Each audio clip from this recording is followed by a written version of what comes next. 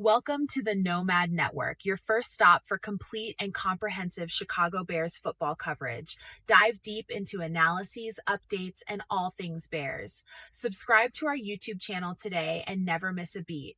Thank you in advance for your support. We promise to bring you the best because together we're unstoppable. Go Bears!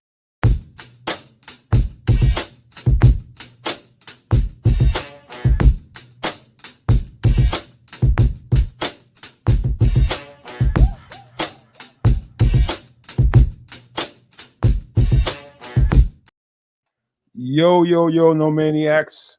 Sorry for the delay. Sorry for I don't know if you're getting disruptions on your side, man, but it's probably two streams going on because YouTube is doing some weird things with the settings, and we have not yet figured it out over here on this side. But we're going to be okay, man. We're going to rock and roll this show like we always do. It's going to be live and it's going to be fun. Got a bunch of content for you all and a bunch of stuff to talk about. Kez has got his segment coming up a little bit later on. I got a bunch of other stuff in between there. We got Bears. This is the show for you all, man. We're going to have a good time tonight, man. But without further ado, welcome you guys in. And let me pass this thing on over to Canada and see what he does with the rock. Well, cheers to all y'all, man. Canada's drinking tonight. Hopefully things roll as per normal. It generally does. Welcome to Extra Sauce. It's Wednesday. Shout outs to Mr. Mayhem, the good minister Charles Johnson and Liberty's Outlook. AC Adam just jumped in the chat. Shout out to all y'all as well as Levante Rodgers. The good Lord Crimson is with us. Big ups to all y'all in the chat. Thanks for coming through and joining us bright and early. We'll get it cracking here. We'll start talking about a little bit of Levante Rodgers just joined up, and I think maybe he the membership. Thank you, Levante. Well done, sir. We appreciate that, Levante. Thanks for renewing your membership. That is awesome. Always good to have more super no maniacs in the fold, and the same old super no maniacs re-up and coming back. We love that. That is awesome. So shout out to you. And he's back in the fold. He says he's back at it one more again.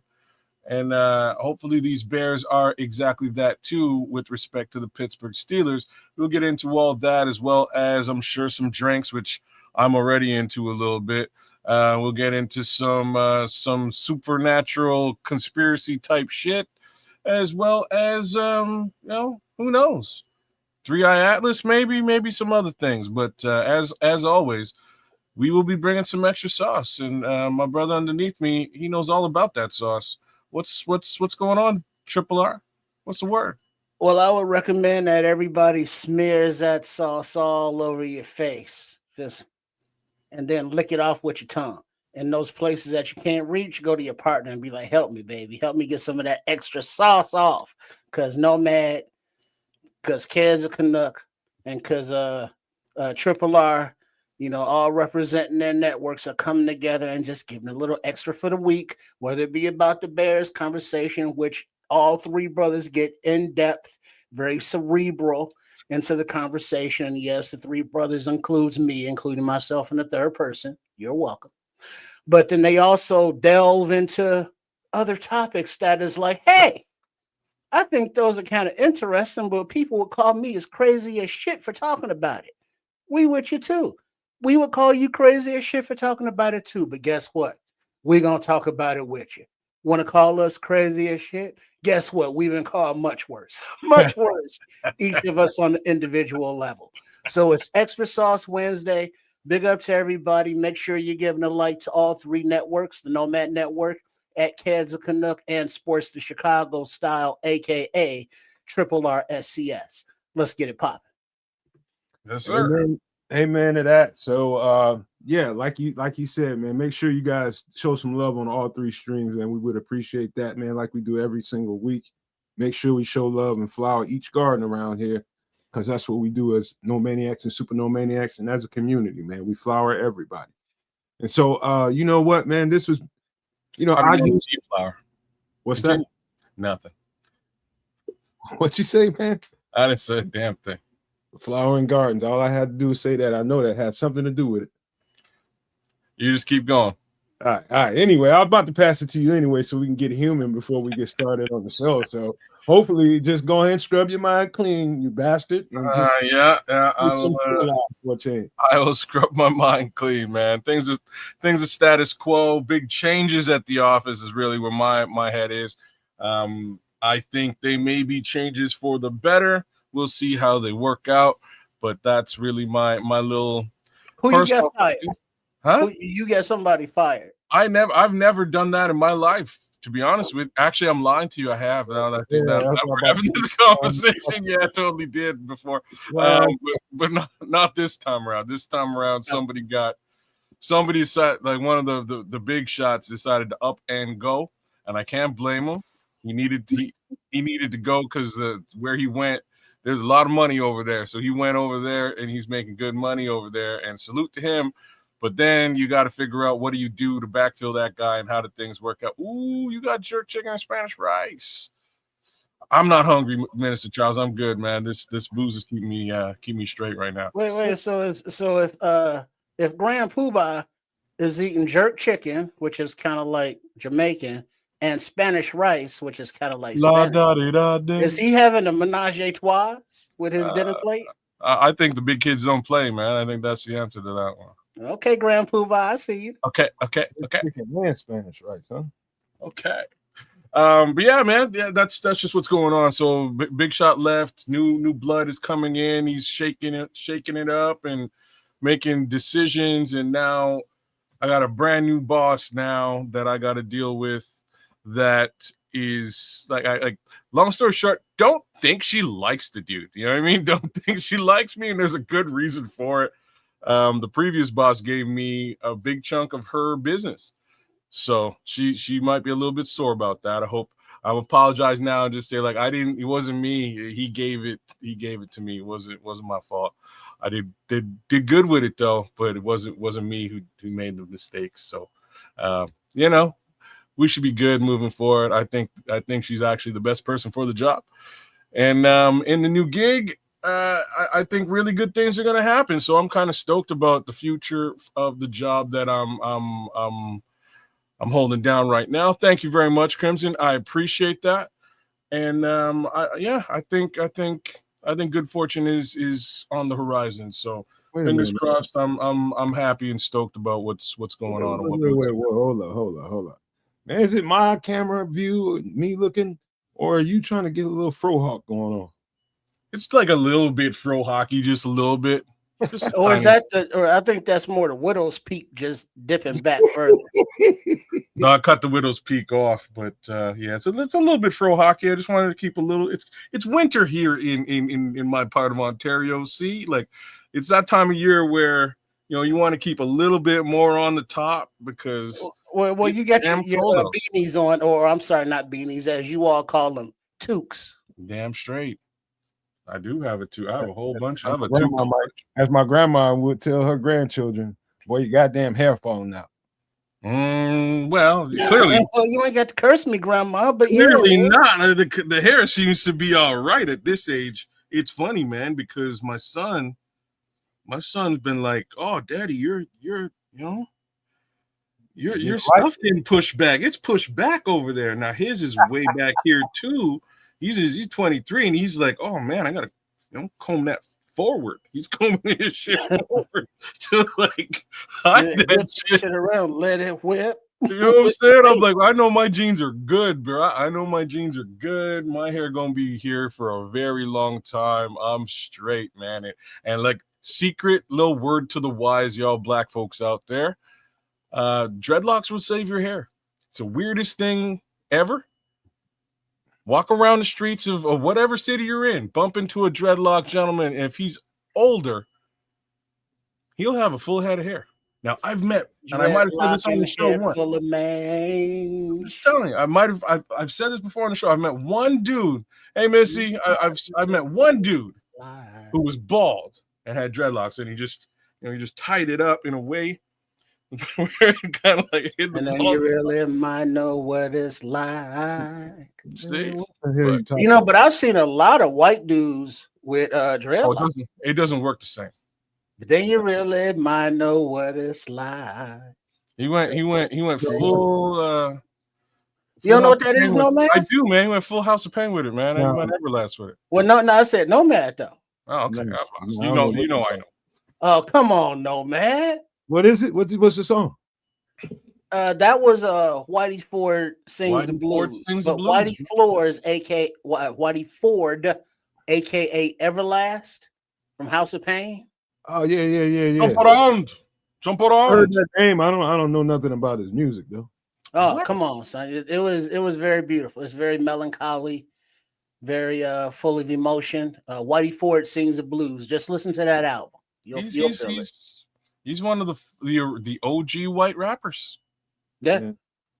Somehow I'd rather listen to what's her name, Della Reese or somebody. Della Reese Sings the blues or somebody. That's the strangest comparison I think that could ever.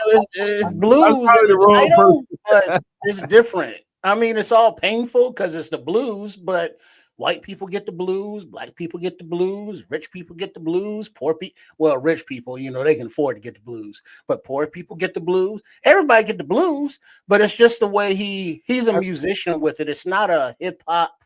Well, it's hip hop, but it's not. He's not rhyming like that. I've heard good things about the record. I just never heard it. Yeah, you gotta check it out. You ever seen? You really never heard that Everlast record got played everywhere. Yeah, because wasn't it the soundtrack to that movie? Like the answer, remake movie. Yes, it was. Mod Squad. Yes, yeah, big time. And they just ran it through in like different styles. The way you sung it just now is like a bit of a slower breakdown of it, and like they do that in the movie. They break it down a little bit slower, and they get back to the original song. It's actually across the board, he's a pretty solid artist, man. Mm-hmm. And like has a very recent verse. I'm trying to remember who it's with. Very recent Everlast verse, and I was like, "Yo, Everlast is I forgot he was a bad MC. Like he's a badass MC, man." Yeah. Back in them days, he's talented. Back when he first came out, with Ice-T's group of folks, King's Son, a couple other dudes. The Rhyme Syndicate. Rhyme Syndicate. Thank you very much. So he was brought up by Rhyme Syndicate, and I'll be straight up. I wasn't really a big fan of like Ice-T's got some raps, but like I wasn't like the biggest fan. There's some very serious raps, but out of them all, I think Everlast album might have been one of the top. Like it was one of the better albums out of Rhyme Syndicate. Yeah. Well, I never saw Ice-T as a MC. He was a storyteller. Yeah, that has some rhymes in it, but he wasn't flowing like that. I like the way you put 6 in the morning, police at my door, fresh Adidas squeak across the bathroom floor. Out the back window, I make my escape. Didn't even get a chance to grab my old school tape. Yeah. He's not really rhyming, even though it rhymes, but he's telling a story in a rhythmic rhyming way. Yeah, I like the way you put that, Trips. He is painting a picture, and you attribute that to storytelling for sure. And that doesn't make you less a rapper, because some of the better storytellers make the best rappers to me. Very true. Have a message in your shit. The other side of it was it had a lot to do with the actual audio production of the beats that he was. Hold on for a second. Thank you, Crimson. Thank you, Crimson, for re-upping. But go ahead, kids. Big ups, Crimson. Big ups to Patrick Higgins, who just jumped in. So he's a super no maniac. You should be as well. Shout outs to Create Culture, who just came in too. But like I said, I wasn't a big Ice-T fan, but I did listen to all of their albums. There's one guy who I really liked, and I'm blanking out on the name. The name's going to come back to Donald. I think it's Donald D. Donald D was a bad rapper. Yeah, Donald D is a person. DJ, right? Huh? That was his DJ. That was Evil D. Oh, not Evil. All my D's. Donald D is all over the place in California. He's fucking around with Ice-T and them. He's fucking around with Cube and them with NWA. Donald D was a bad MC back then. He was one of the rawest MCs of Rhyme Syndicate. But I gotta say, Everlast, his album was real good. There's a track called The Rhythm, really wrote out that album, man. A really dope track. And he eventually kind of disappeared into obscurity. He came back maybe 8 years later with a bald head, jumping around with a shillelagh and shit. You want to hear a dope ass music story? Because it's funny we talking about it. This is unscripted for real, you guys. Since we talking about music, you know, I just gifted my mother and my grandmother this documentary called "In the Footsteps of Motown." I don't know if you guys have ever heard of it, but it's basically the story of all the producers, the people that wrote and produced, more or less the instrument players from all that great music that came out of the Motown era. It's the bass players, the drummers, how they came up with certain songs, the tone and tenor of that box of a studio that they had, and why the acoustics sounded like they did. Because you start listening to old Motown songs, it almost sounds like they're in a tight. If I had to describe it with my mind on what it sounds like to me, you listen to the acoustics in there, it sounds like a dusty fucking little room that is that's hollow. But well, you saw in the documentary where their studios were, right? In that house, it wasn't a industrial, place that was made for a studio. It was a house. No, that's exactly right. It was, that sound. It sounded like that. Everybody gives them so much, like people that really get into music, like me, and like to do production. And certain people are looking for certain sounds. Like you hear stories about, this instrument called a Fender Rhodes, right? Things like that happened in the 60s, 70s. It really became a really, really popular instrument. And a lot of the great, soul music, funk music that came out of the 60s and 70s. But that place in particular just so happened that the way that place was built and the way they structured that studio, they didn't really put, like you go in somebody's studio, you see all that foam and all that soundproofing. Yeah. No, it ain't have all that. Nah. And it sounded dope. And people are trying to today, still trying to recreate that sound. But I'm telling you, you want to see some. That was the sound of Berry Gordy being cheap. I mean, that's a whole side story. But you're talking about how Marvin Gaye got his roots. You're talking about how Stevie Wonder got his roots. Right. Some of the Jackson 5. You're talking about Smokey Robinson. Some of them hits that came out of there. Fucking Diana Ross. Come on, man. The Supremes. All that shit. My grandmother and my mother loved that. Every album from that generation was Motown. Motown was the label of that. How many decades? 30 years, 40 years? About 30 years, man. So it wasn't just them about promoting one artist. They had a stable. Like I'd say right up until 1985. Right? So I think Thriller wasn't Motown, right? Thriller was Epic. That was Epic. So then like 1978, maybe even 1980. But no, man. No, it's probably closer to 84 because I think Commodores was still doing stuff on Motown at that point. And Lionel Richie was the next guy I was about to say would have dropped on Motown as well. But yeah, man, like sheesh. That label lasted a very long time, made Berry Gordy a very, very rich man. Made a lot of money, man. A lot of the damn superstars and some of the instrument players, they're the heartbeat and I believe that's the name of it, y'all. Just put it on the screen. Put it in the chat. Jack, go check that out. You can probably find that on YouTube. You don't have to have an Amazon account or anything like that. I'm pretty sure you can probably find that. Oh yeah, that's historical. 50 minutes worth of documentary. And yeah, I heard about. I got documentaries on Stax too, Minister Charles. Yeah, Stax was cool, but they wasn't Motown. No, it wasn't Motown. Everybody was trying to mimic Motown, but there's no way to duplicate that. They got some hungry young instrument players, and that's what's lacking sorely. And I think it's coming back. The more and more I check out YouTube, and I'm seeing these young teenagers and 20-year-olds grabbing instruments and playing them, man. People are starting to skate again, man. People are singing and doing soul music.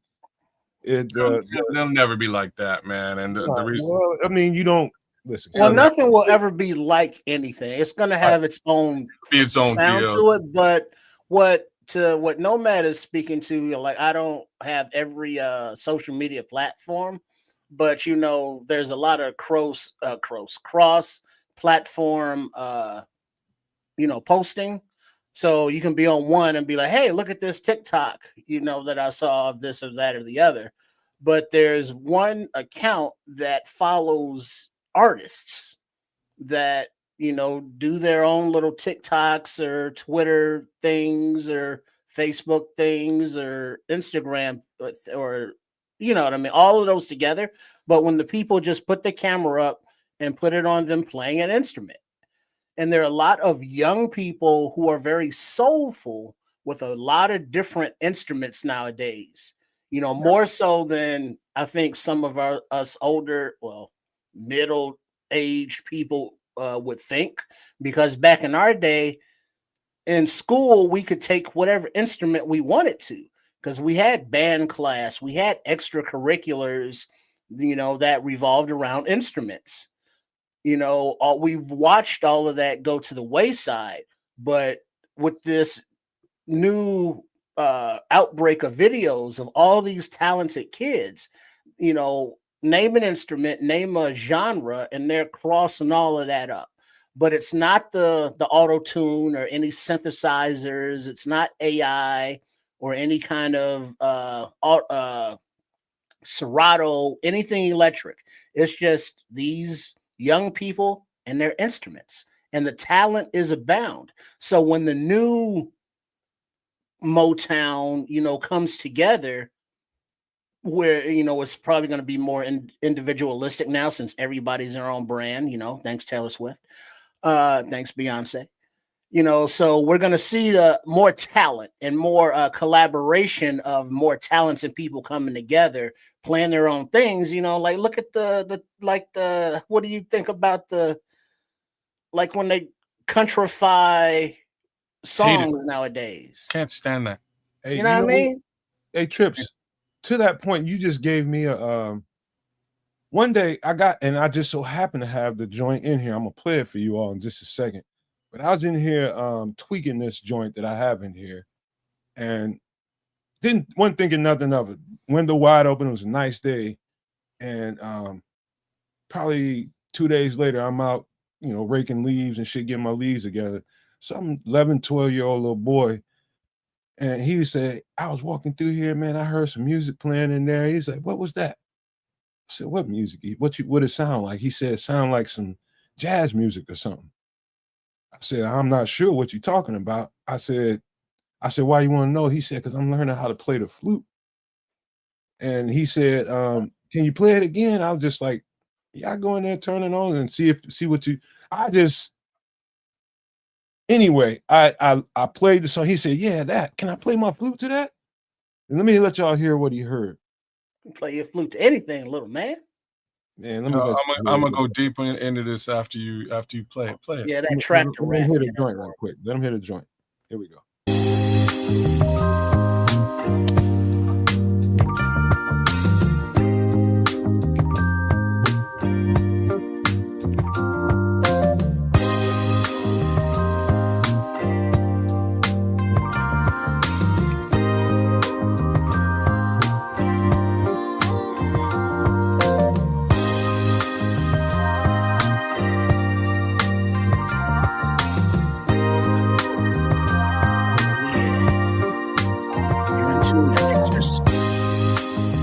Wednesday night. No man. Triple R. Make sure you're subscribed. Chicago Bears conversation and more every Wednesday night. Extra sauce. Look, gotta love that, man. Gotta love that. That's a nice little soliloquy there, Trip. Hey, you know what, man? Let me tell y'all something. Y'all all know No Maniacs, Kids, and Trips. I've already told you. I live in a, I'm just like a beacon in a very, very impoverished neighborhood. And it's very, very, it can get very violent around here at times. And to see through all that violence, a young boy come through, 11, 12 years old, couldn't be no older than 11 or 12 years old, and say he hears something like that, and it does something to him. And I was just so thrown aback, bro. I'm still thrown aback by it, man. But I'm gonna do the best I can to see what I can do to help contribute to him learning that instrument. Well, here's what you do. you point him towards the Andre 3000 albums that are all flute. I don't know if any of y'all heard any of this stuff, but there's certain rappers that I hold in at a different echelon of emceeing, and 3000 is one of those guys. And when I hear my boy basically just stop rapping and start playing the flute, I'm like, what are you doing? And it took me a minute to appreciate it. It is worthy of appreciation. I have to say that. Might be to some degree a level of inspiration for that young man, because what Dre 3000 kind of figured out is that, yeah, he's a really good wordsmith and concept smith, but he tends to rap rhythms into existence. That's sort of what he does more so than anything else. It's rhythmic cadences, and you follow his rhythmic cadence over top of whatever track, whatever beat he's rolling over. Sorry, Miss Jackson, I am for real. Never meant to make your daughter cry. I apologize. I truly. So with the flute, he's just blasting these rhythms, these cadences, and the lyrics no longer matter. It's just kind of a cool thing, and I think maybe that kid might resonate with that. So, well, on top of that, kids, though, hold on. Look at Grand Poobah's comment. It says that sounds like something he'll break out his trumpet right now to and write an entire brass part 2. So have not only listen to emulating other flute sounds, but play other music's instruments and have him tie his flute into that. You know what I mean? You're a funny guy, bro. Talking about woodwinds and brass, man. No, Triple R is funny, man. I'm just catching up to where his brain is, and it's a funny. His brain is elsewhere, bro. No, his brain is right where it should be. It's funny place where his brain is, man. You're a funny guy. So yeah, like that's exactly make you laugh. You do, yeah, you do. You're a funny guy. You're funny. So I'm a clown. No, you're not a clown. Don't. Let's not go Joe Pesci now. But I mean, you're funny. You're a funny guy. Yeah, Mr. Charles. I'm here to fucking entertain you. That's a classic scene, bro. Man, that little guy, man, he's a scary little guy. That little guy. He beat the dude with the phone receiver. That's what I'm saying. Like, motherfucking embarrass me, man. You embarrass me. The fuck? I hear the fucking entertain. You go back to the fucking casino. You treat my guy with respect. You put your feet up. You put your fucking feet up in the casino. What the fuck? Hey, what's going on here on the screen now? We got you. I got it. Start. I'm coming back to you, Levante. Yeah, we'll be back. Yeah, but yo, before we do, big love to Mr. Rodgers, and big love to Crimson for 5 months membership killed off. Same thing for 12 months membership. That is awesome. Big respect to both of y'all for coming through and expanding your Super No Maniacism. We really got it. I just wanted to give a little bit of extra love. But yeah, Minister Charles, that's exactly what I'm talking about. And where I was before with the whole like it'll never be the same is, and it has a lot to do with that brass instrument case scenario. Like the trumpet, the wind section in today's music is almost non-existent, man. Well, look at what he wrote there. He wrote an entire Trump piece for every song on Robin Thicke's first album. Did you really? The baddest woman in the world as his wife, to me. The baddest. Oh my gosh, she's fine. Well, I don't know how lost it too. I don't know how Alan Thicke's son got where he got, but connections. Did you know Alan Thicke wrote I think Alan Thicke wrote the Different Strokes theme song? Well, he was a comedian back in the day. He was a musician back in the day. Alan Thicke? Alan Thicke. I'm talking about the dude, the daddy from Growing Pains. Growing Pains. He's Alan Thicke's. He's Robin Thicke's daddy. Yeah. That's a whole story. You know what, man? Wait, Growing Pains. That's not Alan Thicke. Yeah, it is, Doc. Yeah. Not with Alex B. Keaton. No, that's Family Ties. See, I got you. It's Alan Thicke. Okay. Which one's Growing Pains? Growing Pains. It was on ABC. It was with Mike Seaver. Oh yeah. He was Kirk Cameron. Candace Cameron's brother. If y'all know who Candace Cameron is today. But yeah, that's Alan Thicke's dad. Alan Thicke. And then he had that talk show, Thick of the Night. I remember that. Yeah. His little Johnny Carson thing for a minute. Hey man, all that I can't get this out of my head. Now the world don't move to the beat of just one drum. So what might be right for you might not be right for some. My whole life I thought a brother sung that. Do y'all think a brother sung that? He's a man of means and along come two. They got nothing but the jeans, but they got different strokes it takes. Yeah, that's a white man's rhythm right brother. there. It was white people. My whole life, I would never have guessed that. I'm serious. But when I found out, I was like, for real, this is Alan Thicke. Wow. Okay, Alan, you go, Alan. But yeah. Let me go ahead and wrap this up with that thing about the kid that heard that joint. And you talking about, I wake up inspired, but you talking about getting you some extra good energy for a day.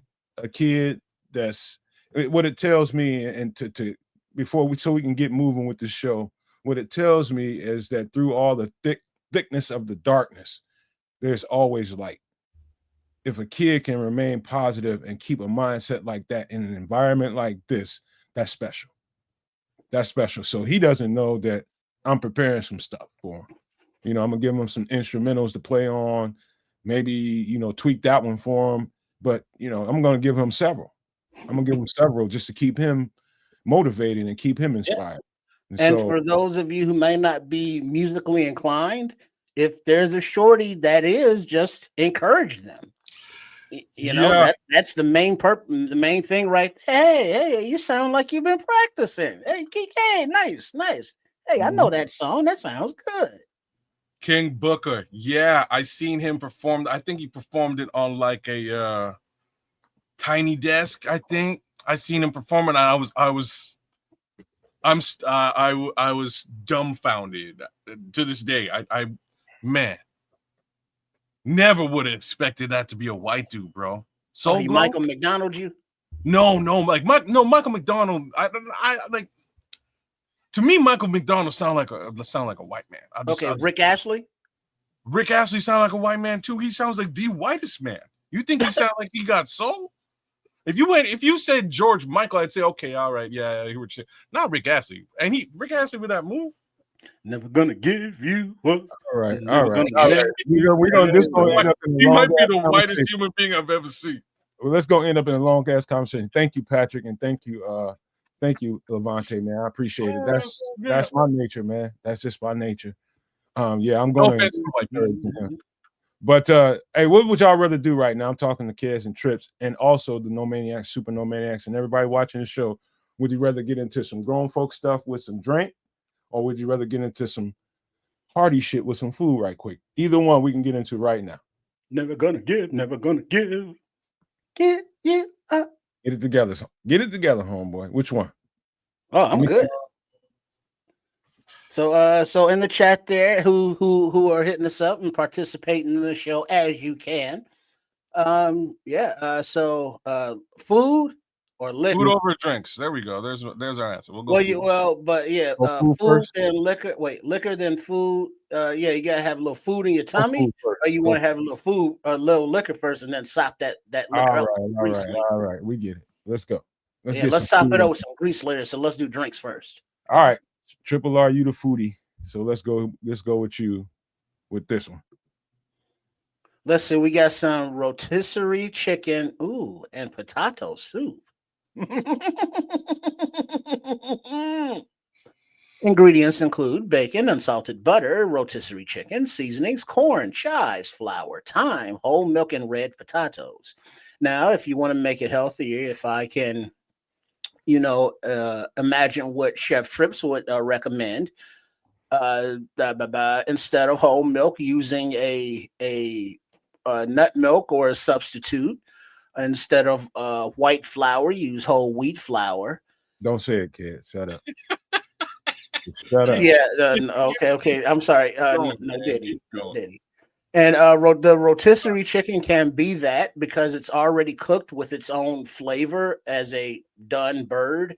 You can use a smoked chicken or however you want to cook the chicken. Cook the chicken and then put it into your soup, as opposed to letting the chicken breast Now I cook have to within the soup. let me, if you don't mind me parting in, I would recommend the rotisserie because I actually own a rotisserie cooker, and it's a bitch to clean up. I ain't gonna Flex. lie to you, but I don't like using it.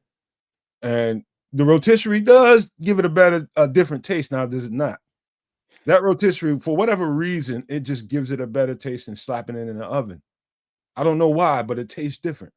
Well, I mean, that's just a difference in cooking in an oven versus on a grill versus a rotisserie versus a smoker. The meat is cooked differently in all of those different convections. So, looking at a rotisserie chicken, it's slowly spun on a spit with the fire or the heat source equal distance, so it's cooking, from the outside in like that. A smoker is cooking it with the smoke and so on and so forth. How they're cooked, but how they're cooked determines I what think you just flavor they're explained it. gonna have. I think you just So, explained it though, Trips, but huh?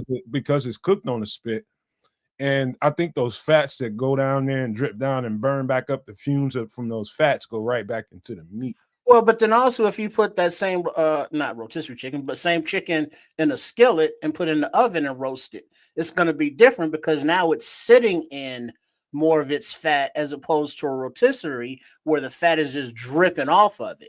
So it's just the meat cooking. So it's just differences in how you cook it, and the differences in like this it says chicken seasonings.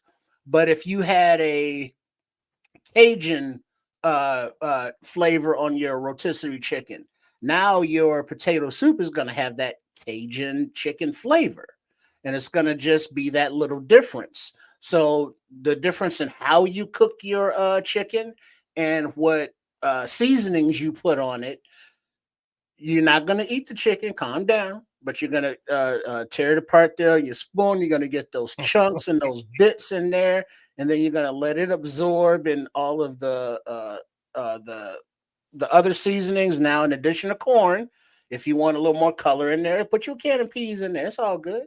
Put you some green beans, some mixed vegetables in there. You want broccoli in your rotisserie chicken potato soup? You put you some broccoli in your chicken and potato soup. All right. And something else that's missing in all these ingredients, cheese.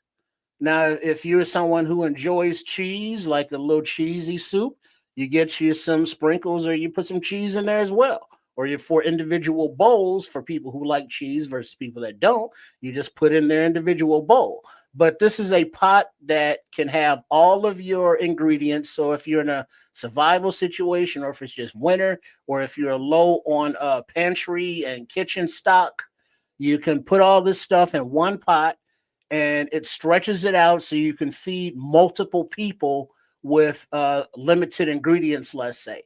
And All it's customizable enough that, depending on what meat you have, what vegetables, you can, customize it as you will.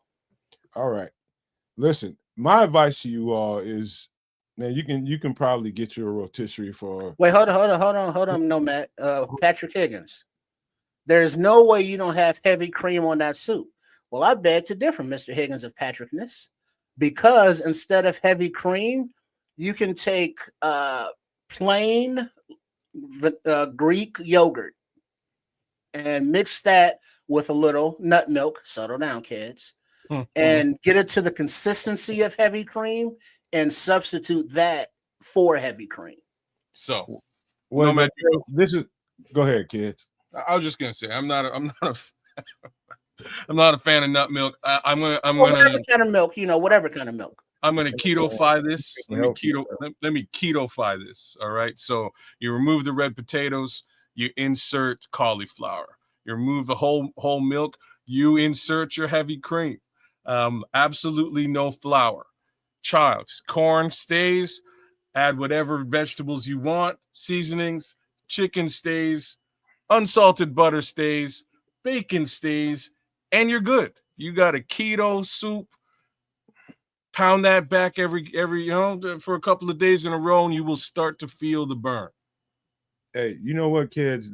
I'm glad you mentioned that, man, because there is definitely a way to freak this to your dietary needs for sure. For sure. You omit So basically ruin it. Got it. You omit that flour. Me personally, I'm gonna keep the potatoes, and I'm just gonna work my ass off that week and make sure I can keep those potatoes in there. But you omit the flour, and maybe what Patrick is saying, maybe you throw some heavy cream in there. You can do it, but there's other ways to get around. There's other different things that you can do. Well, you got to think about, if you want to think about substitutes, what are you substituting for and why? The heavy cream, what does it do for the dish, and how would you substitute it? Dietary needs, man. There's different ways you can do that. Like kids, tell me what's the purpose of the heavy cream? I will. So with the keto diet, you actually want to introduce more fat into your diet than carbohydrates. At the end of the day, your body is made up, or at least the theory is that your body is made to burn fat and as opposed to store it. So once you're in ketosis, it'll burn the fat, but you have to ingest fat in order to do so. So that's basically the trade-off. You remove the carbohydrates, which would turn into bad fats that your body will process and store. You introduce actual fat to the body, and it immediately burns it. Kind of how it works. Yeah, I feel the heavy cream on that. I feel the heavy cream. I ain't gonna lie to y'all. I feel the heavy cream on it. I'm not a big heavy cream person, but I can see for this just as a binder, just to take the flour out of the flour is the worst thing in the dish. 110% white flour is the worst thing in the dish. But according to your dietary needs, if you on keto, you're definitely gonna have to take that out unless you're on a cheat day, and that's what you're gonna make for your cheat meal. Well, something else that you could substitute? A little sour cream. Yeah, I mean that's sour cream's fat at too. the end of the dish. Right. At the end of the dish, you get to do what you want to do to that to finish that dish. With all the garnishings on top of that thing. Yeah, you can do shit like that for sure. But hell of a, I've made this before. This is not my bowl and not my spoon, but I've made this before. And so anyway, I'm glad Patrick brought this up too. A rotisserie chicken is so cheap these days. You can just walk off in any grocery store, just about here in America, at least, kids, and go grab you a rotisserie chicken for like $4 or $5. Already cooked for you.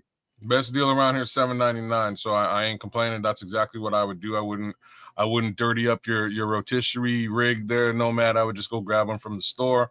The rest is history. And like the reality here is, you could still probably, if you wanted to, cut the breast and the legs off and eat them and put the rest of the chicken to sit in that bowl.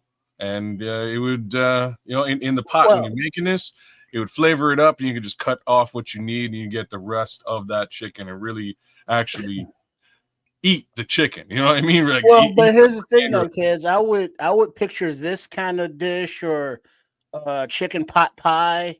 Anything that uses leftover chicken is using quote unquote leftover chicken. This is like you make your rotisserie chicken or you buy it, whatever you do, and you enjoy that chicken. Those pieces of chicken with some mac and cheese and some vegetables or whatever the hell you eating the chicken with. And then like in a couple of days when you look in the fridge and you see that container with that, congealed over, half a chicken carcass in there, it's like, what the hell I'm gonna do with that? And it's like, there it is right there. You get you some potatoes and the rest of these ingredients and you go to town. You got it. Because most birds go down the garbage, man. You got it. That's brilliant. Any bird will work for this dish, AC Adam. That Cornish hen leftover, some turkey. This depends on how you want to put this together. You put it together with what you got going on. So, hell of a dish, man. Hell of a dish.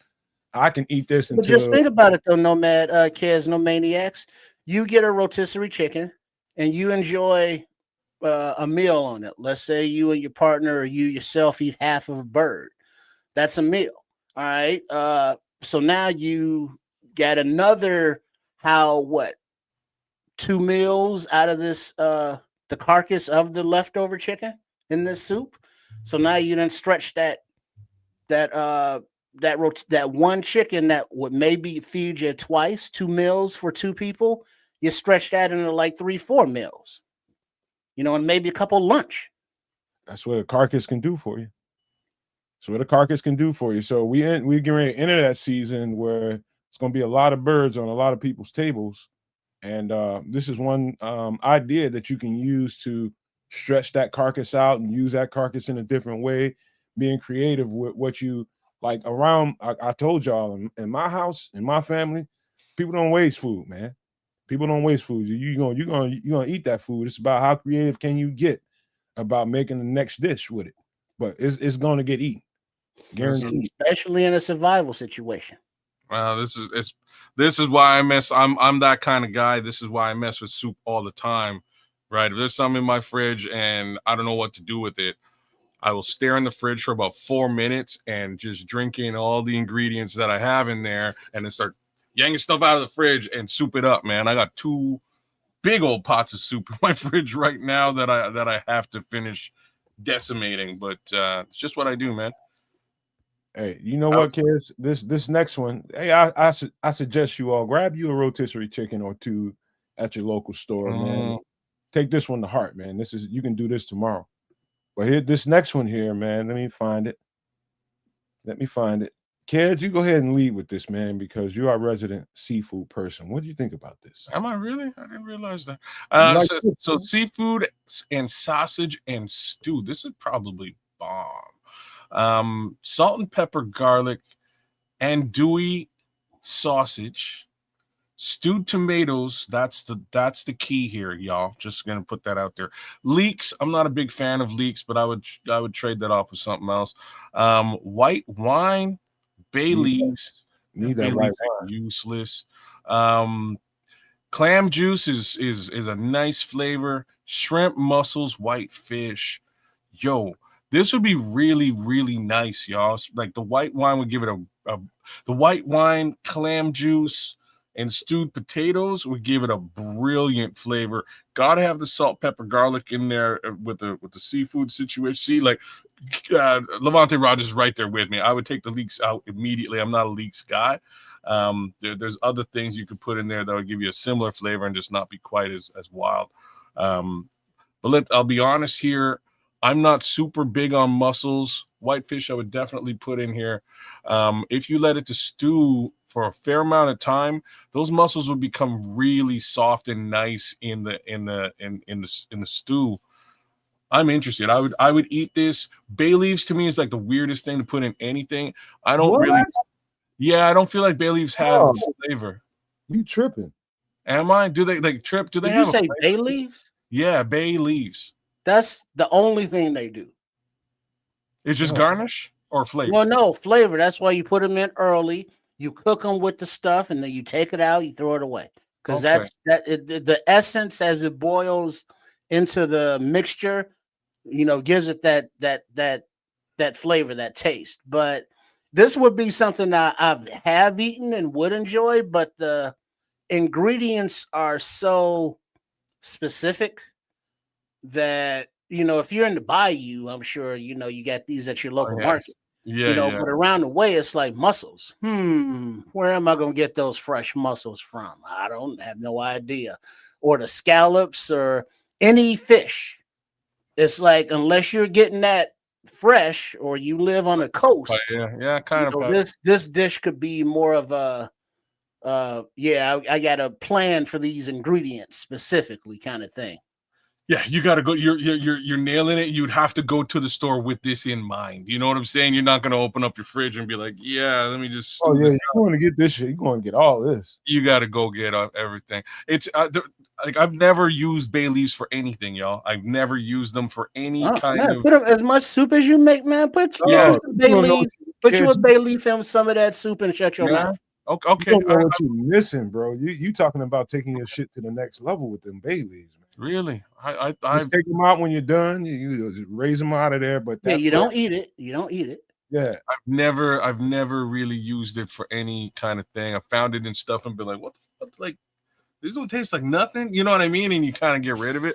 But if you're saying it's sort of like thyme, like putting thyme in there, all right, cool. I can dig where you're coming from. It'll add a specific essence to your eat. Better listen to Patrick. I will. I will definitely.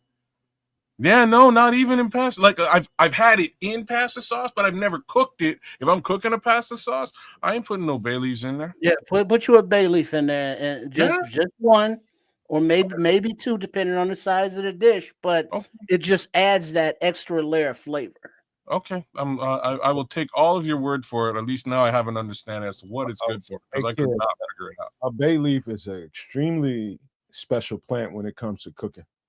Okay. Extremely special. I mean, that the flavor that bay leaf will give to you, all the seasonings and all the natural flavors that come out of whatever you're cooking, it just heightens it. It's almost like an accelerant to the flavors. That's the best way I can describe it to you. But holy shit, you got to try that. Okay, no, I will take everybody's word for it, because I've been trying to figure it out for decades. Like, why does everybody's like spice cupboard, there's always bay leaves in there, and I could never figure out what the hell you put this in. You know, in a spice cupboard, you might catch me going, what the fuck is this? And I will taste it and see what it is. You taste thyme and you get the exact same reaction. Thyme tastes like you just ate a twig. But if you, but you know what I mean, you throw that in your can't food. do that though, kids, because remember it's like tasting something raw. Because a bay leaf takes time to cook and dissolve into the dish as it's simmering and cooking. And so the flavor by the time it's in that dish is different than if you just pick the fucker off of a tree and bit it. You know, it's not going to be like that. Look at what Patrick is saying right here. I'm getting it. I get it.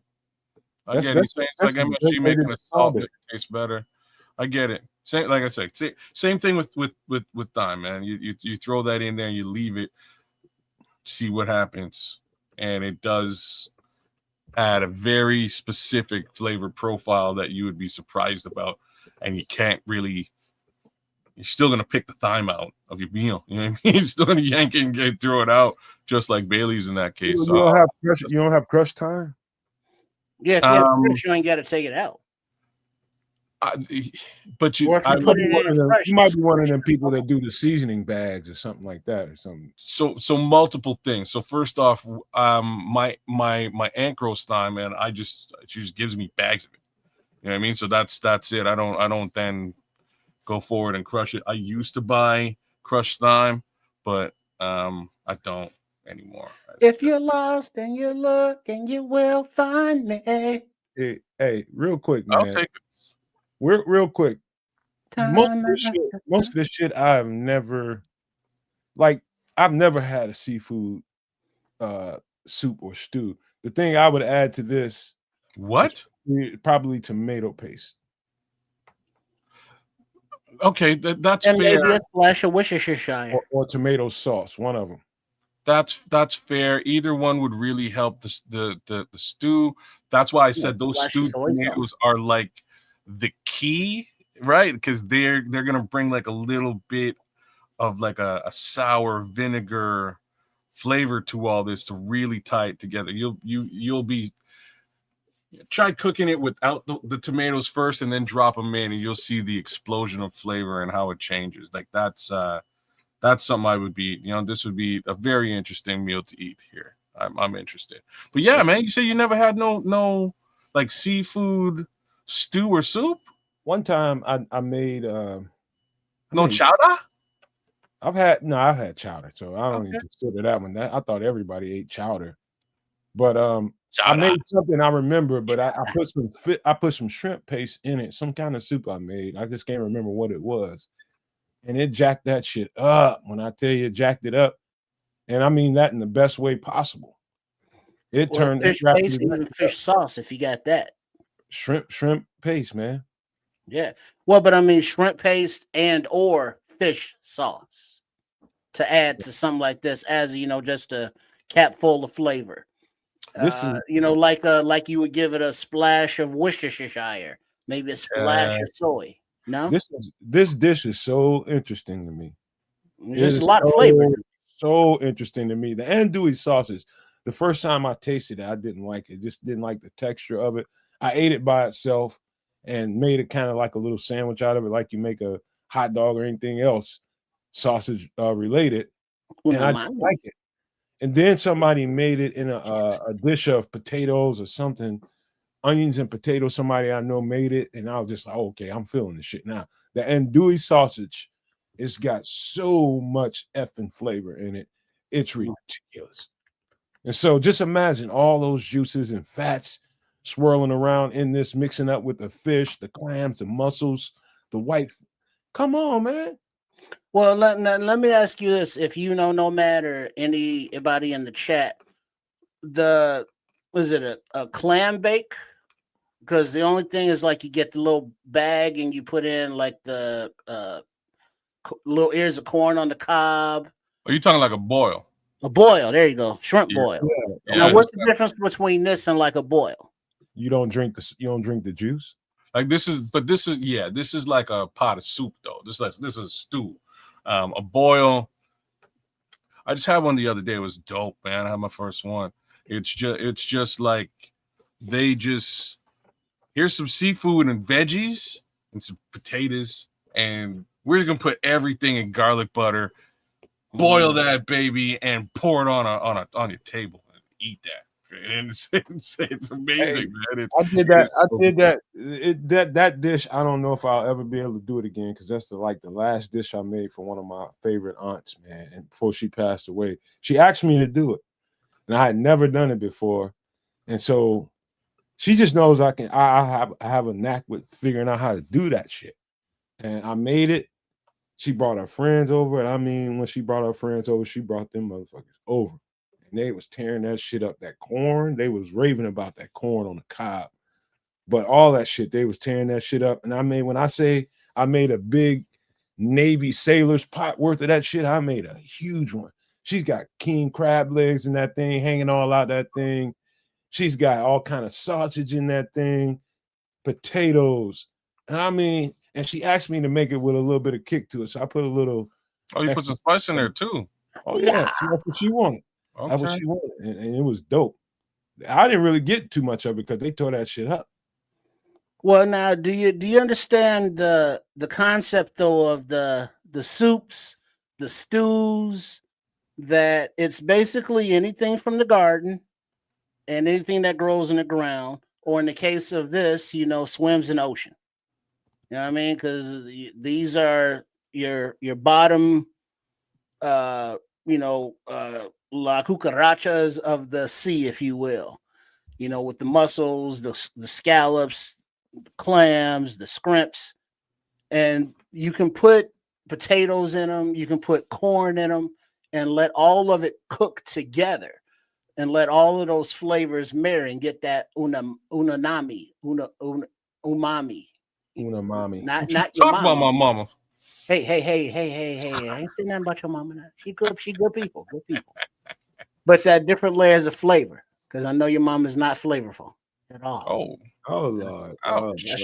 Because that's how you got here. So that's the kind of that'll get your ass Cactus Jack in live and in person. What you say about my mama? She is not sexy. So it's like, but all of these stews, all of these pot meals, you can make, on the go if you are, moving from one location to another and have a big pot and have a campfire and a bunch of food, or in your underground bunker, or in your, your bachelor pad, looking in the fridge at all your leftovers, and it's like, how can I put all this stuff together? You get you some bay leaves, kids, and other seasoning, and you put it all in a pot, and you just let it simmer together. And what comes out will be beautiful. And that is also another way to stretch one fish for multiple people. So it's like, man, we went fishing, only caught one fish, but I got 6 miles to feed. Well, they ain't gonna feed off that one fish. Get in there with some potatoes and all that stuff. Exactly. I'm with you. Well, everybody gets a bowl with some protein. Really quickly, Trish, I think me and you probably should address this because it's very much something in our culture. Whitefish. Black people ain't that big into whitefish. Well, it kind of right in the title.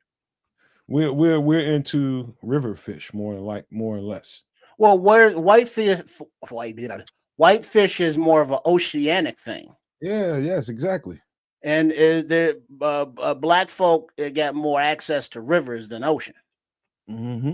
So Except it's Florida, access, you live in but Florida, Louisiana, and shit. Come from an island. You know what I but mean? you know the black folks that come from an island or that made this, they got access to that ocean, so they make that white fish. You're damn sure. But you know, where if you are from the not inner city, but inner country, and not on a coastal region, whitefish is a delicacy for you. Yeah, I like whitefish when it comes to Captain D's and Long John Silver's. I'm yet to meet a fish that I don't like. I'll be honest with you. Me too, kids. I don't think I ever ate one that I didn't like. I'm saying most of them are pretty good, whether it's catfish, whether it is just a different flavor profile, right? Codfish, which is super salty, and Hold on for a second, Cares. The scrolls just brought something up. Bushfish, snapper and grouper. Yeah. Listen, let me tell you something. I got lucky. I got freaking lucky. There's a city in Florida called what is that? Cocoa Beach, Florida. Hey, and somebody I know when I was in Georgia is from there. Man, this guy I know, he got hella close with me. He was on my pool team and billiards team rather. And we got to talking one night. And he was just like, man, wait a minute. He started talking about fishing. He was just like, dog, you never had grouper? I said, what the fuck is a grouper? It was a groupie. I had some groupies. I ain't never had no grouper. Yeah, no. plenty of them. I've had both. Man, so this motherfucker comes from a little money now. And he went and told his dad. And he brought his dad to my house. MJ had no grouper. The man brought his dad to my house just to verify the shit. And they wanted to take me to Cocoa Beach. And I couldn't do it. I couldn't go down there. But anyway, they've got this boat and they go out and do all that fishing. And they brought me. You know how much that shit costs in the store? Get your ass on the boat. Was it expensive? Grouper ain't cheap. Really? Okay. For me, like scrolls ain't front. Like we eat all kinds of snapper for sure in Jamaica. Like red snapper bot, bro. We eat a bunch of red snapper. It's good and it's kind of cooked in a very specific manner. But shoosh, the red snapper is great. Great fish. Different thing than what you guys are probably used to, but it's good stuff, man. First time I tasted the red snapper was in Jamaica, and it was off the chain. Yeah, but the man brought me like hacked up all them groupers. He brought me so many different fish that I know. Like the man took them. He used to brought me some mahi, and I still didn't eat it that he had in his freezer, but he wanted me to have it because he just wanted me to experience some of this different shit. Mahi is bad too, bro. It's good. That's good fish, I feel bad that I didn't even eat it. Yeah, that's that Pacific Ocean fish. That's from the other side. You're right. He brought me all kinds of different fish. Because are you aware that fish that are in the Atlantic taste different than fish that are swimming in the Pacific? And taste different than river fish. Like all three of them have a bit of a different flavor profile. I'm not sophisticated enough to know the difference.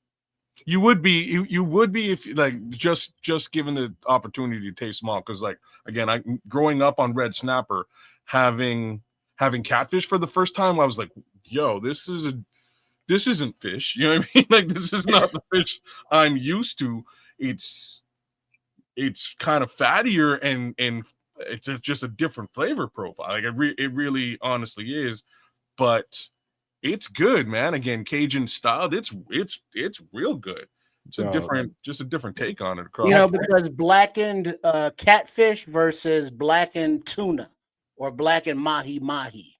They're all blackened, but just the different flavor of the body of the fish. Mm-hmm. Different. Catfish in the United States will change your life. I'm telling you, God, it will change you. It will fucking change your life forever.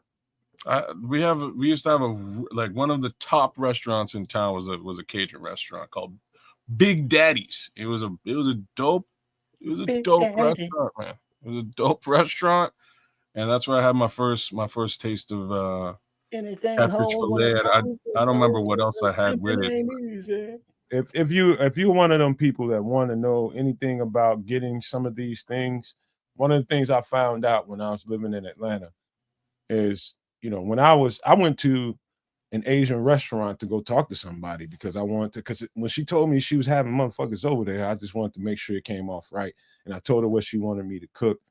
And she was just like, have you? So they basically got me fresh everything. Mm-hmm. You want to watch on cookie?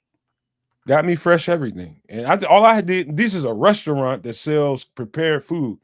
They went, and because I brought that to them, they were nice enough to make sure I got fresh everything. Nice, beautiful shrimp. Beautiful shrimp.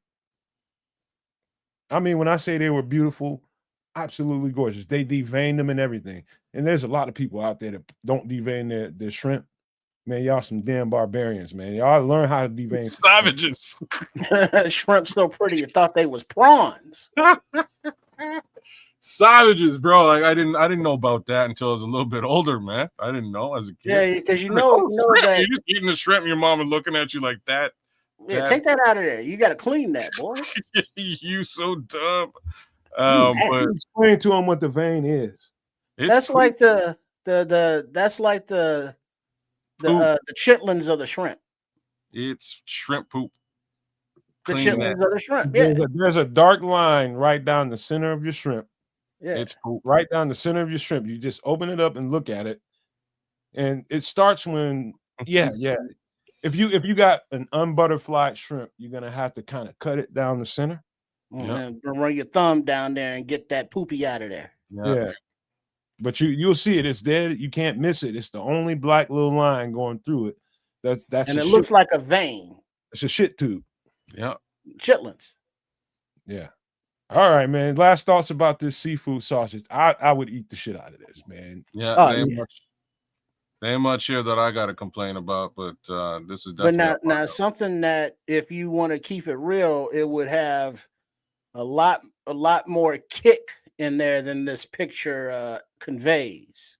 You're probably right. As we see from the ingredients, salt, pepper, garlic, that does also not convey the Cajun seasoning and flavors of this.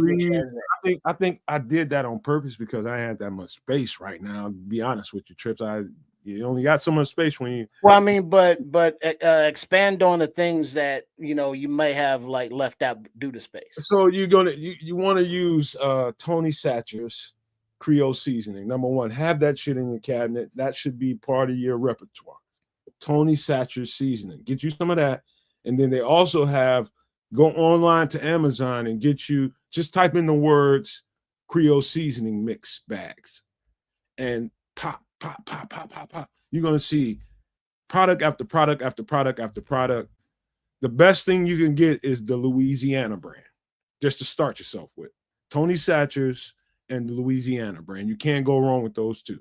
Then you'll start getting a little more sophisticated with doing shit like this. Pause right there, no, Matt. The difference between Creole and Cajun, which is it? Oh, fuck, now I'm confused. I believe it's Creole has more of a red pepper spice to it than the Cajun. I think it's backwards. Okay. That take a whole conversation, man. But there's Creole and there's Cajun, and they're basically the same thing, except one has more pepper to it, more kick. Nah, depending on the product. I've been through those, man. It just depends. Well, Creole versus Cajun. So Tony Satcher's not the specific manufacturers, just those in general. Tony Satcher's is a very tame Creole season. Okay. Very tame. Now I've gotten Creole seasonings that were very amped up. They were not tame at all and will burn your ass. Damn. But not Cajun too? Will Cajun burn you? I've had Cajun stuff that's pretty tame because I think they get per customer, you get complaints. Like, let's just say you put your seasoning pack together, Trips, and you decided you want to package it and make it a product and sell it. And so you put it out there on the market. People love it. But then in your comment section behind your product, hey, I wish it was just, take a little bit of it's just a little too strong for me. It was a little too much for my stomach. And then you start adjusting then you got an offset brand of what you do. So now you got a mild version of what you were selling originally, right? And so then you get offshoots like that. And that's just good for people that have different, you know, that's just good. You know, I mean, I like a variety, man. Well, but boss. Here's where Chef Trips' advice, who you can see last Wednesday on Extra Sauce of the month, last Wednesday of the month. Hey, but remember, he suggested that whatever Cajun seasoning, Creole seasoning, steak seasoning, Italian seasoning, you look it up, the ingredients, and you customize it according to your taste preferences. Because as you get older, you realize what your palate likes. You might like it a little sweeter, a little saltier, a little bitter, a little hotter. But then you also realize what dietarily your restrictions or requirements may be. So you may have enjoyed that hot, but your body can't process it no more. So you got to cut it back. So you find out the ingredients of all of the seasonings, the popular names, and then you get those individual seasonings and measure them out and mix them up, leaving out the ones that you don't like or can't eat, or adding more of what you want. And now you have that seasoning, and then you put it on your shelf, in your bunker, and you store it and you label it. So you can always customize and have on hand whatever you can't have access to from the store or the internet. All right. I tell you what, man, this can get carried into a long conversation because flavor profile is something that over the last, I don't know how many years, about a decade, is something that I had to, learn by trial and error. Yeah. Trial and error, bro. Just learning how to do things and make things so that I can like something that I make, but it's a different thing to make something that everybody likes. And so I think that's the conversation here, but hell of a dish right here. And I'm about to do a hard turn into some dranky drink. And I want to see what you guys think. Kids, let's start with you off the top and let's see what you think it is. Salty Dog. Tito's Vodka by Ruby Red. Grapefruit juice, lime juice, ice. What's not the light? What's not the light? What's Ruby Red? Ruby Red grapefruit. Oh, Ruby Red grapefruit juice. My bad. This to me, I would probably kill this. I'm gonna have to try this. I'll just substitute Tito's with another vodka. Why you don't like Tito's? I don't have a problem with Tito's. I just ain't no fucking lover, man. Nah, gotta be a lover. But how many different vodkas do you have to have in your home? That's what I'm saying. Liquor cabinet. That's what I'm saying. Gotta have some Tito's, bro. I got something else I'm drinking right now. Actually, it ain't so bad. It's from I don't know. It's from Europe somewhere. It's pretty good. Yeah, it tastes so good. You slap your mom. That's actual seasoning. Slap your mom. Is there really a seasoning? Yeah, that's the name of it. Slap your mom. Okay. But you look it up and you look up the ingredients and you make your own. Okay. So this is very close in theme. He said Tito's is that rot gut vodka. Hey, you gotta. I'm a poor ass man. I keep some Tito's. Get them red, Baron. I like my Tito's from Europe. I like my vodka from Europe. I'm sorry, I just got to put it out there. I don't. When I get rich, I'll change it up. But tequila, I'll take from that part of the world, man. But my vodka, I like to get it. I like to get it European. This. Are you guys familiar with Ting? Have I introduced you guys to Ting before? No. Poontang? No, not Poontang. Ting. Oh. The first Never? one, yes. The latter, no. Okay, so when we're done here, I'll just give you guys a quick look at Ting. Ting is basically a Caribbean. It's a Caribbean soda that is just it's like carbonated grapefruit juice, and it's amazing. It is one of my favorite drinks. Period. If you get the chance to get yourself a Ting, walk into a Jamaican food store or the real Ting, man. Yeah, man, I ting them. So back in the days, we used to. That's how we used to. There was one shop in town when marijuana was not legalized here, where they used to, it was a Jamaican restaurant, and they used to sell weed out the back of the Jamaican restaurant. So we would go right up, you'd go right up to the counter, and you'd say, "Hey man, we want one thing and a thing," and they'd bring you a drink. They give you a drink, you drink it, and wait for them to go package up your weed, and they bring you weed after. And that's just how they used to do it back in black the day. market tales from the black market of Canada. It's like that like that bodega, you know what I mean? It's like that bodega. But this is sort of like an alcohol infused ting. I'm so with it. Nomad, you drink a mojito yet? Patrick Higgins wants to know. Nothing. He's going to mix one right now. Oh, he's mixing one. Okay. I didn't know I was muted. No, I haven't had one yet, Pat. I ain't got one yet, but I'm gonna get one. Don't worry. See, yeah, man. Scrolls Belvedere, Grey Goose. The Grey Goose is the one.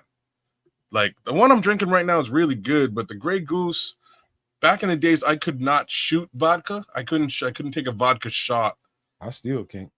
Well, Grey Goose for the Russians. Grey Goose is great. It's like specially filtered. It tastes like water, like almost sweet water. It's great. Don't be buying that puffy shit. Even that's pretty. The Ciroc's not bad, man. But like, I ain't trying to put money in his pocket. So Zatarans. Yeah, they specialize in the Creole and Cajun stuff. All right. We done with this. We done with the food for now. But not just Grand Poobah mentioned that. What do you think about this, Trips? I know you're not a mixed drink guy, but what you think about this? Is this palatable? I would drink this all day. Salty dog. No, I can't mess with no clear liquors like that. So the vodka done. I'm out. Mm-hmm. I think that's why substitute maybe. I don't know, with that ruby red grapefruit, that lime juice, maybe a little shot of tequila up in there. Substitution. Just play nice, Trips. I got something for you a little bit. Just give me. Well, I'm just talking about this one. Yeah. Tequila might work in this. I'm thinking even like I'm kind of surprised. I'm a little bit disappointed in my people. Like we should have been doing this for this should be.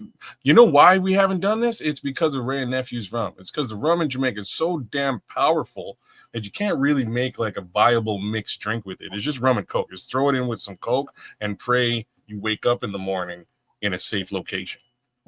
Anyways, continue. Yeah, I would never drink, and I never had Ciroc anywhere. I never buy it ever. Tingeray. One ting after another ting. Tingeray. Oh, I like that though. I like that. That's like this got a nice little ring to it.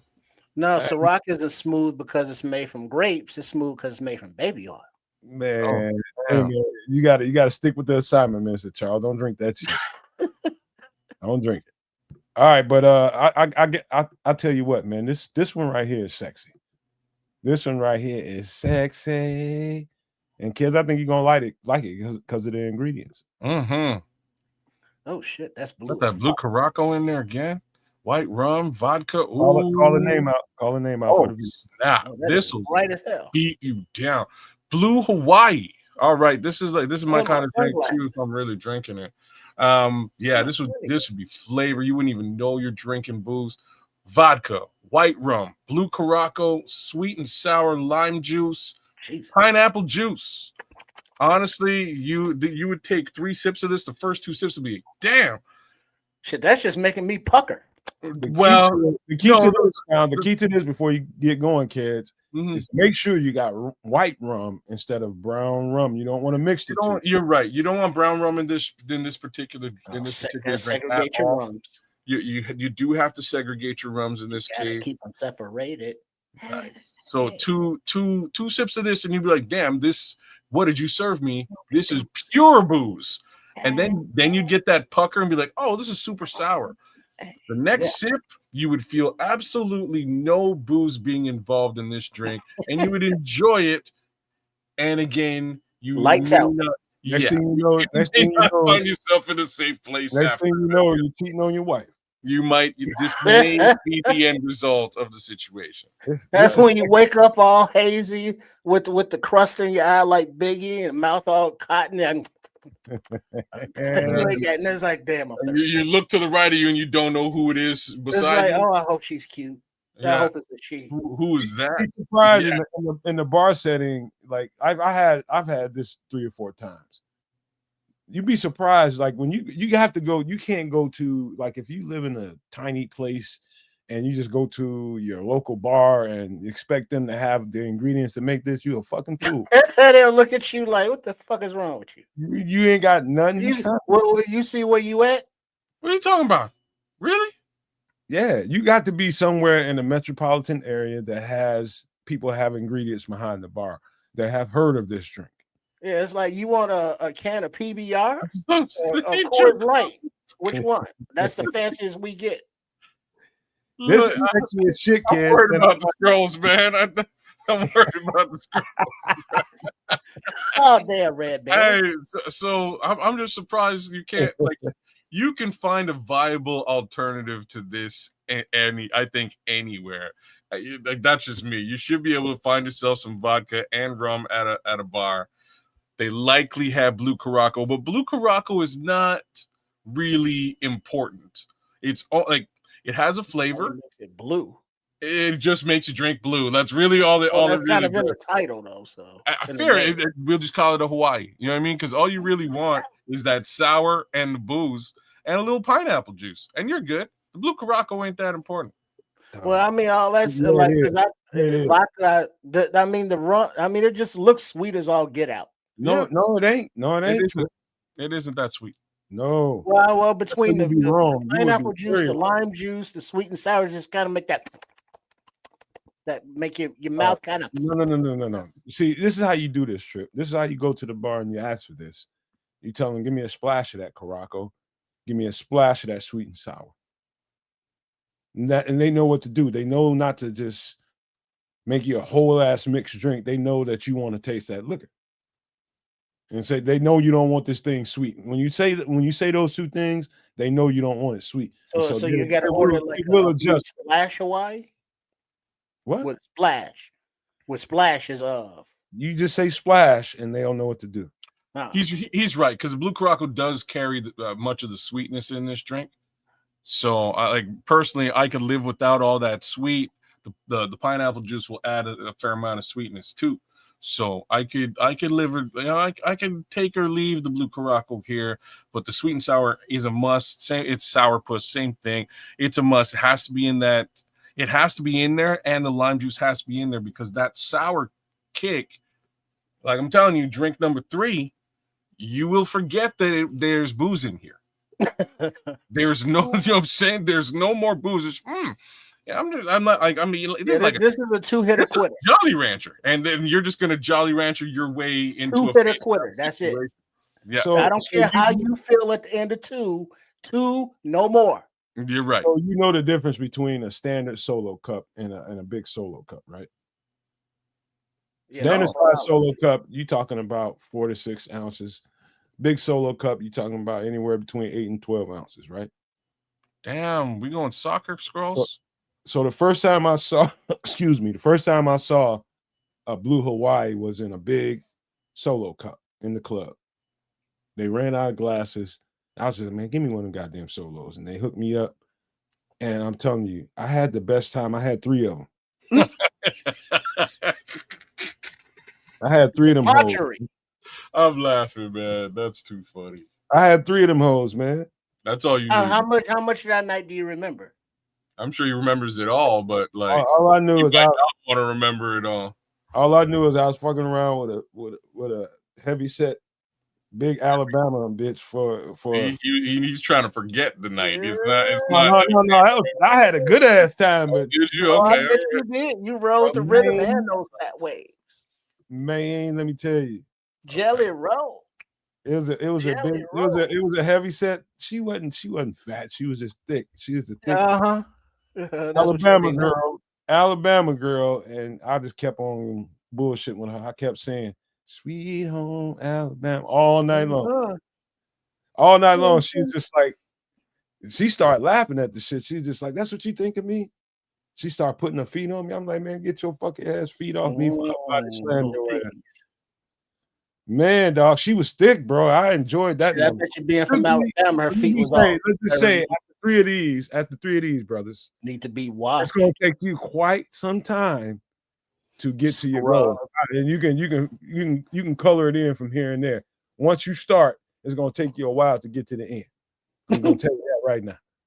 Tell you get 3 of these motherfuckers in you, I guarantee you. Be following clues in your pants. Like, where was I last night? No, you're gonna stop and start. You're gonna stop and start, take you a break, you're gonna get something to eat, and then you're gonna try it again, you're gonna be keeping, and it take you all night. It was 6, 7 in the morning before I even finished. Okay, now what is the meal coming off of this? Is it like greasy hot dogs and like a Polish, or you got to have some pancakes to stop that shit up? That's a good question. There is no fix for this. I'm sorry. Like the Patrick Higgins is nailing it. He's like, what does it say here? Is it just me, or do these kind of drinks cause the worst hangovers? And like, yes, that's when you don't sip. That's when you don't sip. Oh, I wouldn't even suggest sipping this. I would suggest you got a straw. You have to sip it, bro. I disagree. There's 2 liquors in here. You can't just drink this. I'm suggesting heavily. You just you get that straw and you get at it. By drink number 3, you are good. By drink number 4, you're off to the races. And at that point, you stop drinking these. Like, you cannot have more than 4 of these, or like you can, but please heed the warning. Don't do it. Don't have more than 4 of these. Get on to something else, even if it's just water. And like, if you want to avoid the hangover, water. Have your 4, hydrate, pound them, and hydrate. Drink water, and you'll be fine in the morning. Well, you should always hydrate between drinks anyway. Number 1, you just don't just drink. Don't just haul off and just drink this. You sip this. I do. You can't just haul off and just pour this down your gullet, man. If I got a straw, that's one. That's a benefit. You got to drink it while it's still cold, though, too. So you got to find that balance. You got to drink it while it's cold. You have a straw. If you have a straw, you're going to get. It's going to hit you harder through a straw. Like, it's just kind of like facts. So just do it. Do the job that you're trying to do. Get it out of the way, and then hydrate your way to decent health tomorrow. Yeah. That's responsible. They have waffles and bacon. Yeah, you've got to not. And I got to emphasize this. You playing with fucking barbed wire dice with fucking salt on it. You fucking around if you just drinking this. Anytime you got a drink that has more than 1 alcohol in it, take it easy, goddamn it. I'm just telling you, take it fucking easy. Because before you know it, that motherfucker snuck up on you. You're sweating, you're stumbling. Everybody just like, man, you bumping into motherfuckers. I've been there before. I've done it the wrong way now. So I know this from experience. You don't fucking just drink this. Here's what not to do, folks. You sip this. You take your time. You take your goddamn time. If you need to go to the bar and get you some more ice in that motherfucker, go get you a couple more cubes in that bitch. But don't you just haul off and just suck this up because it tastes good. Because it does taste very good. Speaking of tasting good, what did Alabama girl have for breakfast? Like grits? Man, that motherfucker went in my kitchen and fried up some salami sandwiches with some chips. Literally, she just went in there and grabbed what was in the drawer, and that was lunch meat. Salami sandwiches and cheese. Got resourceful. Yeah, you can't just haul off. A little crunch up in there too. Come on. Oh, she made that Snoop Dogg. That's that Snoop Dogg. Man, hey, dude, man, ain't nothing like a thick ass woman, man. Because you know they got snacks at home because they always hungry. The woman I got now is thick. You know, she thinking I'm not. And wintertime coming too, you know, it's like, oh, give me that extra. I like the dainty women. You know, they fun to play with, but my home is with the thickness. That's why I live. Especially like you lift up under that little layer, and then you get up under there, you put it in, and it's all hot up under there, all warm and stuff. It's like, ooh. Oh, exactly what I'm talking about. It's gross. Her feet couldn't touch the ground. She's sitting on a couch.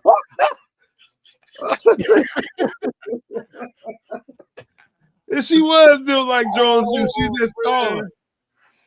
Just taller. Funny, man.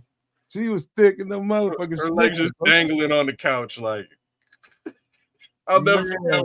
I'm cracking like a very specific joke, man. Maurice Jones-Drew, back in the days, was like a Madden G, man. He was like he was a bad MF at Madden. He used to host like a Madden championship just before the Super Bowl, and I couldn't stop laughing because, like, you know what? Like, I like MJ. Yeah, MJD. He's good and stuff. Let's check him out on Matt. Let's watch his little thing. And there he is, like a little Oompa Loompa sitting, like it's like a big couch, and like he's sitting right back, and his legs are just dangling, man. Like he can't even touch the ground. And there's like a 12-year-old sitting beside him, squared up, like his feet are on the floor. Like, damn, Maurice, man, you so small, you such a Oompa Loompa. But Maurice Jones-Drew still, man, it was just one of them things. Yeah, now I got a taste for goddamn shrimp and grits. That's funny. That's funny, Scrolls, because the way she was built, she just had a natural thick bone, and she didn't have a big stomach. She had a rather flat stomach, but I mean the rest of her, she had pure thickness to her. She was dragging a whole lot of wagon. Oh boy, you see that motherfucker? You see that motherfucker in the club walk away from you? Going to the bar, you just like, yeah, I'm baby. I hate to see you go, but I love to watch you leave. Hey, I don't give a fuck, man. I like thick women, man. I like thick women. I just came to grips with it. Many. I remember one of my homeboys got mad at me. He's just like, man, you got all these old badass girls that be trying to get at. They be just throwing it at you. I said, look at them little motherfuckers, man. Shit. It be like, give me one of them motherfuckers. They don't want you, man. Shit. They get mad. The motherfucking homies get mad at me, bro. All right. Let's get to this last one, man, because we got to keep it rolling, man, because this will go on forever and ever. This one is strictly for you. The chat's getting it in, man. It's this funny shit. Let me say this to you. I'm going to say this with all my heart and soul. To this day, and I have not tasted every whiskey in the world. This is Redbreast. Yeah, man. This will cost you, when I bought it, about $75, $80. Now it's probably going to cost you about $100 with inflation. There's this whiskey, and there's a whiskey called Uncle Nearest. That there's a story behind the Uncle Nearest and Jack Daniels and all that kind of shit. But just let's focus on this Redbreast right here. This might be the best whiskey I've ever tasted in my life. And then it's every fucking dime. If you like whiskey, if you like to sip, if you like cigars and that kind of thing, you don't even have to like cigars. But I'm telling you, Triple R, this is the best whiskey I have ever tasted, and I've tasted a lot. Yeah, there is. Shit. That's the thing. You got to be at a very specific place, or some place where you're at the bar and you're looking back and it's like, oh shit, they got Redbreast. Because there's just so many different manufacturers of whiskey that it's like, yeah, you can find, let's say, a 12-year-old, but it may not be the specific kind. And like Irish whiskey is some very smooth stuff, especially the aged. I think, and like, man, nice Irish coffee with some Baileys inside coffee, little Irish whiskey. Here you go, corrupting coffee and shit, man. Well, you just always just straight shooting it straight. Is that how you drink it? Dog, this is the best way to drink it. Shooting it. I mean, some people might enjoy it in rocks, like a Coke, or on the rocks, or just straight up water back. I mean, that's just individual preference, individual taste. Some individuals, I would enjoy it all of the above ways. My brother, if you've never had whiskey in your coffee, you don't know what you're doing, bro. I'm just saying. Y'all are corrupting coffee, man. No. The Irish had already corrupted it well before Triple R and I. And why I say that is they make Irish cream, which is for the most part whiskey for your coffee. Like that's what it is. That's what they made it for. Cream the myth. Yeah. but I'm like that's a little bit different. But like specifically whiskey for the principle. coffee, they've been doing that for time. I'm not doing it. It's good, man. It is good. I swear by it. On the way to work, so let me give the real disclaimer for those of you who no. Listen to what Minister Charles just told you. Trips, go ahead and read that. When I was the gout. Hold on for a second, kids. Wait, hold on. Okay, when I was certified cigar kids, hold on. I only drank the best. You japped out for a second. You drink liquor neat, Trips. I'm with it. Okay, like I'm with you. You know what if you're talking like I wouldn't put I understand. I wouldn't put a 12-year aged whiskey or scotch in my effing coffee. I'd put an Irish cream in there. That's just what I would do. It works, and it works very well. Or Kahlua, or stuff like that. That's like Kahlua is coffee liqueur, like it really is. And to be frank with you, you mix both of those, you're having a great day at the office. But now I might hold on, kid. Trips, I gotta get him. If you drinking liquor in your coffee, you a closet alcoholic. What you doing, man? What you doing drinking liquor that early in the morning? Hey, man, sometimes it gets hard at work, man. And sometimes I want to have a good day at the office. You know what I'm saying? A little morning nip. You don't want to choke your coworkers. You want to damn drink the liquor, man. Stop mixing. Sometimes the wife gets at you early in the morning, and when you get to the office, you'll pick me up. And then you have a cup of coffee, and then where's Ricky Leahy when you need him? You just sip on it for the next few hours. You know what I'm saying? Keep your mind right till you get to lunch. You know I'll be honest with you. So me personally, with stuff like that, I drink, and this is why I was saying beware the guy. I do stuff like that during the holiday season when I got nothing to do. So on New Year's, almost religiously, on New Year's I get smashed, and then the following day I wake up and I have leftover Kahlua and Bailey's Irish cream, and I mix that in my coffee, and that's just how it is for like the next couple of days to take the edge off from 2 days before. Yeah. I get what you type of motherfucker that's adding Red Bull to shit. Well, look, that's not crazy though. Like, no, what you doing, man? No, Minister has a point. What people are saying is that you don't want to water down the flavor of something that's aged and should be enjoyed as it is, aged as it is. Naked. Yeah, I get that. I understand that. But you can't tell people to fan how to fan. So if I want to just say have a little midnight milkshake, and I'll put me some ice cream in there with a little cream de menthe, a little Kahlua, and I want to throw me a shot of whiskey in there, mix it all up and enjoy it, I'm going to do that. Why would you do that to something that's been aged for you for 12 years? Get you some cheap shit. Because it's going to make that milkshake that much more aged. I guarantee you get this liquor, and I guarantee you will not want to fuck it up with some coffee. Yeah, no. He's bang on. If you had like the scrolls are saying he's had some 30-year-old age, 30-year age Macallan. Macallan's a beautiful drink. You don't want to sully that with anything else because it's so expensive too. It's super expensive. You want to sit down and drink that, or like Lafayette. I'm not a fan.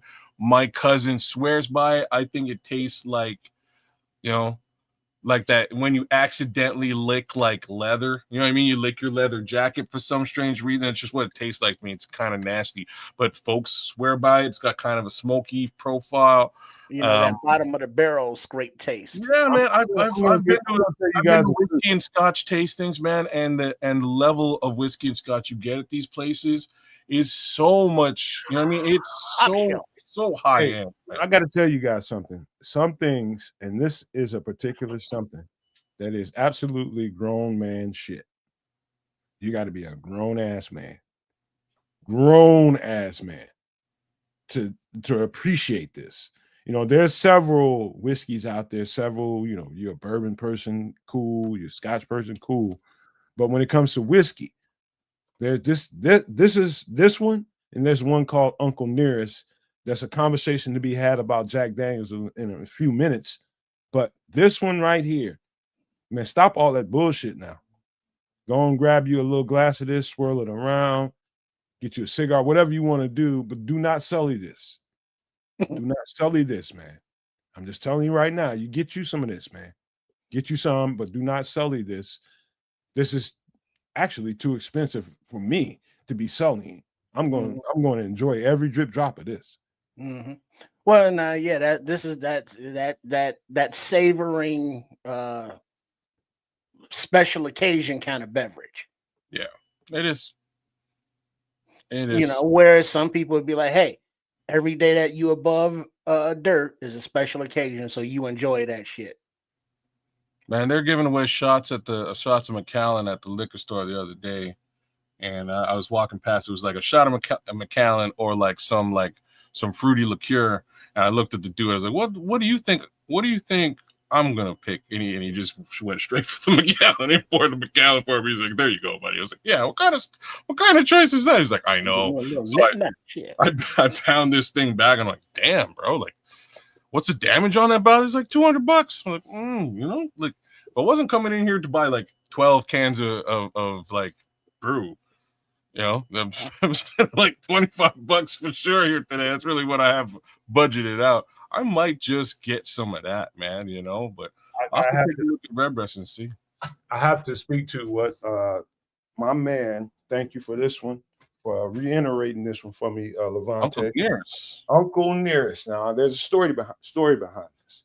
And I'm going to give you a lightweight version of the story because I don't know it completely, but from what I understand, if anybody is a Jack Daniels fan, anybody here is a Jack Daniels fan, I am not. I just don't. It doesn't have anything to do with this Uncle Nearest, but I just don't like the taste of it because the way I was introduced to it was Jack and Coke, and I didn't like the taste, man. Shit was sweet and it was fucking with me, and I don't like it. I didn't even drink cola for a while because of it, but I don't like the taste of Jack Daniels.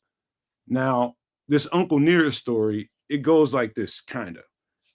Uncle Nearest was a long time ago had a recipe for a liquor and was looking for a patent. And basically the short story goes, he was beaten out of it, that patent, and what came out of it was Jack Daniels.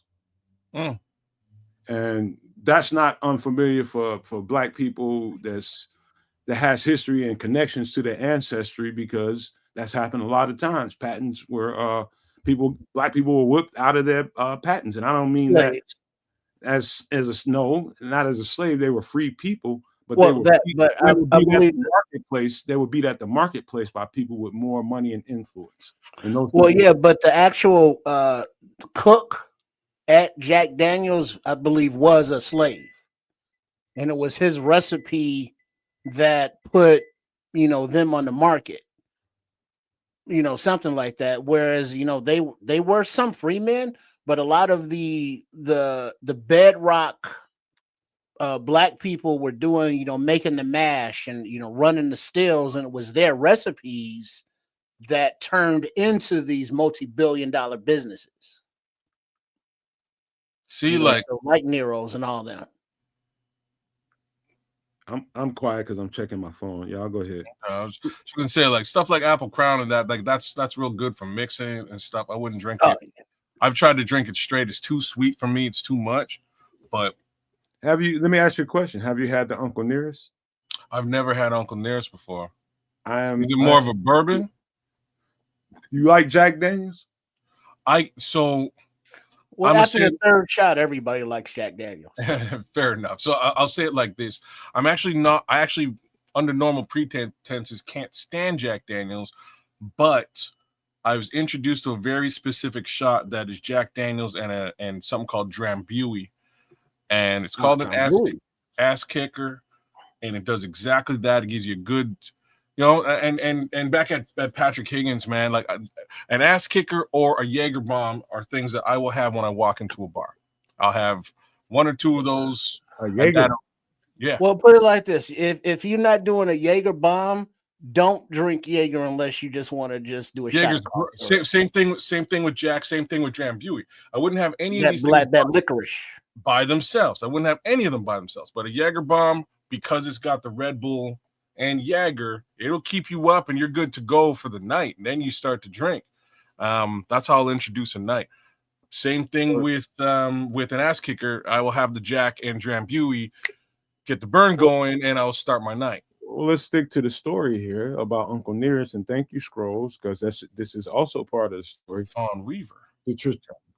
And so for people, and don't take this anybody that's white watching the show, don't take this personal, because it is not. When it comes to our history and understanding the things that we've gone through to get to where we are and the trauma that comes with it, some of the things are known, some of the things are not. Kids didn't know anything about Uncle Nearest and anything about that story. But the truth about it is also owned by a Black woman. And that Black woman has kept that legacy alive through her ownership of the brand. And I'm just saying, I'm not saying this because it's a Black-owned liquor and a company. I'm saying this because one of my uncles introduced me to it, and he was just like, man, you never had. I was just like, what is it? And he started telling me the story, and so I can recite it to you all. And I'm telling you, it's if you like Jack Daniels, this is like Jack Daniels' fucking uncle that slapped Jack Daniels' little ass to the ground. That's how good this shit is. It's really good. And I don't even like that taste, but that shit is good. Interesting. Write that name down, all y'all. I'm a Uncle Nearest. Uncle Nearest. Next time I have an ass kicker, I will replace it with Nearest and see how they do. I'm sure it'll be just fine. But yes, Levante, definitely an ass kicker. Those two mixed together, it's a good. Yeah, I'm at the bar. You know what I mean? Like, that's what you get out of that. Either one of them. And as we're talking about whiskeys and Irish whiskeys, I decided to get a little nip. So I made a cup of coffee, pour a little something in it. So for those that may be partaking, may you enter the gates of heaven before the devil knows you're dead. Why in the fuck are you drinking coffee tonight? At night? Because I'm thirsty. There's an answer. I used to be like that too, Nomad, but it doesn't he'll be fine. He'll sleep like a baby. I guarantee. Well, I'm actually got stuff to do, so it's gonna be a long night. But I'm grown and I can have a little nip, whether it be in the morning coffee, afternoon coffee, evening coffee. But when it comes to sleeping, I'm gonna sleep just fine. You do as you like. That's just foreign to me. Do what you like. So Tris is drunk, baby. Now you got a Bailey's going on. You damn straight. That's what he's doing. Oh yeah,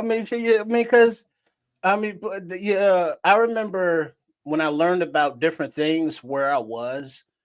When I learned how to use chopsticks, we were on a family vacation in a restaurant in San Francisco, and that was also the place where my cousin, who was there, let me taste the Irish coffee. And it was like, oh my God, that is delicious. And I've just been a fan of it ever since. So, it is delicious. Yeah, it's delicious. I love it.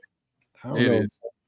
And just a little nip in your coffee, it just gives it that, not a total Irish coffee flavor, but Irish coffee flavor. Patrick Canuck says, Canuck, I like that setup behind you. Thank you, sir. Got my things going on my accoutrement, as the French would say. That just means stuff. That's what it means. But yeah, I got my comics and my love for Mike Singletary rocking, and I'm gonna say this, man. I'm one of those people that doesn't have an easy time sleeping because I have a very creative mind and a busy mind. I have a hard time sleeping most of the time, but I found out, liquor has been a part of my life since I was a college student. But now I know how to use it. I put it in its place, and when it comes time for me to wrap it up for the night, I know how to tie a bow on a present. But what I want to say is, for those people who have that active mind and have that creative mind, I'm gonna tell you right now, most creative people that I know come alive at night. They're nocturnal people. And I would say to you, people that are nocturnal like that, don't run away from it, run to it, and just figure out how to get your balance from there. And Freaks so come out at night. Freaks come out at night. it got nothing to do with the freaks. No, this is all about creativity and answering the call No, of the your. mind freaks, bro, not the freaky deaky freaky I deaky. know what you're saying. I know what you're saying, Trips. I'm talking about creativity and how to answer that bell. There's your creativity saying to you, poking you and prodding you and saying, be creative right now. Don't Well, look I at think, it as something that's wrong with you. also that way everybody has their own clock and are on their own cycles, so to speak. So some people may find it that as soon as you get out of bed, it's like, oh, I can do this, and this. Very creative, being very creative because I'm very well rested. Or, it's like, hey, 2 a.m, hey, I can knock this out and be more creative. It's like wherever your rhythm tells you to be creative, you do that shit and be creative. And so it's about that frequency that Nomad talks much about, throughout the universe, and listening to your own body's frequencies will dictate, what spices you like or don't like, what liquors you can or shouldn't drink. And like maybe Nomad should try at night should try indica like CBD or some THC kind of product. And if you would like to talk about us sponsoring products here at the Nomad Network, at Kids of Canuck, or at Sports Chicago Style, please do contact us at what's the email, Nomad? Once the website is out, Just email. Just give me the email. well, I'm not doing that right now because got a plan. Got a plan for that. All Anyway, right, so get at us in the comments and we'll get back to you. And we'll have Nomad, let's say, try an indica product in the evening and see if his mind slows down. Or we will have kids try a sativa paste product in the morning to have his mind operates as his mind normally operates, because that's what he enjoys with his coffee, a nice sativa. Good morning, kids. Good morning. Yes. Let me turn this car, because any last thoughts about Irish whiskey and the whiskey thing? Well, I'll just say it's good for everyone. I'm by no means an alcoholic. I never will be. I do a very good job to stay. Never say never. No, I won't. I'm the child of an alcoholic, and I drink, but very infrequently. So if I drink, I have a good time. I enjoy a drink. I might have a quick drink here and there, but I'm not a frequent drinker. My stomach will not allow it, and my past won't. So to those of you who suffer from that, we get it. Do what you can to avoid it. For those of you who don't, this is a fantastic drink, as per just about every Irish whiskey there is. Whiskeys can be made in different types of barrels and things along those lines, different casks, they call them, with different levels of peat. There's all sorts of differences between them, which provide different levels of flavor. Wait, hold on, kid. Do you know what that means, Nomad? I'm just trying to spin past this so we can get. Wait, no, but do you know what that means? What means? Well, like when he says like the different barrels that you make the whiskey in, you let it age in, is the same thing as the different woods when you smoke meats. Yep. Very, very great comparison. Is quite similar to that. I toured a Kentucky bourbon factory that had aged barrels and seen how they made them and sold the contract to them, sent people from Georgia to Tennessee to work in those factories. Yeah, I know it. Cool. But yeah, just learn that out for the rest of the folks here, for the No Maniacs. Long story short, Irish whiskey's good stuff across the board. That's all I got to say. They happen to be honest with you, my favorite whiskey brand. Irish people make, to me. Now, do you order this in the store, or do you have to order it online? You can go right in the store, man. Because I've never seen this brand in the local markets. Ask for it. They might have it in behind some glass or something. Yeah, he's probably behind the right. glass. I don't know He's how to probably behind afford the all glass. that. Behind the glass. Shit. Yeah, you gotta ask for it. I mean, you might find it on a shelf somewhere if you got a Oh, big. okay. Red breast. Okay, I gotta remember that name. I'm telling you, it is the truth. I can't wait till I get my next one because I'm hogging that shit. My girlfriend likes it too. No Oh, carbs. I'm no hogging that. jerseys. She getting a glass. That's it. But No wait a shit. minute. Shouldn't you enjoy that she enjoys it? If you know what I'm talking about, enjoyment. And man, we got all kinds of other shit for that. Ho ho ho ho! Now that's a I'm whole nother enjoying this. This is some props. like I don't even like liquor, bro. I don't like liquor at all. But this particular brand sits well with me and my chemistry, and the taste of it is so smooth. Like I can probably get a shot of this. Like any other liquor besides Patron or some tequila, I can't drink it straight, but I can sip this. Really? Yeah, So I can't fucking drink liquor I'm without about throwing to it up. ask you. So, like, so have you ever found any rums that you can sip? No, Rums? No? never, Okay. not one. Give me a I've minute. tried that many rums though. Give me a minute, and I'll tell you. Like, I will recommend one of the best sipping rums that I've ever had. It's from Haiti, and there it is. Babancourt. Babancourt. Spell that in English. Barbancourt. I'm gonna throw this in the chat. Yeah, throw it in the private chat. We'll get to it. This is fantastic stuff. My good Haitian buddy, I was in Montreal. He hooked me up with some of this on my birthday, and we sat and watched my son play football and drank this stuff straight out the bottle. He had himself some Coke. I was full keto at the time. I was not drinking Coca-Cola. So I was just drinking Babancourt, and goodness me, smooth, great rum. Hey So kids, there's one Babancourt. time, and we gotta move and swerve to the Chicago Bears conversation. We are 2 hours into the show. And Damn. thank y'all for staying around and hanging around with us, man. We about Big to up, get into y'all. the Bears.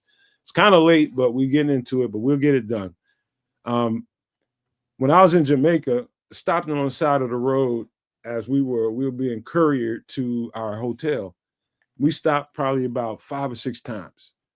And somewhere around the third or fourth stop, we stopped to get something, and somebody poured me a thing of rum, a little shot of rum in a little bitty solo cup, a little bitty shot.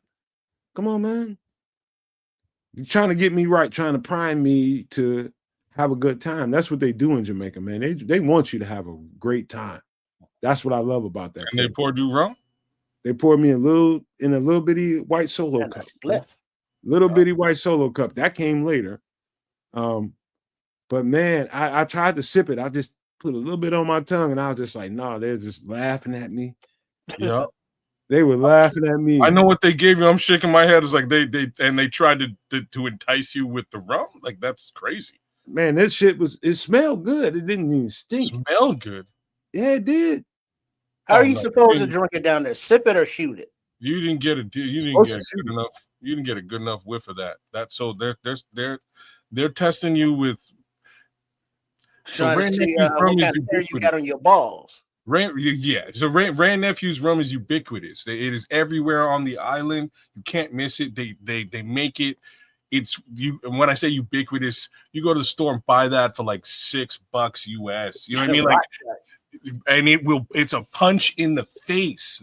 That's how it's Jamaican overproof rum. It's everywhere, and that's why they're like, hey, like I drank some of it. I drank some of it later, kids. I wish I had this. I saw the dopest clip with just this homie.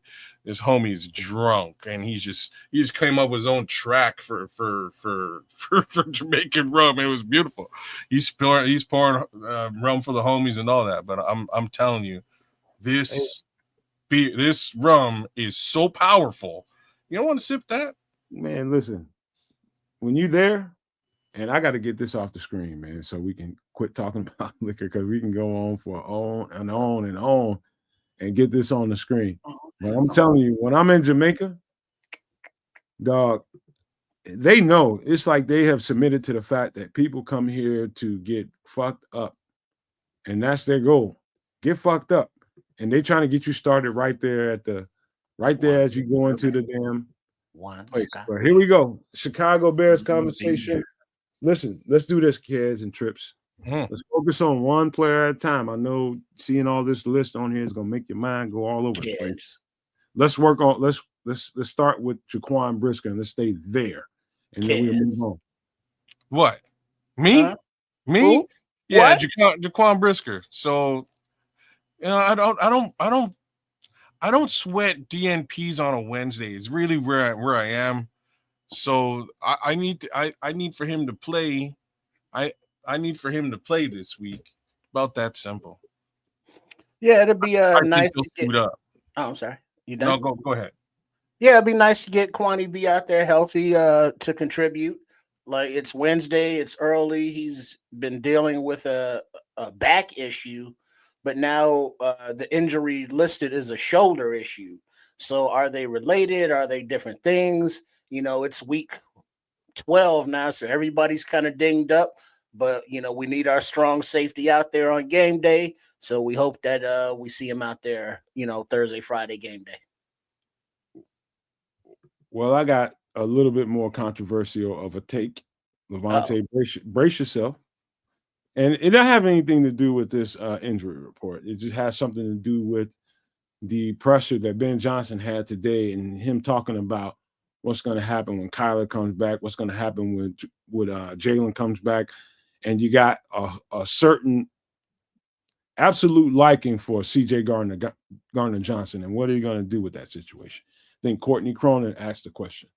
And from his response, it led me to believe that there's two universes here that could happen.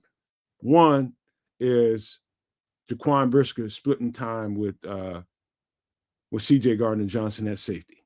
That's one. The second one is they play more dime packages. That means you put extra DBs on the field and you play coverage for a lot. Those are the two worlds I'm looking at when I heard Ben Johnson say, hey, that's a guy we want to have on the field. So in both those words, you're talking about less Kwani B on the field. No. Hmm? No.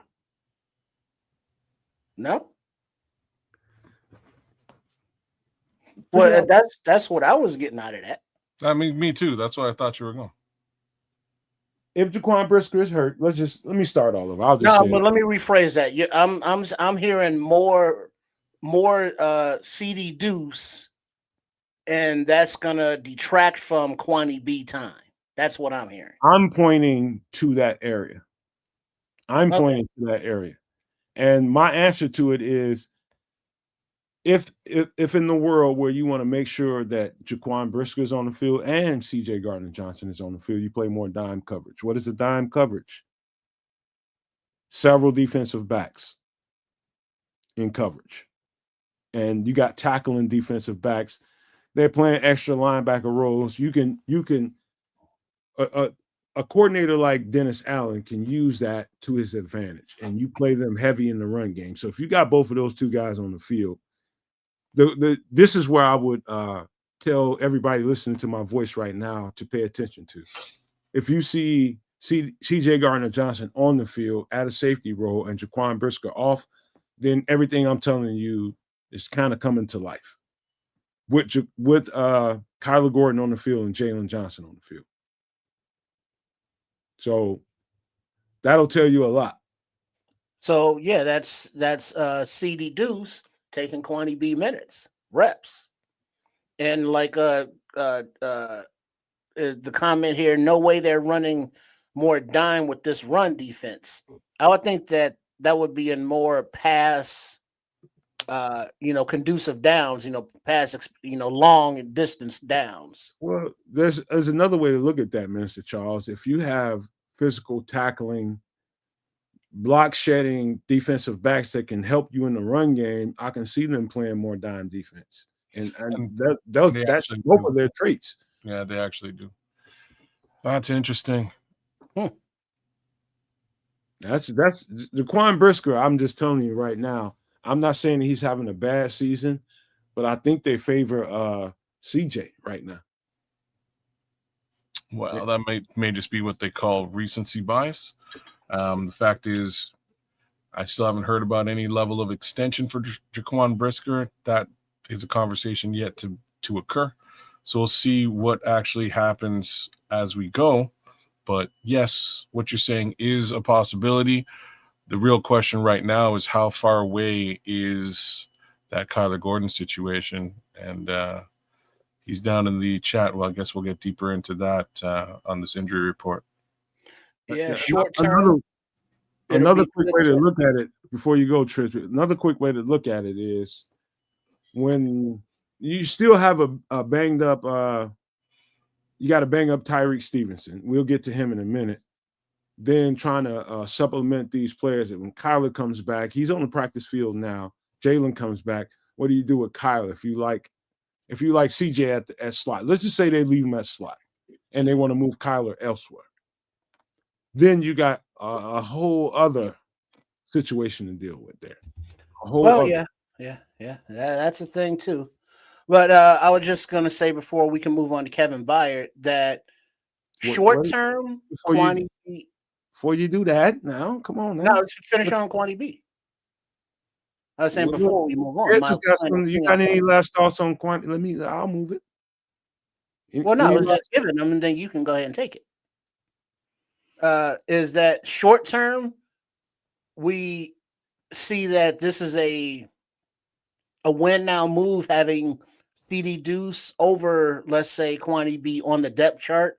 Just on the field more because they like his game more, or whatever the case may be. And long term, it doesn't, bode well for his contract, status with the team if they prefer the old dude, on the 1-year deal versus extending the young fella. So yeah, it's a twofold thing that we're looking at, like the in-season effects and the long-term contract effects. So it's like, yeah, neither one of them is good. So the more he's on the field, the better. Good problem to have, I think. No.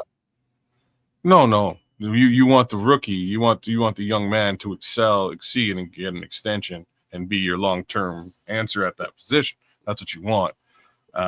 If that's not what's happening, and it may not be, because again, he gets them concussions pretty regularly. He has problems staying on the field. If that's not what happens, we do have a great guy, right? We do have C.D. Johnson to fit the bill, and in my opinion, he's probably good for another 2 years. So we'll see what happens across the board.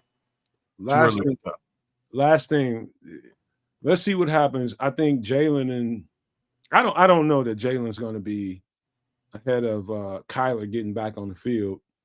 I think people are saying his highlights are looking good and his workouts are looking good. But until I see him in uniform out there and he has a full practice, when I see a full practice, and I know Jalen Johnson is going to get back on the field. Till then, until now, I haven't seen that. So wait, are we done Jaquan Brisker? Yeah, I'm getting ready to go to the next one. Okay. And we're just talking about the mixture that might happen if CJ Gardner-Johnson is a bigger figure to them with Jaquan Brisker on the field. I'm seeing some stuff with Jaquan Brisker on film that leads me to believe at times he's leaking, but at times he's real, real strong, but inconsistent at best. I'm just glad he's healthy. Yeah. So I'm going there before I go to Kevin Byard, man. I think there's a quandary going on right there, and that's the best thing I can say right now is a quandary. Understood. All right, let's get to Kevin Byard, who I think is the best safety in fucking football, and I will continue to say that. I said that when we got him, and I'm saying it now. What do you guys think about him getting a DNP? Well, his injury status is listed as NIR, which is injury related, right? So he's fine. He just needs some rest, as it says there in brackets. I'm good with it. He might be the best safety in football right now. Wish I could argue with any of those statements. He's leading the league in interceptions, to my understanding. And just keep that type of trajectory up, and it will, it'll lead us into great places. That's all I got to say. Yeah, and I believe that Kids has been adamant, and I was kind of sure too that Byard had been extended by Ryan Poles during the season, but it Kansas looks wrong. like that he has not. Yeah. So I he haven't found that will be a information. free agent after the season, but he's playing right now. Like he's earned another contract now. The length of the contract, 1 year. The Bears or a team may want to offer him 1 year, but if obviously at his age, his camp will probably want 2 years to maximize his value as long as he can. But he's playing, lights out. He will come up and run support. He's not the biggest hitter, but he'll make a tackle. He's okay in coverage. There's been confusion between him and cornerbacks, but generally he's in the right place, and he's leading, the league in sacks. So he has that ball instinct, ball hawkishness that is still there at his age. So giving him a Wednesday off, throughout the week here at this time, no problem whatsoever. And he has earned, another at least year 2 extension. I don't do this very many times, but Trips, I got to check you right here at 2 places. You said he's okay in coverage and he's okay at tackling. And I'm telling you right now, he's an ace in both. A fucking ace. He's the perfect safety. Okay. Absolute perfect safety. If they don't get his ass re-signed in the offseason, something's wrong. They need to pay that man. They need to pay that man. I cannot argue with that sentiment at all. And the facts to me is Ryan Poles missed out on a real awesome opportunity to lock down a player that has been ascending all season. Earlier you lock him down, the less you got to pay. Now you're gonna have to pay some good money for a guy who just turned the ball over. Just scored 5 takeaways and is probably headed to the Pro Bowl this year, right? You have to pay good money. The fact that they haven't got him paid right now is to the detriment of Chicago Bears. That's what I'm trying to say. Well, but just from playing it out, could it be his camp holding it out? It's like, damn, look at the season you having, big dog. We're gonna maximize this potential, so we're not gonna, take a low ball offer, from the Bears. We're gonna hit that market to see what we can get. As he should. The market. I don't think he hits the market. But he should be raising the ante. He has to. At this point, you have,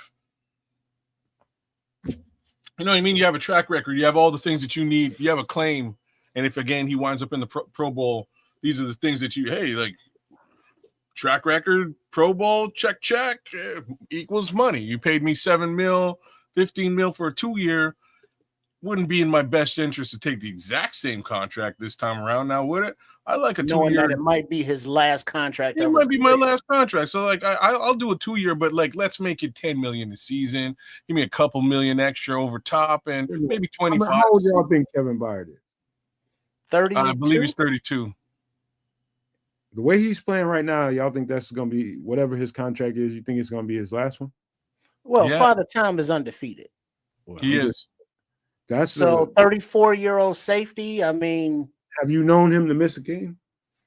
Well, that ain't it, bro. But if he gets hurt, if he gets significantly hurt at the age he's at, come on now. Would right now. The conversation we're having now, see Grady Jarrett, right? So we came into the season saying, how old is he? He's 32. I think all right, let me cut. How long would you say? Whoa, let me cut the bullshit. How much you think he got left in the tank? I think he's worth a 2-year, anywhere between. I think he's worth $15 million a year. So 2 years for 30? Yeah. Hell yeah. $15 million a year. You're securing your back end like a motherfucker. Hell yeah. And how much of that guaranteed? You give him as much as you can up front to get him in the contract.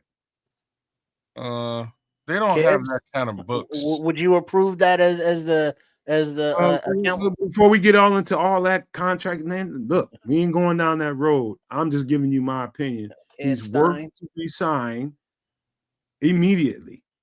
And I don't think anybody disagrees with that. They can figure out the books on their own. But at this point, Kevin Byard, does he want to sign right now? Does he want to wait to the end of the season? I think at this point, I think his ante has gone up.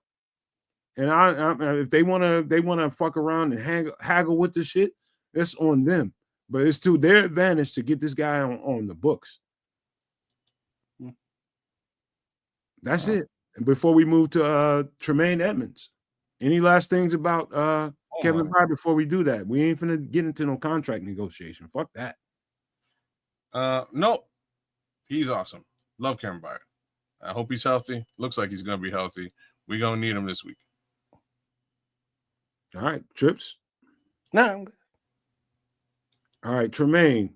We know what that is. A DMP. He's just trying. That groin.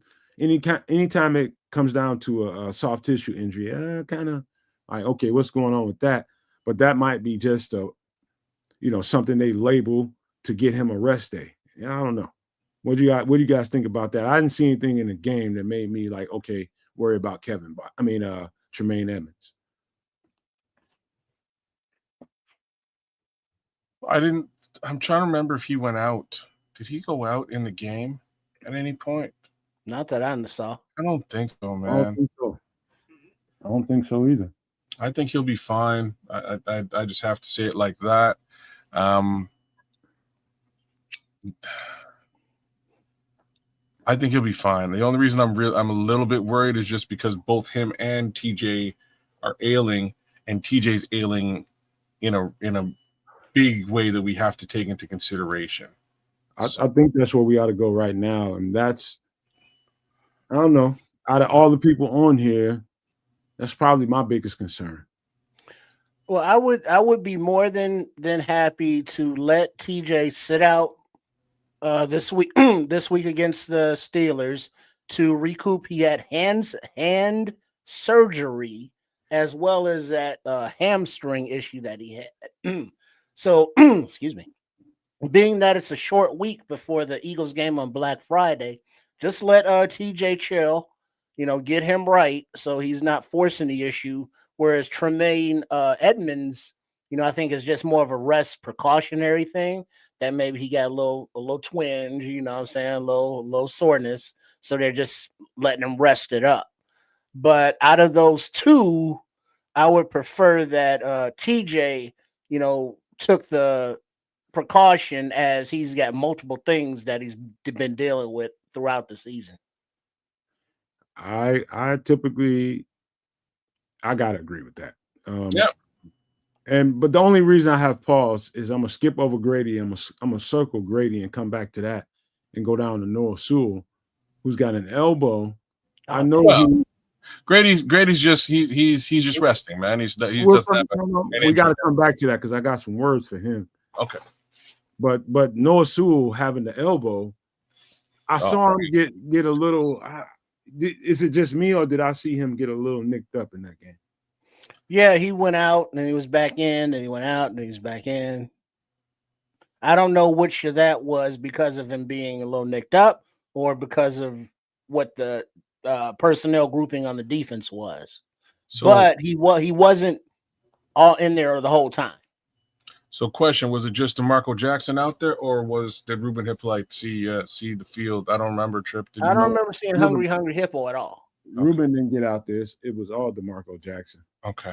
I see where you're headed here. That I'm a little bit more worried here now because all the starting linebackers are hurt in some capacity. That's not good. Well, they did sign a linebacker, but he's more for special teams. And I hope his name is Jalen reeves-maybin. Oh yeah. He's probably about a 7-8 year pro, somewhere in that neighborhood. I don't know if I'm right or wrong with that, but he's been in the league for a while.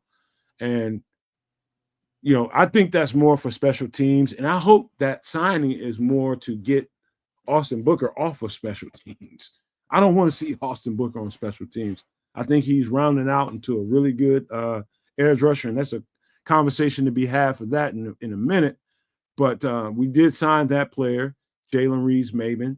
He's a linebacker, but particularly he's a special teams kind of demon. And so we've had special teams problems recently. I don't know exactly where those special teams problems lie, and maybe I should look at that a little bit more, but I'm so busy looking at the offense and the defense, I cannot tell you with a qualified statement that I know exactly what the problem is on the special teams. But that signing signaled to me that they needed some help on the special teams.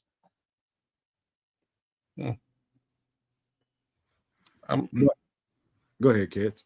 I'm just thinking about it. I don't know if there is there has been problems with special teams. Like, don't get me wrong, but then Devin Duvernay burst out on something semi schemed.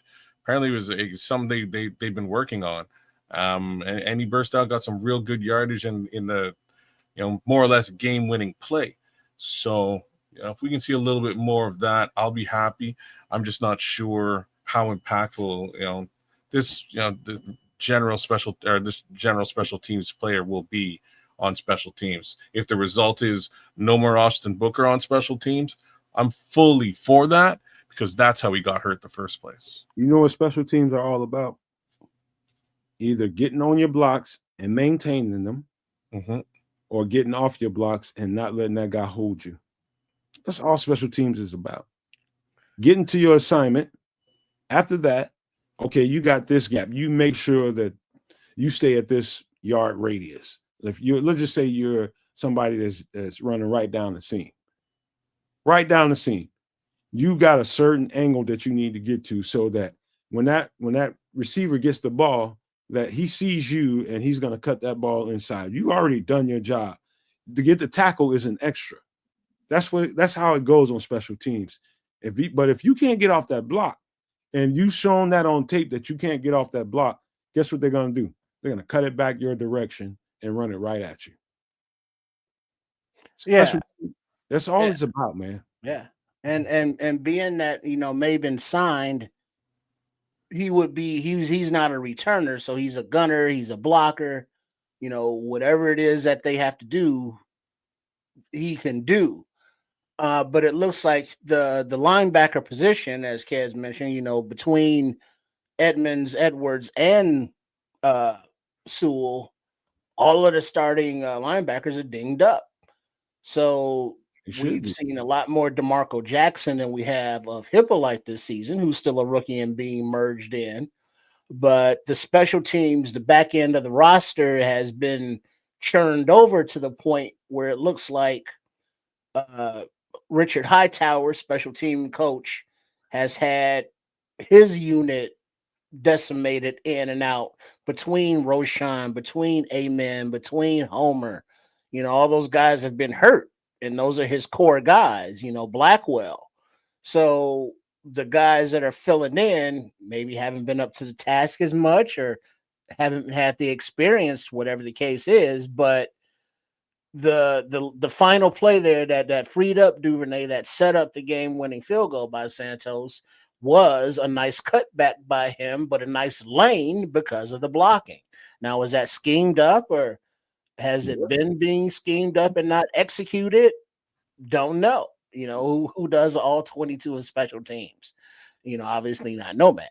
So, he doesn't even think kickers are part of the team, so he ain't doing all 22 special teams. I don't need to do that kind of all 22, because on the returns, though, not returns specifically, but why did that Duvernay return work as opposed to not having any other of the returns pop like that this season? Because it worked. I'm going to tell you, because it worked that time and not other times. It's not that they didn't have that plan in place before and try to execute that plan. It's not that. It's just that it worked this time.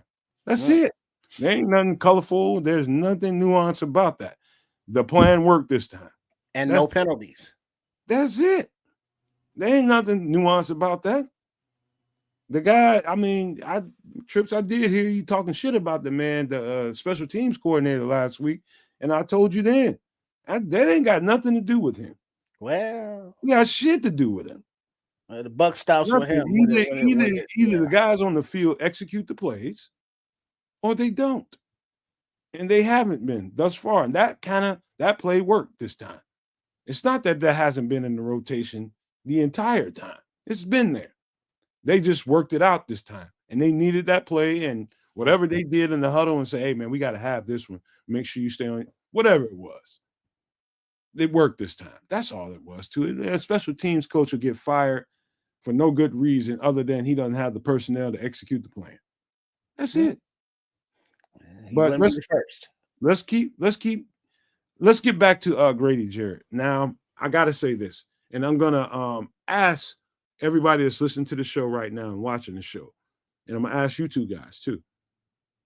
Watch and monitor the next game when we play the Steelers. Look and see if you see Grady Jarrett with a brace on his knee. And if you don't, trust me when I tell you, this motherfucker is about to get down. Something I've noticed watching the tape, watching him play, and just like, what is it? He's definitely laboring that knee. I think it's the right knee. But when he doesn't have that brace on, and I think because they've given him a lot of reps off the field and keeping him out of practice a whole lot and giving him time to get that knee together, I think this is the game that I've seen that he didn't have the brace on. I don't think I've seen it at all. And he balled. When I tell you I saw Grady Jarrett, I saw in Atlanta, that's the Grady Jarrett that we paid for. That's the Grady Jarrett we paid for. That dude deserves props. I know it happened this late in the season or this halfway point in the season, but obviously he needed that time. But this tape was the Grady Jarrett I know.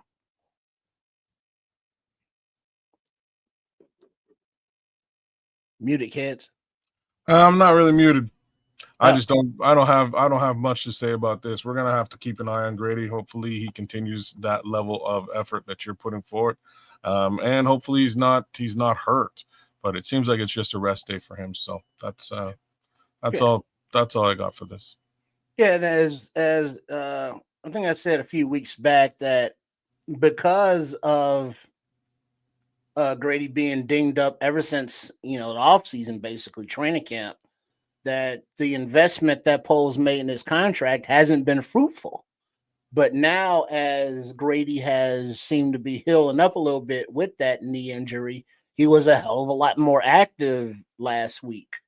So as long as he can keep getting healthy and remain that way, he can be a difference maker for the remainder of the season, the second half of the season, if you will. So now just giving him the days off is fine. He'll be maybe participating in a walkthrough Friday, but the game is at home, so there's no travel necessary. And it doesn't matter who the quarterback is for Pittsburgh, whether it's Aaron or who is it, Mason Rudolph. I think that Grady has the opportunity to be disruptive in the middle of the field if he still projects the way that he has been in the recent few weeks. All right. I'll tell you what, kids, do me a favor. We've talked about everybody down to Noah Sewell. Anybody beneath Noah Sewell that really piques your interest, Kyler Gordon, anybody, Tyreek, go ahead and start a conversation with it. Let's just talk about it. Well, I got one for you, kids. All right. Tyreek Stevenson. His not original, but his first injury was his shoulder. He got banged up. But I see that now he's limited because he has a hip and a calf issue, neither of which is the shoulder. So yeah, it looks he was like limping Mr. Stevenson is a little beat up. He was limping. He limped his way through the previous game. Let's be honest, man. Really, the attrition in the secondary it really sucks. But yeah, he worked his way through last game after injuring the calf/hip. I don't know if that's going to look better. I assume it's probably bruised. I don't know if a bruise like that heals up over the course of a week, maybe, but doubtful. I have a strange feeling he may not play, and we need as much help in that secondary as we can get. What are we talking about, Tyreek? We are talking about Tyreek. Okay. But could that help coming back? Which one, kids? Kyler Gordon or Jalen Johnson, the better chance to play? So right now, in my opinion, I think the one who's got the better opportunity to play is probably actually Jalen Johnson. He if he can get a full practice in this week, maybe we can get him back on the field. I would just like to think that we might not have a huge drop off from Jalen. That's just my thoughts on this. Jalen is more of a skill player. Here's the facts. There will be like potential for re-injury though. Right. I'll put that out there. I don't think we will see the huge drop off in play that we saw with Kyler Gordon, or that we kind of have also seen with Tariq Stevenson a little bit since his original injury. So I'm hoping we can get some access to Jalen Johnson. My thoughts are this. I don't know what to think about Jalen Johnson. Maybe he is almost ready. Maybe he's not. I haven't seen him on the field in practice yet. I haven't seen any images of Jalen Johnson in practice, but I haven't gone out of my way to go find them either. And so who I have seen on the field in practice is Kyler Gordon. And I don't know. I just don't know. You realize there's like a reason for that, right? Of course, there's a reason for everything, but I'm just telling you, once a guy suits up and gets out there in practice, that's more realistic to who's going to be on the field and who's not. They ain't going to just take Jalen Johnson from the training room and put him on the fucking field. I guarantee you that.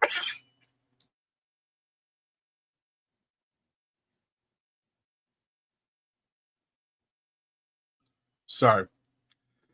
Coughing a little bit over here. The Kyler thing is that his IR stint is over. So they have to bring him back. Like, he has to be on the field. Or he gets put on like permanent IR, right? Permanent IR for the rest of the season, and he's gone. So they have to bring him back and allow him to work his way through. Now, Jalen, the expectation was he was probably going to be gone for the rest of the season. The fact that he's back early is interesting. So we'll see who actually winds up on the field. If either one of these guys do, I honestly don't expect them to see the field until the following week, maybe 2 weeks from now.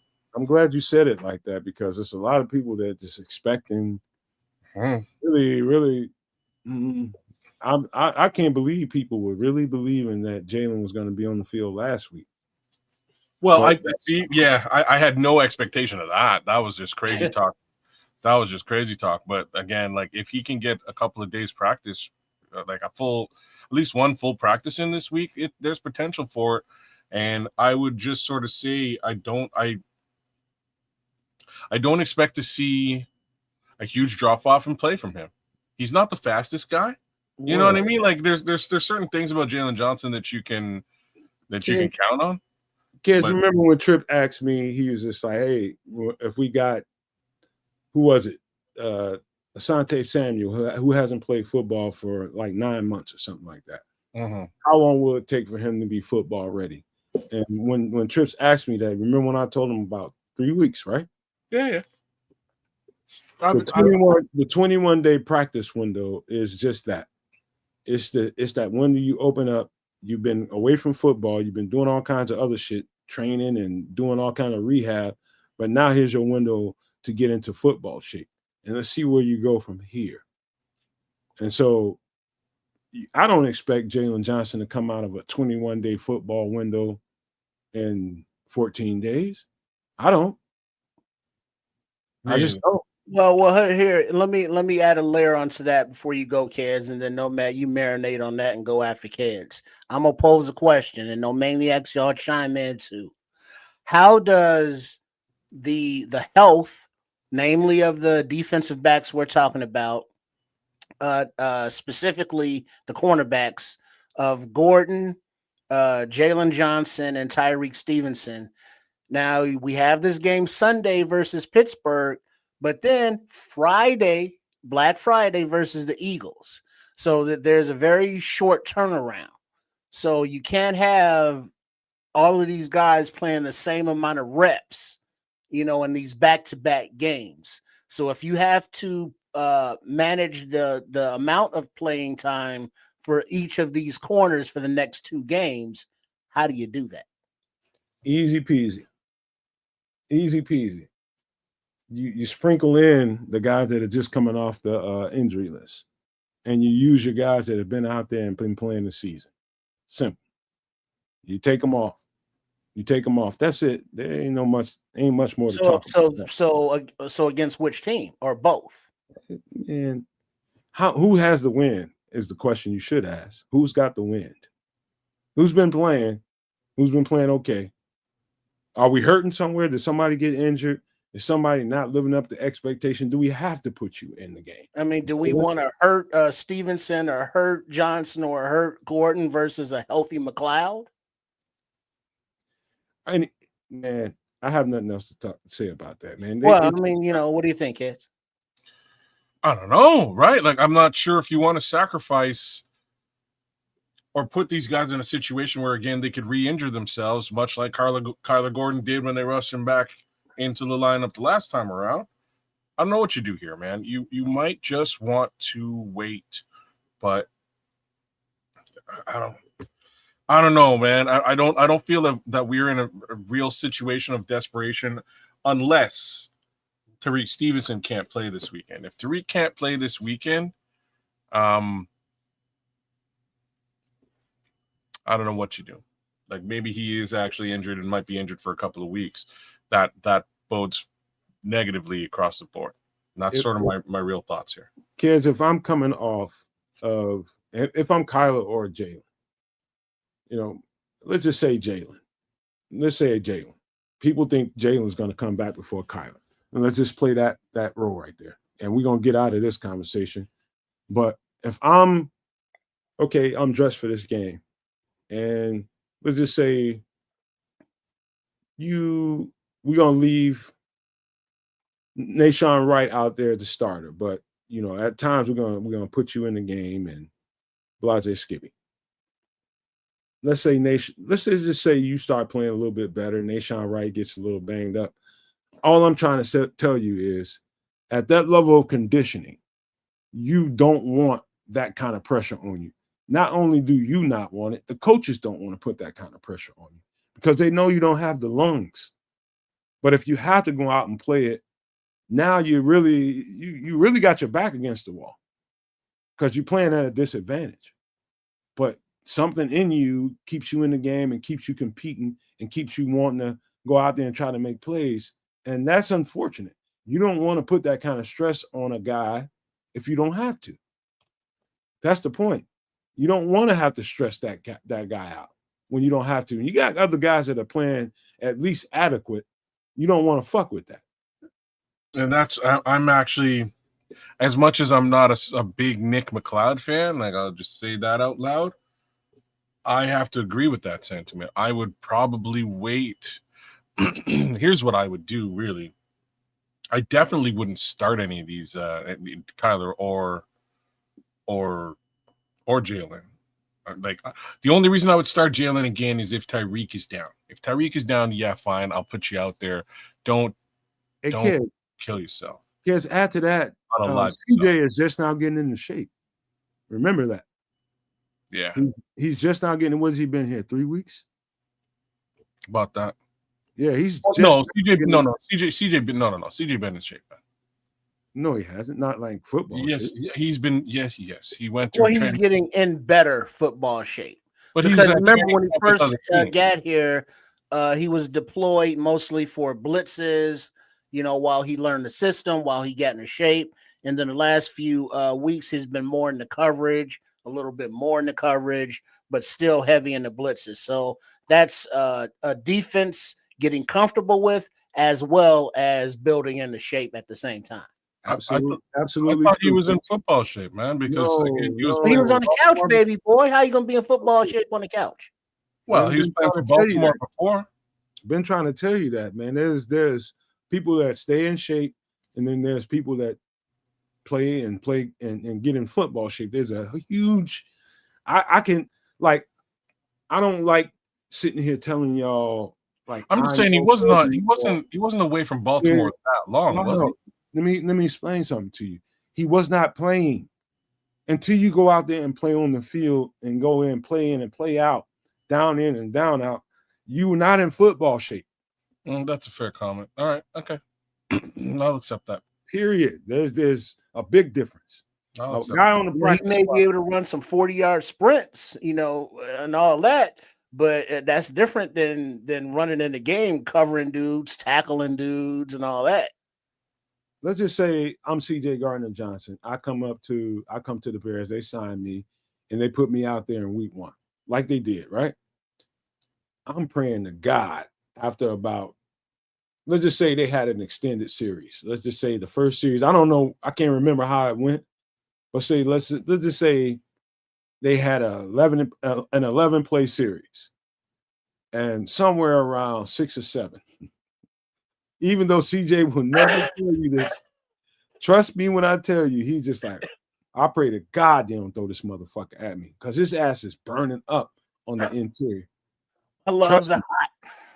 God, man, I know what it feels like, and I don't like to put myself out there like I know better than you because I did it, but I do know that, man. I absolutely do know that, and I know what it feels like to be that burn, and I know what it feels like to have free lungs.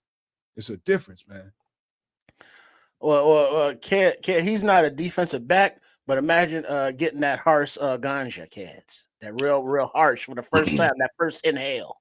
It's definitely harder to run a 40 after that. I can attest. All right, I tell you what. Wait, are we leaving this? Unless you want to talk about something else. One more. Can we get a shout out for the warrior mentality and beast mode that Darnell Wright goes into? I was just gonna say. Let's talk about it. He's limited here with a, let's say, what is that, pectoral? But he's had an elbow issue. He played against Max Crosby one-armed and kept Max in check. So the time off that Darnell Wright needs, let him get it because he is progressing and becoming a Pro Bowl type player. Yep. No, I mess around. I say like maybe he wasn't the right guy. Maybe we should have picked Jalen Carter. I mess around and say that all the time.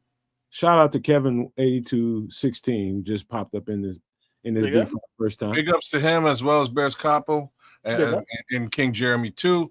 That being said, the way that Darnell Wright has been playing this season, quite frankly, leaves me without a shadow of a doubt about who should have been selected in that particular draft.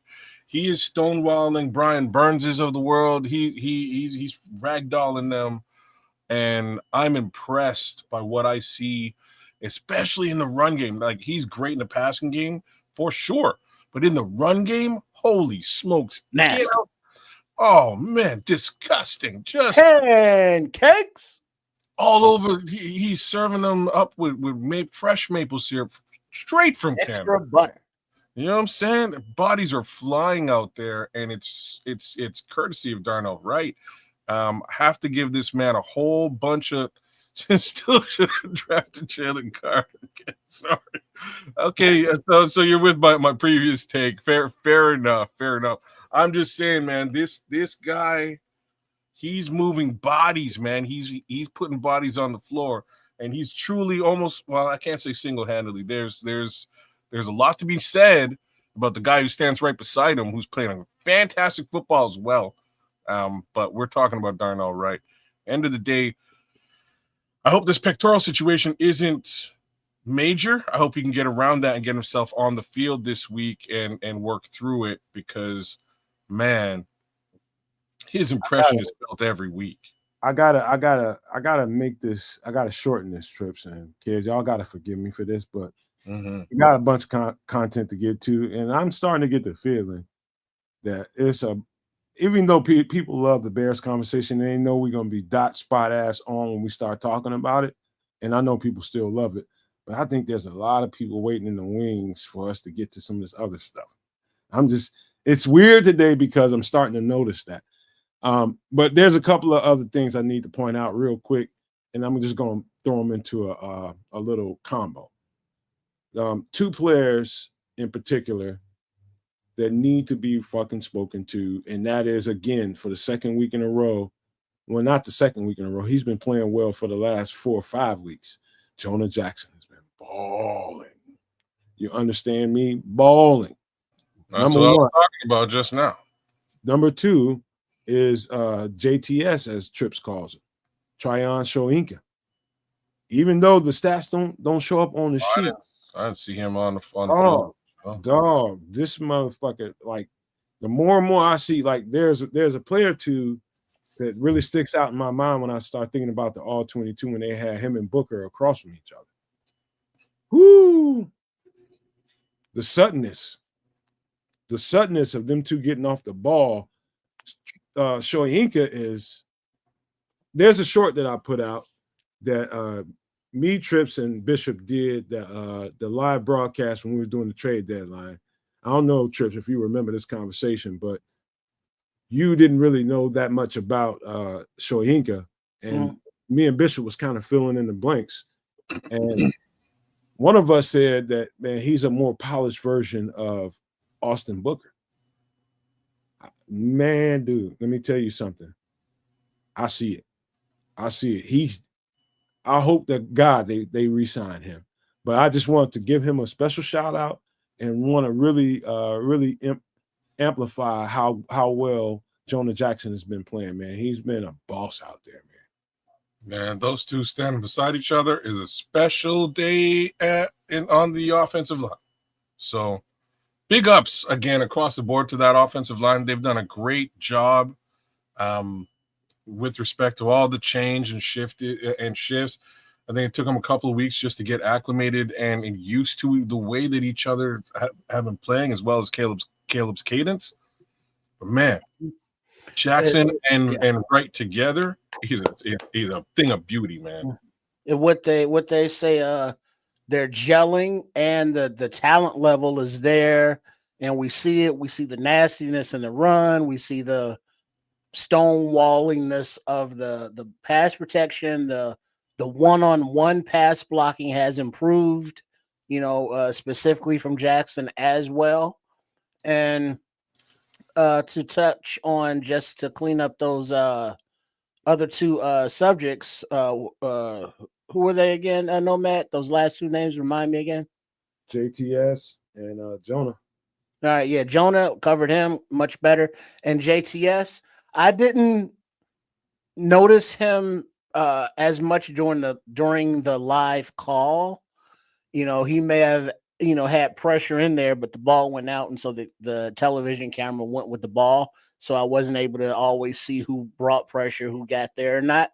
But I could see him being a low cost market share signing or extension that Ryan Poles would do, considering that he did give up draft capital to get him. So he probably wants to keep him in the building, at least for the next few years, because I'm sure his signing was a DA request, Dennis Allen. So him being active at a low cost going forward, I'm with it. But I would like to see him produce to a level where it's like I'm actually having to say his name. Say his name. You want because him to he's making plays. You want him to get sacks. That's how you read the shit. Or just be to the fact that he's causing pressure where it's like I can see his number, and it's like he didn't get a sack, but he forced a bad pass because the quarterback is forced, or he's making a play. You're calling instead the game of just being on the field. You're calling it. You've been calling the game, and by the way, I probably will call this game this week because I just want to get my lungs ready. You calling the game, you won't see the things you want to see because you're calling the game. You ain't fucking supposed to see all the things that you want to see. When you examine the game and see it in its detail, you'll see the impactful ways that he came in and was producing. But of course, if he ain't making a fucking sack, you think he ain't doing shit. That's just the way it is for somebody that's announcing a game. You're not. Well, Kids wasn't announcing the game, and he didn't remember seeing the brother. Well, don't throw Kids in. I'm just talking to you. I'm just saying. Well, yeah, but I'm throwing Kids in because it's not just me. If he's not making sacks, okay, what's he doing? We look at Montez Sweat, who has 4.5 sacks very in the last 4 games, but we see Montez Sweat in other facets of the game because he's getting his hand on a pass in the passing lane, or he's forcing the issue to where the quarterback is like, I got to get rid of it, or he's hitting the ball while the quarterback is passing. JTS is fighting for reps. Yeah, I get that, but I want to like see Montez Sweat. That's a bad comparison. Well, but what I didn't see JTS making a play. That's why I'm here, Trips. That's why I'm here, is to explain to you that I'm telling you he poked out. Okay. And so just because he didn't show up on your radar, that doesn't mean that he ain't making impactful plays. He was effective in the run game. He was effective in rushing the speed of the quarterback throwing the ball. All those things make a difference. All those things. Just because you don't end up with a sack or a tackle for loss, that doesn't mean you ain't being impactful. And I think I hear Dennis Allen on a regular basis at the podium echoing what I'm trying to say to people, because fans see the game in a certain way. And I'm a fan too. I'm not playing the game anymore, so I'm just like anybody else. I just have a different perspective on it based on that.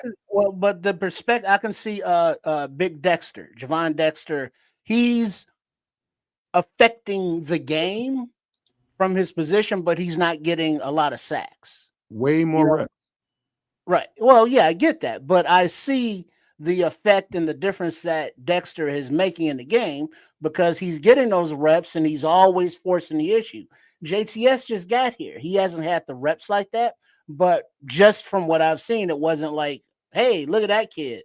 Because it wasn't like I got to say, hey, look at that kid a lot. I'm not denying that he's putting forth the effort, that he's doing things to change the game, but he's just not doing enough or had enough reps that he stood out to me as of yet. Trips, I ain't fussing with you, man. I'm just trying to get you to trust me. Oh, okay, yeah, I trust you. Yeah, but I live in the state of Illinois, next to the state of Missouri, which is the show me state. So it's like, I believe in all that, but yeah, I want to see it on the field. So if I'll just hypothetically say, JTS just got here 2 weeks into the business with the Bears. Let's just say he had 2 sacks per game. And you would look at a stat, you would see a stat like that. And you just, oh yeah, he's a dog. He got 4 sacks since he's been here. And if you don't watch the whole body of work and watch how he got those sacks, you would think he's just a dog because he got 4 sacks. And not like 2 garbage time sacks. I mean, no, not only that, but what if Javon Dexter or Billings or somebody else on the interior, Grady, forced that sack to him from the inside and he just fell into the sack? And he just gets fucking numbers because he's there at Johnny on the spot. That's what I'm trying to explain to you. It's not as simple as, okay, I'm a dog because I go out here and I get these numbers. It's just not that simple. The game is changing in a way that people, I don't think, understand, is because the speed of how fast the ball gets out of the quarterback hands these days has changed the game. There was a time when Lawrence Taylors of the world, all those guys, when quarterbacks had 7 steps drop, 5 steps drops on a regular basis, and those edge rushers had time to get to the quarterback. This ain't the same fucking football game. This is not. They know that these motherfuckers are athletic and fast, and they're trying to get that ball out in 2 seconds. Yeah. Yeah, but now there's look at a comment there. That's what I'm trying to say. Yeah, I get it. But the comment there bears a capo. What do y'all think about Austin Booker? And he hasn't had like a lot of sack numbers, but you look at the game, you watch the game, and it's like, oh shit, 94. Oh shit, 94. Whether he's putting pressure on the quarterback in pass situations, whether he's making a tackle in the run game at the line of scrimmage, or whether he's chasing a play down from behind. Austin Booker, you see him stand out on the field. Now, granted, he's doing more and more and getting more reps. So it's like, yeah, he's getting more opportunity to do that, but he's not gotten the sack numbers per se, but he's a difference maker out there on the field. Well, he does have a single sack, and it was a forced fumble at the same time. He's played two games for the Chicago Bears this season. So I'll put that into perspective. I think that's a pretty good look. This week, they didn't get a lot of pressure from the edges on JJ MacArthur. They really didn't. They got a lot more pressure from the interior. I did see Javon Dexter really getting in there and creating a lot of pressure. I also saw Grady Jarrett getting in there and creating a lot of pressure. Those two guys coming in from the inside. I hadn't seen Grady be that effective thus far this season. I think, in my opinion, he's just like healthy Grady now, and now this is a bit more respective of what I think we'll see from him moving forward. But on that edge, man, like I say, I didn't see or notice the impact that you're saying that that Joe Tryon put. He hardly played. Sorry, because he hardly played, and that would be a fair comment.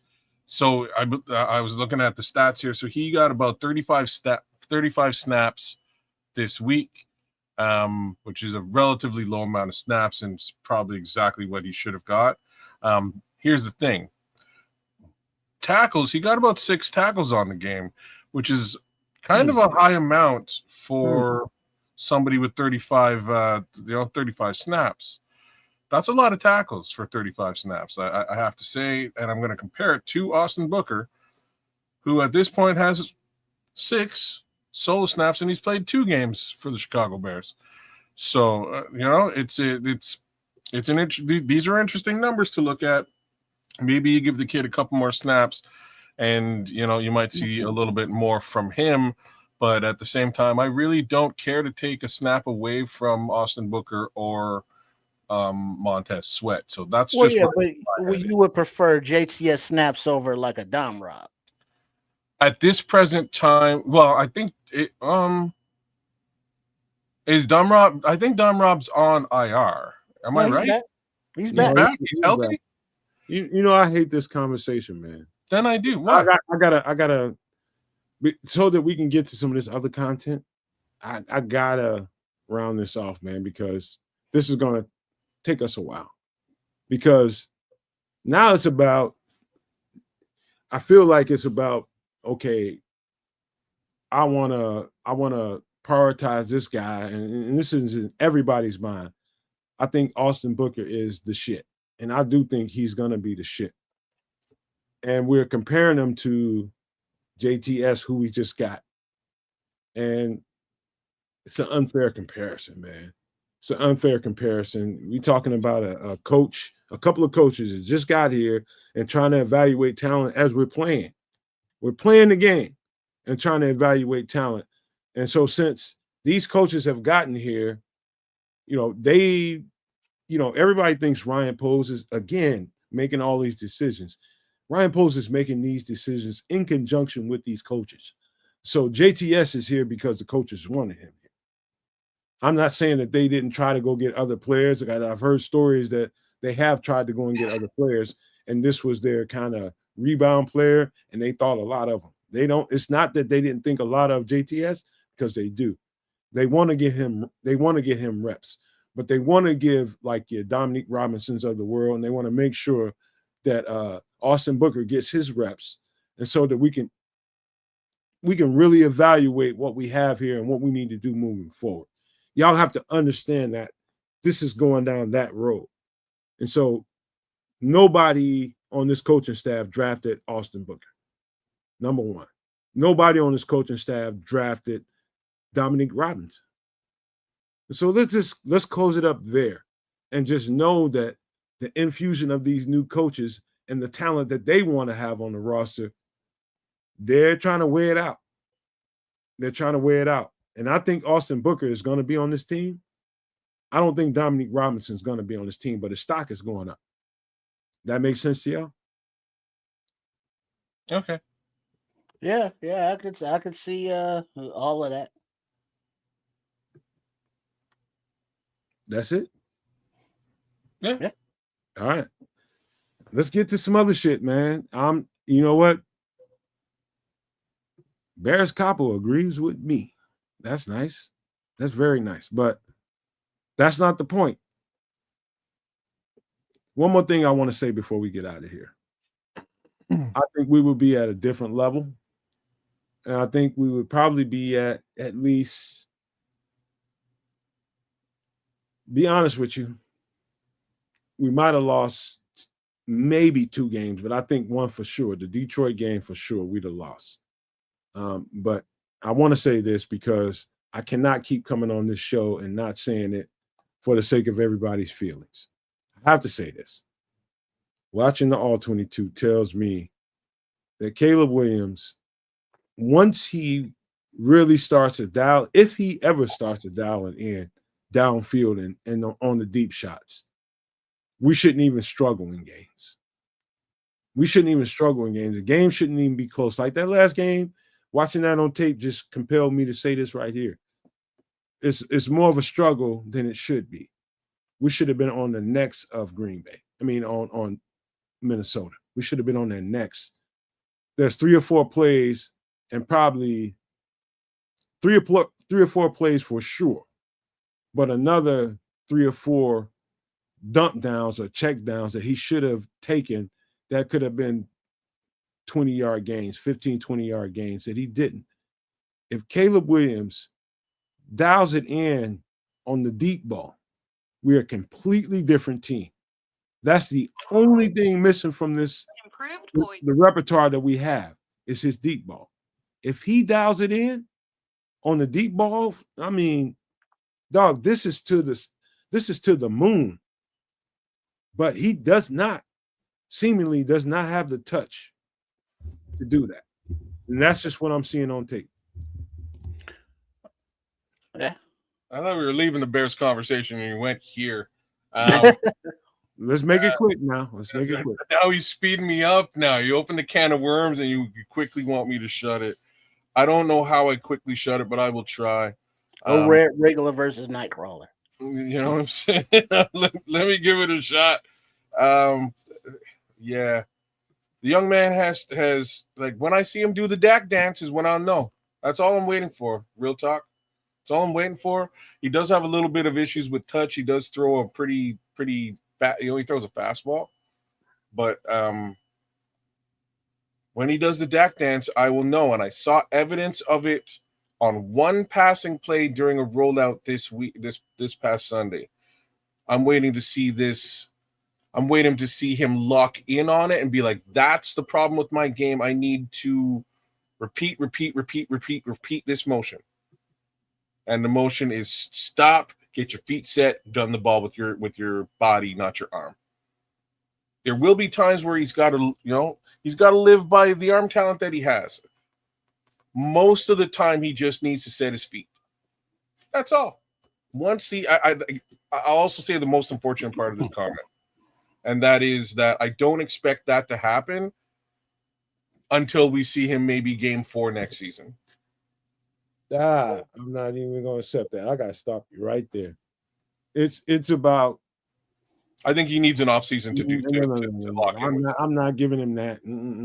I think we got it. I think we got this shit right now. I think he's got it right now. And I'm not saying that I'm not giving him that leeway or that kind of ramp. I'm saying that no, you got this right now. You just got to be willing. Like everything I keep seeing on tape is the willingness to. I think he's not confident in the deep ball, and so he's looking for everything underneath it. He knows he's not consistent throwing the deep ball. I think it's the opposite of that. I think he's no. I promise you, I'm looking at this guy, man. I promise his confidence is in his arm. He is not confident throwing that deep ball, so he's looking for everything else. Well, here's the thing. Here's from the perspective of a franchise quarterback and developing one. As Bears fans, we don't know what the hell that looks like. We only know it from a distance for other teams. And we all want a finished product. We want him to have good footwork. We want him to throw with anticipation. We want him to be able to look off defenders and not stare down targets. We want him to have that deep touch, as well as taking the check down and just moving the sticks or taking what the defense gives you, as opposed to trying to do some heroic kind of thing from the pocket. We want a finished product, but he ain't there yet. I mean, this is all part of the development. He's got to learn the offense. He's got to learn his coaching staff. He's got to learn his team. So the improvements on his personal game are kind of falling by the wayside or suffering because there's only so much bandwidth that you have. And so if much of it is focused on, all right, let me understand what's going on pre-snap, let me understand what this motion is trying to reveal to me for the defense, let me understand the matchups. So he's got all that stuff. And then it's like, all right, let me get my body in the physical position to do things. Let me trust my offensive line and keep my eyes downfield as opposed to looking at a pass rush. Let me trust that I'm going to get the ball there and my receivers are going to catch it, because last time I threw this dude, so I'm a little hesitant to throw him again. For nothing. So there's a lot going on. You're being long-winded for nothing. Trust me. Well, yeah, but long story short, too late for that, this is a development process. He's not making the same mistake twice, and the team is in a winning position due to game-winning drives that he has steered. Listen, hear me out. With all of those detriments. No, let me tell you something. Looking at the tape, you can see it. Looking at the tape, I know y'all hate me bringing this shit up, but I gotta say it. Looking at the tape, you can see it. It's just he's hesitant. And that's why I'm not saying that, okay, he needs a whole nother year to get to where he needs to get to. Caleb is fine. Caleb is going to be really good. And it's going to happen this year. And the reason why I say that is, if you notice, you think about that game when at the very beginning of the game. Early in that game, you saw something that you didn't think you'd ever see early in the game, and something we've been clamoring for the entire season. Take some deep shots. Take some deep shots. Take some deep shots. Early in the game, he went after Rome. He went after DJ a couple of times. And incomplete passes. Now I'm starting to see that Ben Johnson is having an effect on him. He's starting to have an effect on him, and he's convincing him to take them shots. And if you miss them, you miss them. Fucking take them anyway. And this is how you get better. You take them, and you know the depth perception. You got this between DJ and Rome. Depth perception is a big thing. Take the shots and know how you need to reel that throw back or not. You got to take them, or if you don't take them, you won't fucking know. And so let's just leave that there. I think Caleb's going to come to that point this year. And I know that by the fact that Ben Johnson is convinced him to take those shots. You couldn't find those fucking shots early in the season. And early in the season, when I say early, I mean in the first 2 games, and then they just fucking shut down for 5 or 6 games. Now he just, trust me, it's going to come this year, and it's going to come at the right time. And I think everybody's going to like it. But let me just stop this Bears conversation because it can get carried away, man. I'm getting carried away because I'm into it. But let me take this off the screen and get to where we need to get to. Damn it, Bulls get a rebound. Trips. Don't be long-winded here, sir. I'm about to set this up for you. All right? Give me a second. I just got a little text. I'm flat-footed right now. Y'all forgive me. We got to start this off like this. Hold on. Where's my shit at, man? Where is my shit? Oh, here we go.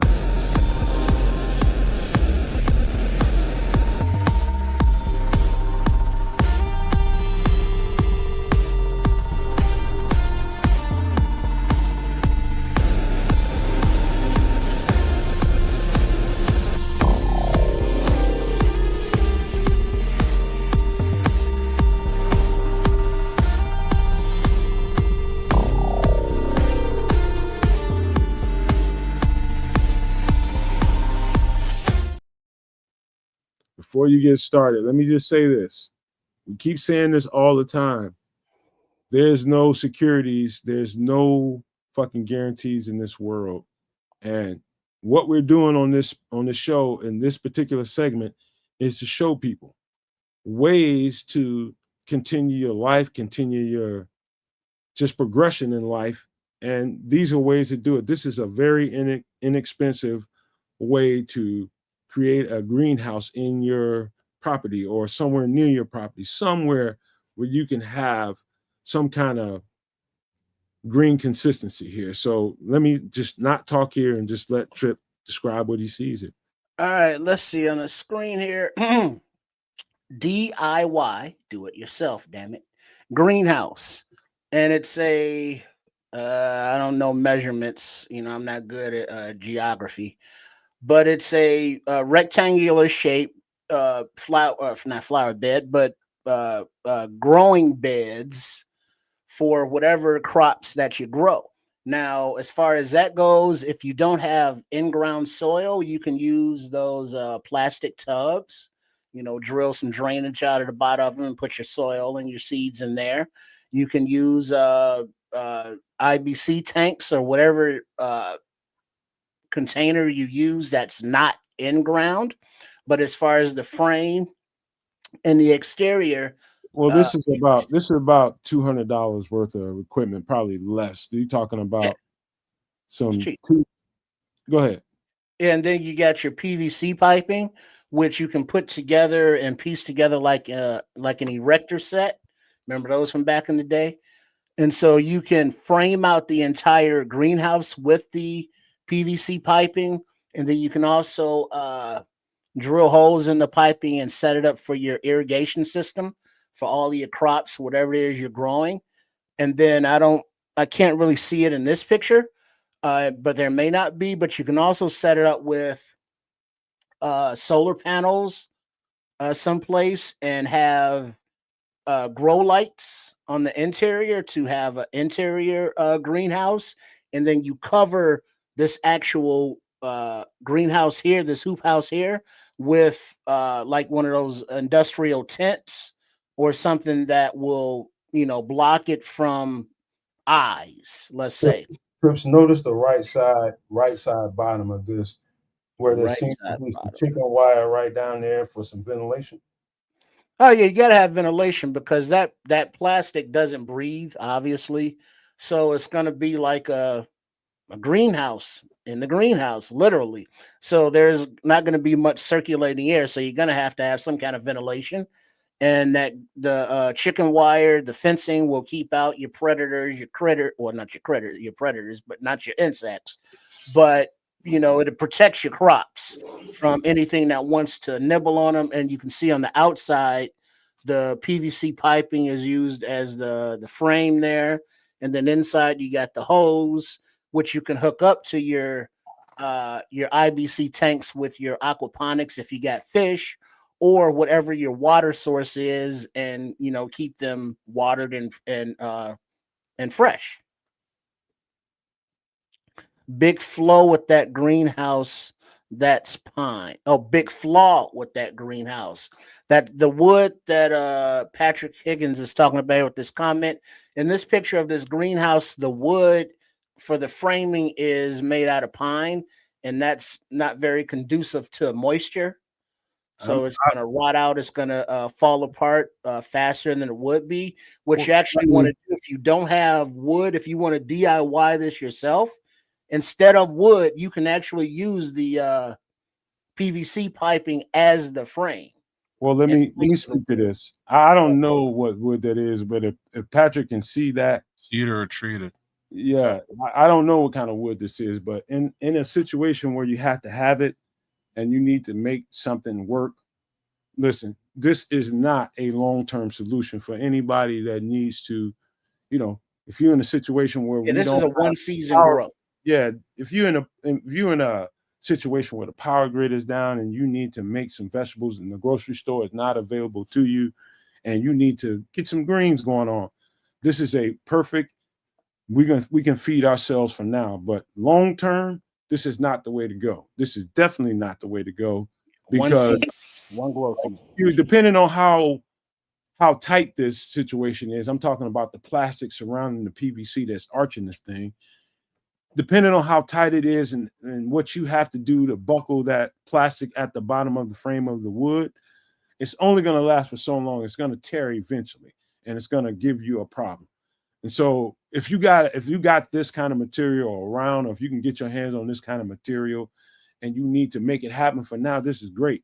But this is not a long-term solution. This is a quick, low expense DIY greenhouse. This is what this is. Mm-hmm. And you just basically get what you can get and you make it work make it do what it do.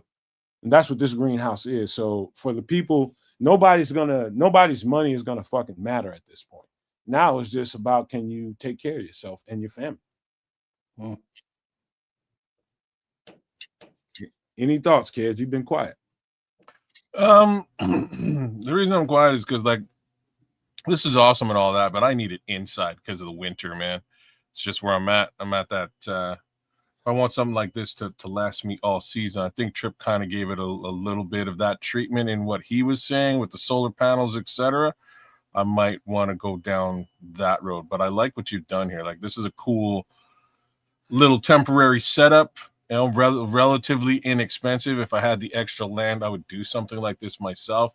But as stated, it would only be good during the summer months. I'd probably have to, unfortunately, like, rebuild it almost, because the snow would just destroy it. It's just that's another thing. I'm glad you said that, kids. Thank you, bro. Yeah. Because depending on where you are, let's just say you're Crimson and you're in the northwest, mm-hmm. or out there in that area that he lives in, there's a lot of heavy snow, and let's just say you got that thing situated by trees. It looks like he's by trees, and the fall off of those trees, the heavy snow, that is not going to last you very long. But it's a quick, cute, get you out of the season, growing some stuff, and you'll be able to at least feed yourself. I don't know if you're going to be able to keep those things for long term, but you'll get out of the season, you'll live. But in order in a struggle situation, in a survival situation, this is not long term. This is just, I made it happen for right now because we needed it. I like it because it's inexpensive and it's something anybody could do to get by. I think it's a very cool setup. Even the pine there, Patrick, like I hear what you're saying, that like pine is so ubiquitous where I am. It's everywhere. Like, if you just go cut down a tree, you get yourself some pine, you're good. You'd be good to go. But I understand the cedar or treated wood requirement here would be a much better setup. But like I'm saying, I'm more focused on stuff that I would be able to use in a garage or something like that. And something that Patrick also brought up, that he uses a cattle panel over his raised beds. Mm-hmm. And some people use the terms interchangeably between cattle panel and chicken wire. Okay. Whereas chicken wire is like cattle panel, but it's just smaller holes. Okay. Smaller grids. Yeah. This is definitely not a long-term solution, but if you got people that you need to take care of, and right now is the only time you got, this is the only thing you can do. And it's all you can do. And so, great design. The key to this is PVC pipe, some staples, some wood of different measurement. You can see some 2x4, of course, going around the base of that, but there's some other measurements in there. Maybe some 2x, depending on what you got. Nobody's going to be measuring wood at that point. You just got to make sure you got the right cut to set up the structure you got. So, this could be pieces of all kinds of shit, man. In a struggle situation, you just don't know. But let me and I'm particular about food at this point, because if things go down and you got a societal problem and you got some kind of grocery chain, whatever it is, food is the first thing that people thinks about, right?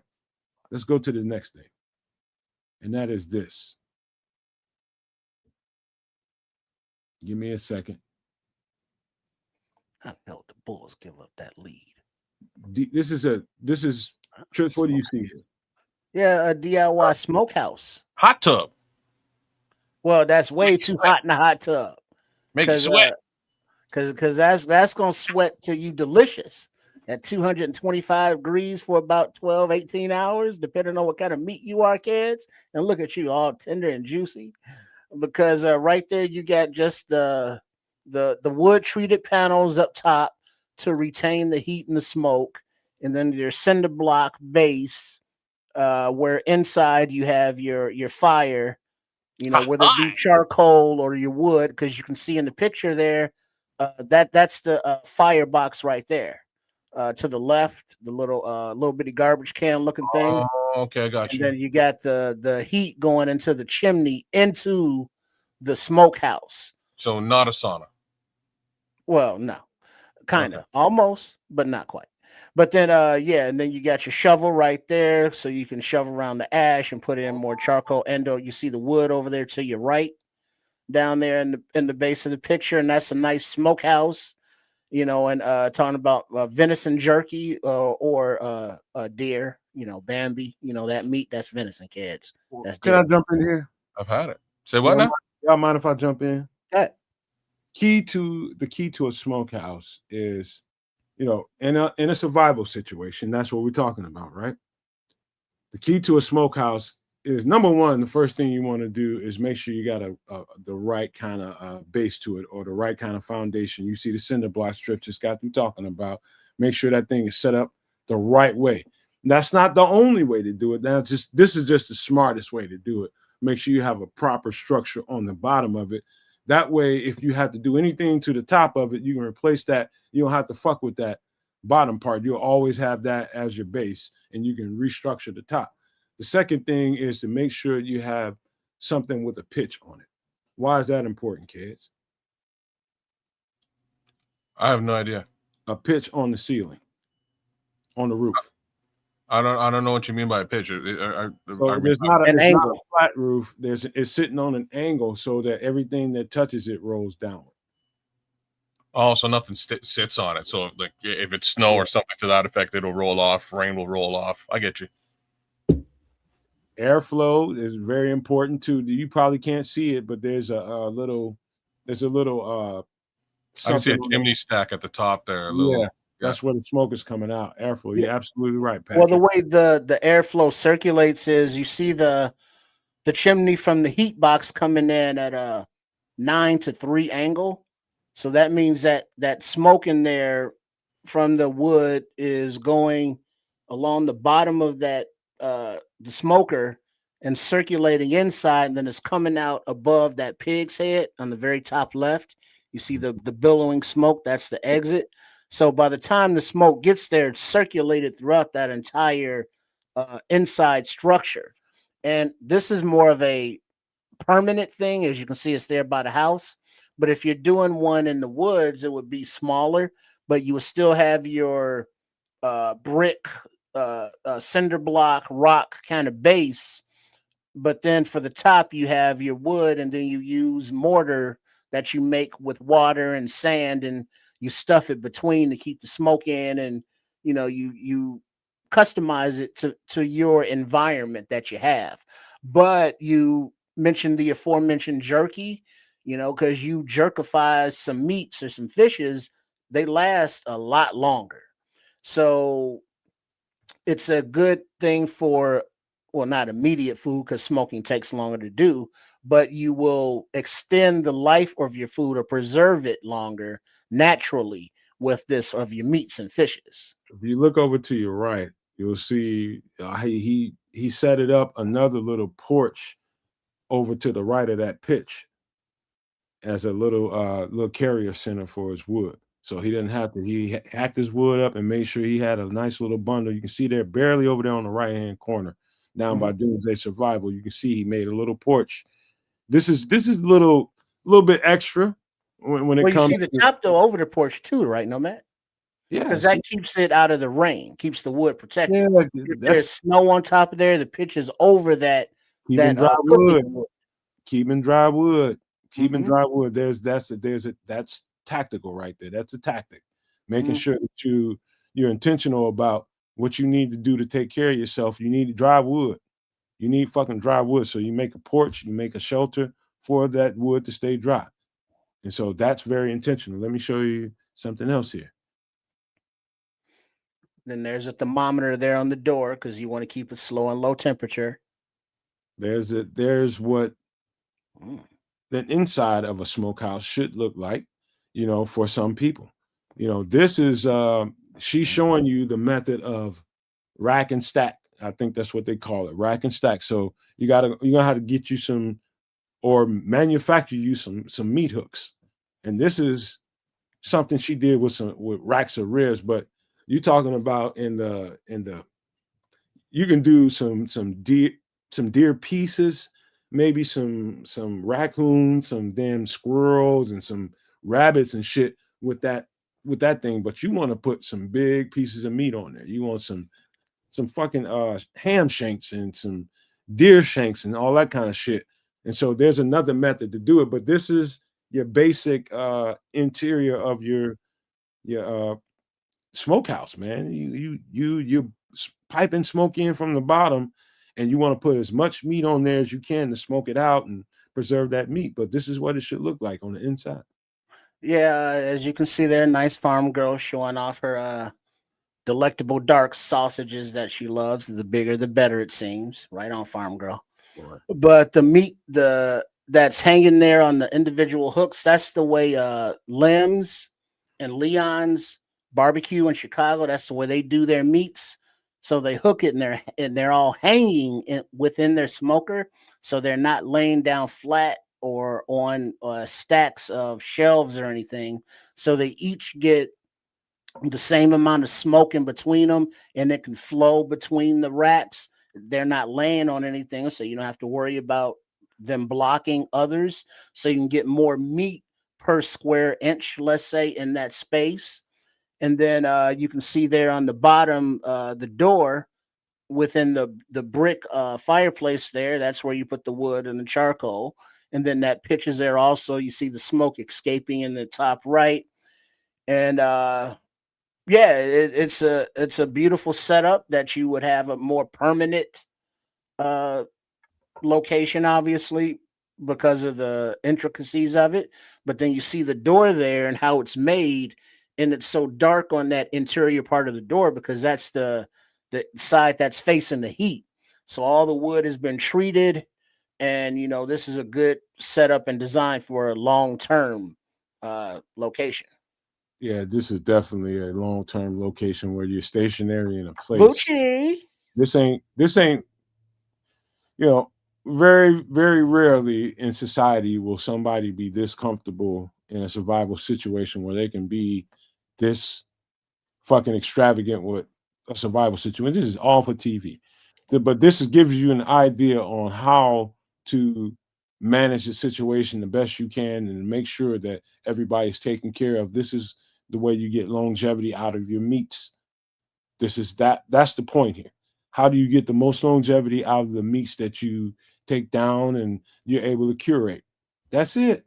And there's a I guess a grill method, a lay down method with your meat that I can show you guys, but that's not important. You can set that up in a hanging meat fashion, or you can set levels of, you can rack the meat. So kids, you've been quiet on this because we're about to get to your stuff and skip mine. What's your thoughts on this? I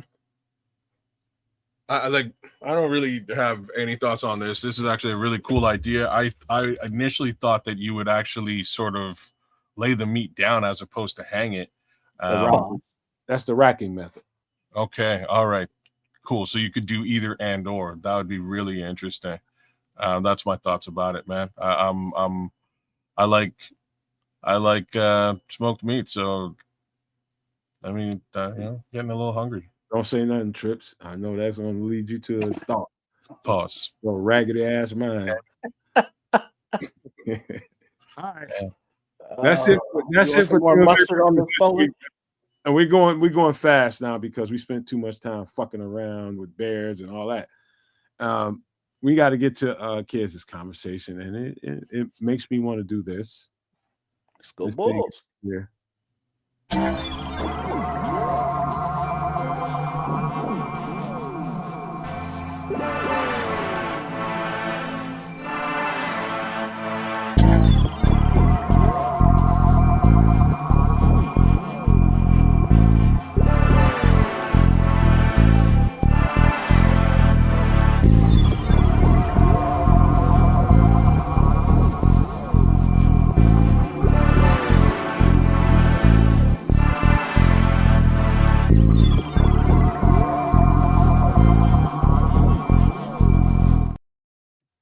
Man, you know what? I did a whole lot of work for 3i Atlas this week, but we gotta my. Did you? Yeah, I did, but shut up talking about it, man, because I'm gonna skip all that work I did. I heard somebody found out it was a rock. So that you can get to your shit. I think it's a good idea, but I'm just saying. I heard somebody found out it was a rock, not a spaceship. That was the last thing that I heard. And I guess we'll get into that at some other time. Long story short, y'all, back at it again. Conspiracy Theories Part 2. We ain't doing so much with Mr. Bill Cooper here today. We're just going to touch on one of the topics in the book. We're going to keep things a little bit light. Patrick, you actually brought this stuff up here last week, so we thought we'd do you a little bit of homage and talk a little bit about the Denver airport and how wild and crazy and wacky a place is there. So that Denver International Airport is it's an interesting commodity, full of symbols and weird, mysterious, conspiracy drenched stuff. It's weird. There's a bunch of artwork there that's like a coded prophecy that we're going to get into and take a bit of a closer look. There's potentially some massive tunnels underneath. There's also a major question of the budget associated to this thing. So we'll get into some of those items here as we go along, and hopefully I won't take too much time with respect to this portion of conspiracy theories. What's up? Connect the dots real quick. Sure.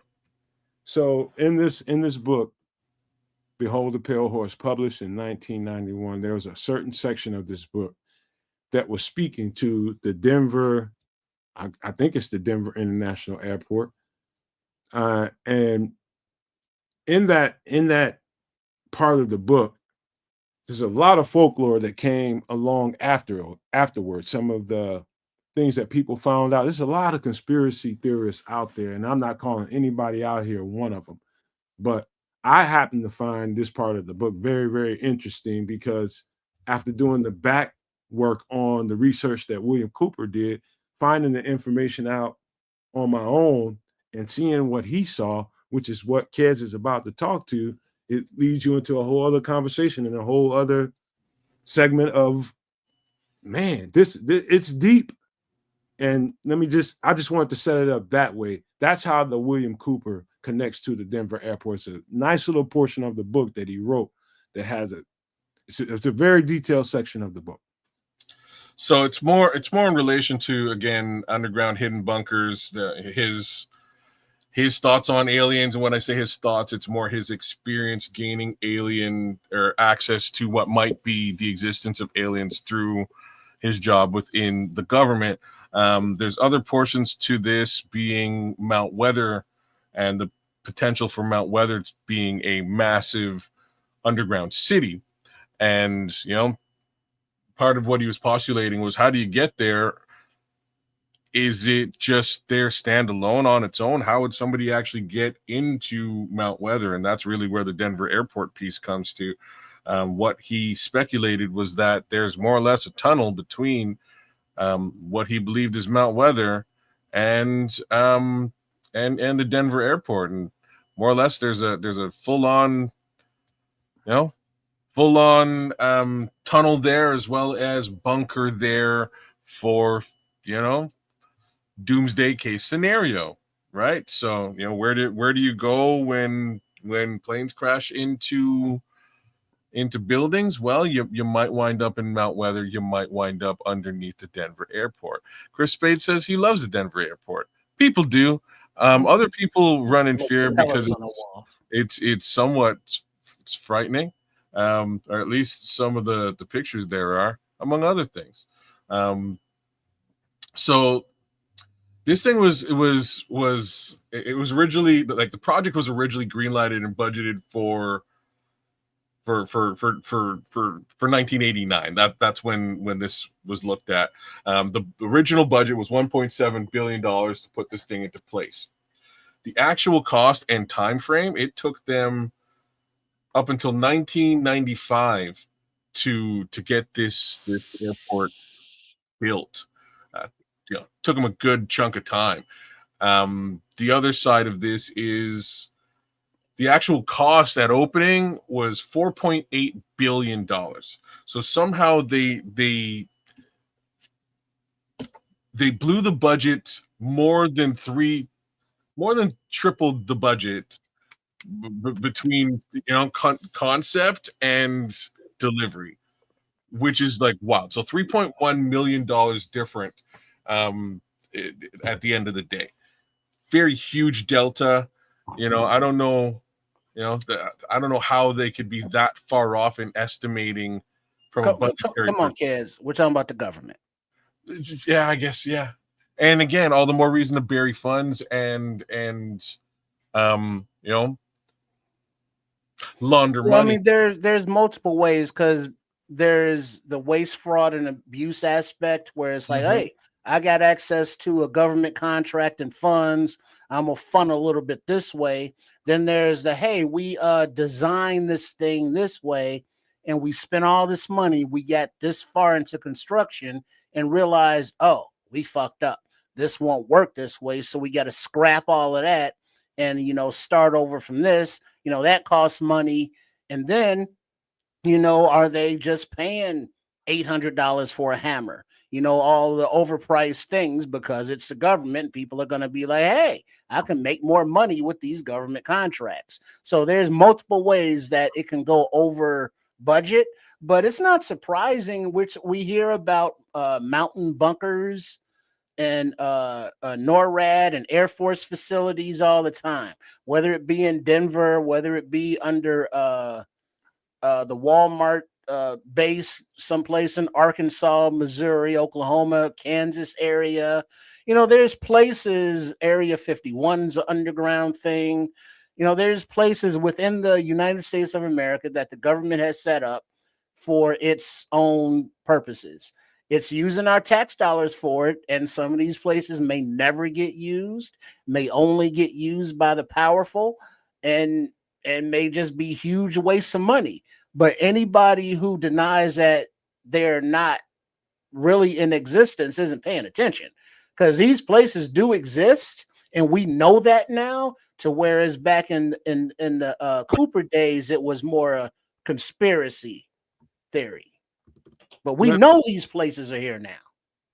Let me say this, kids. I know this is messing you up a little bit because you got a story to tell. I can skip through. I actually love the fact that Tripp kind of went deep on the portion that he just did, because now I don't have to do it. So let's keep it moving. What do you say? What I'm saying is, I don't think it's past anybody's understanding to think that it's about. All we're doing is speculating about what might be and what's possible. But I think we're past the point of it's like, oh man, it's bullshit. Y'all, motherfuckers think too much, and all these conspiracies, all that shit's going to the wayside. I think, in fact, that the elites had better hurry up and find something and somewhere to fucking go. Because I think their time's up, to be honest. So here's the real question. The real question is why? Why would they build something like this? Is it just because of like maybe, or is it we know some shit, we need to build something in the ground now and take as much money as we can to do it and make that thing immediately? Do we know something that the rest of the world doesn't know that we're not telling the rest of the world? It's always about power. It's always about some of the stuff that me and you talked about last night, kids. It's all about inferiority complex. These people are hoarding money. You understand what I'm saying? You know what a hoarder is? Listen, if you understand what a hoarder is, these people aren't hoarding items. They're hoarding money, resources, and hoarding power at the same time. So that your average man, Trips, your average man, you cannot get that. Cannot get that. You have no chance at all. And so here we are at a breaking point. People are just like, you know what? Fuck you. We need to get some of what you got. Stop hoarding all that fucking money and resources. We want it. You ain't finna run away with it. And that's why this conversation is important.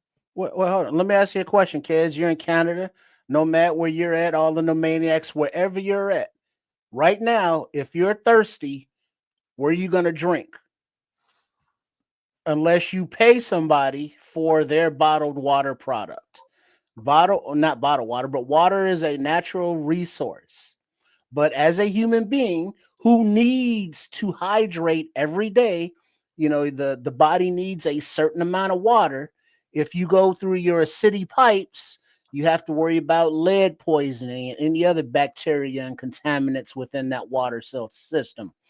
If you are in a survival situation, you have to worry about those other contaminants and you have to filter it. But just everyday capitalistic life, if you are in an airport and you don't have a water bottle and a public fountain handy, you're going to pay $10 for a bottle of water. So that's part of the resources kids is talking about that the man is taking over that you got to pay to live for. So the and then there's the flip side that's a little bit more conscientious, and it's just, don't let that shit slow you down. Get to your story, man. I will. I'm just saying maybe you're just funneling money into the Denver airport bill to avoid paying taxes elsewhere. Right? It's a great way to launder and bury money. So let's get to some of the stuff. I'm looking at the chat here. I'm very surprised y'all really with it on this one. I'm a little bit less with it on this one. I'll be real. But these guys are talking about the crazy blue horse and some of the artwork that we're gonna get to. So it's, long story short, this place isn't decorated like your typical airport. So like if you go on a plane and you say bomb, you're probably getting escorted off the plane. And the reason for that is just like, planes could blow up, planes can crash. You don't want to have that kind of stigma in or on or around the plane. You just those don't. Connotations. You know what I'm saying? That type of connotation is frowned upon. And you might get taken away by the air marshal. That's just how things work. Except at the Denver airport, because the artwork at the Denver airport is for the most part of like death and evil. Like there's some very strange artwork here. This isn't super evil, so this one I find a little bit less worry about, but we're going to talk about it anyhow. This one's a little bit weird. I looked at this one and I was like, I don't know, but okay. So this is, what is this one called? Was that periodic table symbols?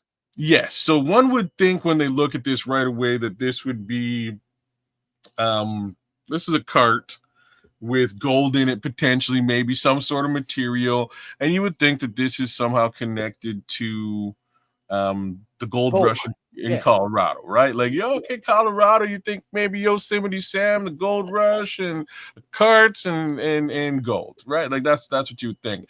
Not to mention these symbols are gold and silver, AUAG. Except maybe they ain't. All right. So jeez, man. So this A and the G here maybe linked to something else. So you'd think again that this is the chemical symbols. This may be in reference to something known as the Australian antigen. An antigen, something that actually triggers an immune response, not a pathogen itself. So while in fact there's something that is called the Australian antigen, like it was first found in an Australian Aboriginal patient. In any event, it's used to treat hepatitis B. It's sort of a weird thing to sort of have there. Maybe there's some sort of maybe this is in reference to some sort of a cure for the elites or something to that effect. Just a weird one. So well, that's don't they mine gold and silver in the mountains outside of Denver? this again from the old gold rush. Yes, both of these things, there are definitely mines in respect to the region that we're talking about. Okay. So I'm a little bit less fussed with this one. It's just a little bit weird, and I heard about this Australian antigen linkage and thought I would bring it up. So maybe this is again code for something deeper. Kids, did you read the part? I think you read the part where it was talking about how it's connected to some kind of disease, right? You read that part, right? Yes. And that's ominous enough, right? Well, it is ominous enough. It suggests, like, if we're speaking about an antigen versus a pathogen is a disease or a like, what's a better word for this? Not a sickness, but like a virus, like something you can give to people. And antigen is a cure for that pathogen. So, oh shit. Maybe this is where they store a cure for a disease. All right, so I'm going to stop. Protagonist, the antagonist. There you go. So I'm gonna stop speculating because I just speculated myself to a really conspiratorial place. I have to say this, and we'll just leave it right there on its face, and you continue after that. But the design of this airport was led by a Freemason, at least a Freemason. Not, I don't know if it's a group of them, but Freemasonry is going on here, and it's out. It's a plaque outside of there, and we'll leave that there.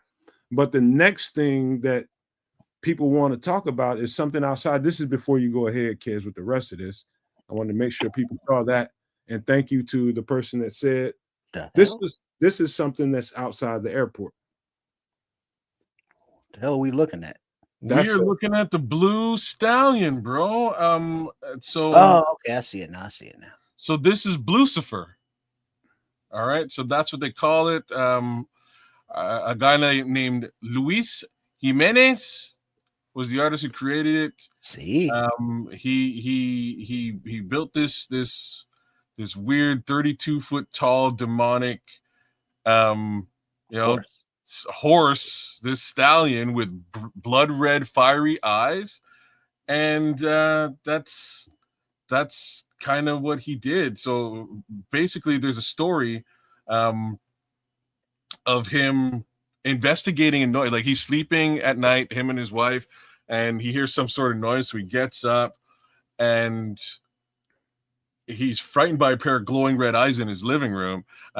Basically goes down there, and eventually he realized that his horse, Blackjack, had gotten into the house. So this is part of the reason why he chose these red eyes for this horse. And Blackjack was basically also the model that Jimenez used to create this statue. But like when I heard about this, I'm like, so like me and Nomad were talking about this yesterday. So like how your horse wind up in your kitchen though? How does a horse get in your house? Yeah, say that shit, kid. How does your horse just haphazardly wander into your home? Hello, Wilbur.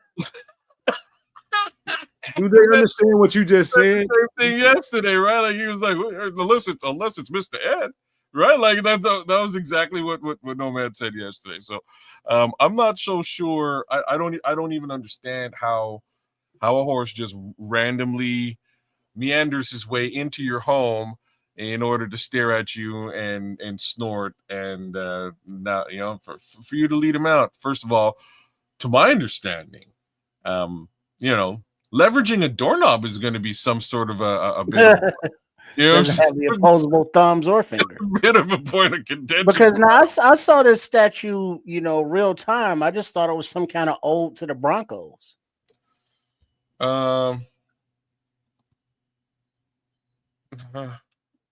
That sounds good to me. No, I don't know, man. I really got nothing for you. No, I ain't letting that slide. Nope. Yeah, I got nothing for you. So there's Lucifer, and that's courtesy of Luis Jimenez. I don't know why this is there. Well, I mean, is there like a plaque under it that has some sort of definition or what it's supposed to represent? No. I mean, because is it the actual name Lucifer that they call it? Well, it's called the Mustang, but it's been nicknamed Lucifer because, like, WTF. Well, but the Broncos colors are blue and orange. If it's a blue horse, maybe the eyes are orange and not red. So Kevin in the chat is saying the eyes are supposed to be supposed to be orange, but they're red AF. So maybe. Well, that's because we don't have an HD. Maybe he's not a Broncos fan, and he had to sabotage it towards the end of the build. Handle the chat for me because I'm getting the next. But I mean, what's the conspiracy aspect of it? Well, there's a devilish ass horse at this airport, along with some other stuff. There's weird stuff here. So, that's just the wild stallion, the Italian stallion. I got Beldar's out there. Beldar Conehead is representing. Handle that chat, kids. I'm coming with the next. All right. Good old Beldar just jumped in. Good to see you, Beldar.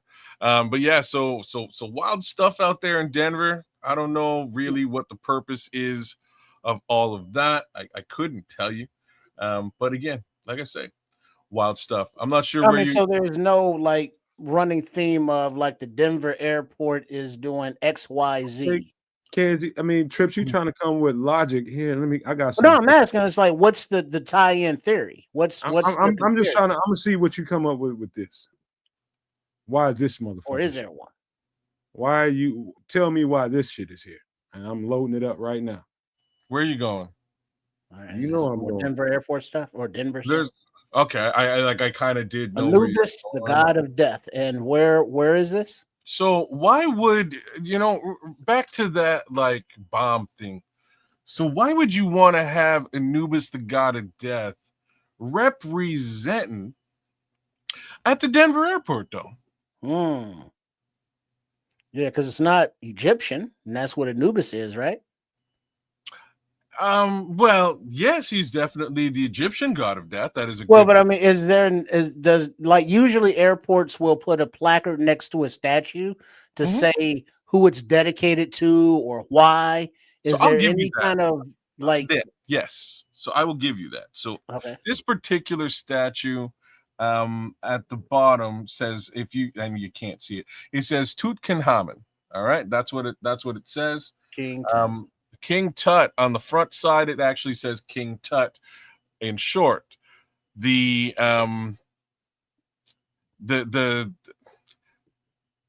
way that this is spun off here is that this is a 22-foot sculpture of Anubis, the ancient god of death.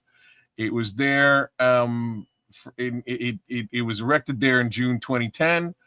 It was apparently part of an advertising campaign for the Denver Art Museum. So what I can't understand is why they would have this at the airport and not at the museum where people go to see things like this. But there it is at the airport for all to see. And Minister Charles, feel free to speculate as to why something like this might be at the Denver airport. I would love to hear. So I'm hearing they built this statue at the airport as a advertisement to their natural history museum exhibit of the King Tut advertisement. That's a logical. But they put a actual statue out there for that. But you put something like that at the airport. Is that gonna make you go run to a museum to go see some shit? Really? Things to do in Denver when you're not dead, I guess. Well, so wouldn't you say that was a great film, by the way? Boat drinks, man. Boat drinks. Give it a name. So wouldn't the same effect be felt if you just put a I don't know, like a picture up of the Denver airport, Denver Museum and Anubis, maybe like maybe just a poster with a poster. Well, because the thing is also the exhibit of King Tut doesn't live there. It moves, it leaves, but the statue is permanent. It's a 22-foot statue, Trip. You know what I'm saying? How It's not a small piece of art.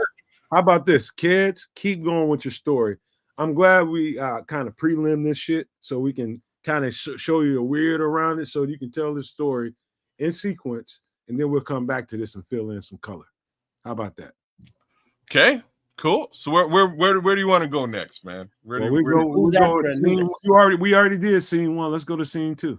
So no, that's scene 3. Remember, this is sequence. Oh, so here we are. This is definitely scene 2. Uno. 3. This is 2. Wait, it was the gold symbol and the silver. It's now this one. No. Listen, Trip. You saw the gold and the silver symbol before you saw this when you're walking through the airport. Oh, so they're out of sequence. Okay. So what kind of depressing thing are we looking at? Yeah. So this one things get real dark, right? So now you go into the airport, and this is what you see. This is how you're greeted in the Denver airport. So a gentleman named Leo Tanguma has a 3-paneled mural titled "Children of the World Dream of Peace." Oh, is that what they're dreaming about? Look like they're a little bit on that unalived. You know, they might be unalived. They don't look healthy to me. This guy kind of looked like he's huddling maybe with his mom's. But why is mom crying like that? Well, because she might be impoverished and or look at how many of them there are. Just let him tell the story now. All right. So yeah. So the first panel contains some disturbing imagery, which is unsurprisingly stoked the imaginations of a great many people. There are claims that it foretells the one world government, a fascistic future in which the New World Order or Illuminati or reptilians, etc., has wiped out most of the population and ruthlessly rules over what's left of humanity with an iron fist. Of course, once the overarching concept artist has his mind had in his mind to explain it, the panels make a bit more sense. Take it easy, Crimson. The first panel represents the horrors of war, with grieving parental figures, bombed out buildings, and children sleeping in the rubble. So those are bricks down there and things along those lines. The dominant central figure is a faceless soldier impaling a dove, representing peace. There's other things that the dove also represents. Isn't that right, Minister Charles? On chicken? Sorry? Let him talk. Drunken chicken. Let him talk. Maybe. Basically, again, on the point of the sword is where that dove is. This is without a doubt the panel that is most frequently cited for its sinister overtones and the often remaining, end of the often remaining panels. It's not, this is not quite mentioned or shown. All right, so that's this one, right? This kind of looked like a scene out of the Ukraine, but a little bit all right, more future looking and much worse. Can I interpret it based off what we saw, what we read, if you don't mind? No, what I see, if you look very, very closely at the far left, you see at the top, you see a rainbow wanting to come in to signify peace. This is I'm giving you a hint of what's going to happen ahead. But all of a sudden, dark comes in, and that represents this soldier with no face, with this gun, with this sword, poking and basically impaling the dove of peace. But what you see outside of the people that's laying down in the red, outside of that, you see souls. You see souls that are in mourning of what's happening to humanity. That's what I'm seeing. And you're seeing shattered and broken buildings in the background that war has produced. And that leads us to the next part. You ready to go to number 2, kids? Number 3? Mr. Charles, this is mere folly. But in any event, we can go down to the next. You don't have to respond to the chat. We can do that later. Let's just keep. We can do the next portion of the mural, because again, these murals are a little bit wild and crazy. So drink this one in. We've got what I can only assume are caskets with children in them. A little, Wait, I don't see no caskets. so a little blonde white girl on the right hand side. Those are like plates. Bottom right, and a little black girl on the left hand side, both in boxes. I don't know. There's just a random severed buffalo head here, which I've kind of tried to wrap my mind around. I don't know what they're doing there. Then there's some kids and a dead leopard. A turtle. There's a turtle. There's a turtle hanging out. There's maybe a killer whale that's just jutting into the area here. A penguin in a glass case with some sort of writing that probably says hi. Can I interrupt, kids? You can. I will interpret this the way I saw it written, but I see it exactly how it was written. This looks like a forest on fire in a city way, way back in the deep part of that fire. You can see a city, the plateau of a city, and the shape of buildings in the background. You see a forest on fire. And basically what it was explained to be is basically climate change and forests on fire and people having to save not only themselves, but animals and plants and different things. You see flowers and stuff in there.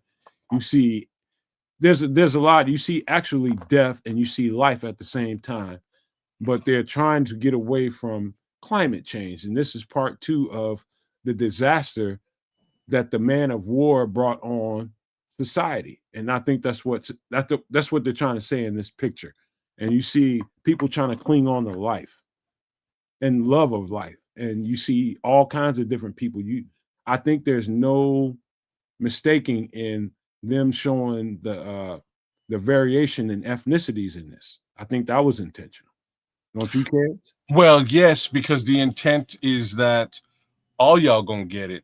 This ain't just happening in one location to one race of people. This is happening to everybody. I have so many more questions about this particular mural, and a lot of it pertains to the animals. I don't understand why there's animals in glass cases. There's 3 of them, as you can see. Artifacts. Artifacts? Artifacts, yeah. Well, serving what purpose? To preserve them. So we're preserving artifacts of penguins and birds and potentially if you live near a very prominent museum that is preserving artifacts for people to see, and you know that these things need to be preserved throughout time so that people can see later on, that's important to people in society where they're trying to run from climate change. Let's go in this museum and get everything that we can get and try to preserve it. Right? Well, we've given names to everything except that head with the glowing thing around it down in the middle with that little piping going into it. What's that represent? What are you talking about? So he's talking about the right hand side, the like taxidermist buffalo head. Well, no, I'm talking not that head. I'm talking about the head in the middle bottom. Oh, so that is just another dead person. It looks like I have a larger version of this that I can see. It's another dead person. You can explain it to him. That's a body. That's a body. Trips.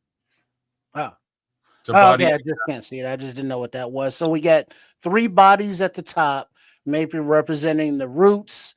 Then you got jungle life. You got sea life. You got plain life with the buffalo head. You got looks like trees there on the side.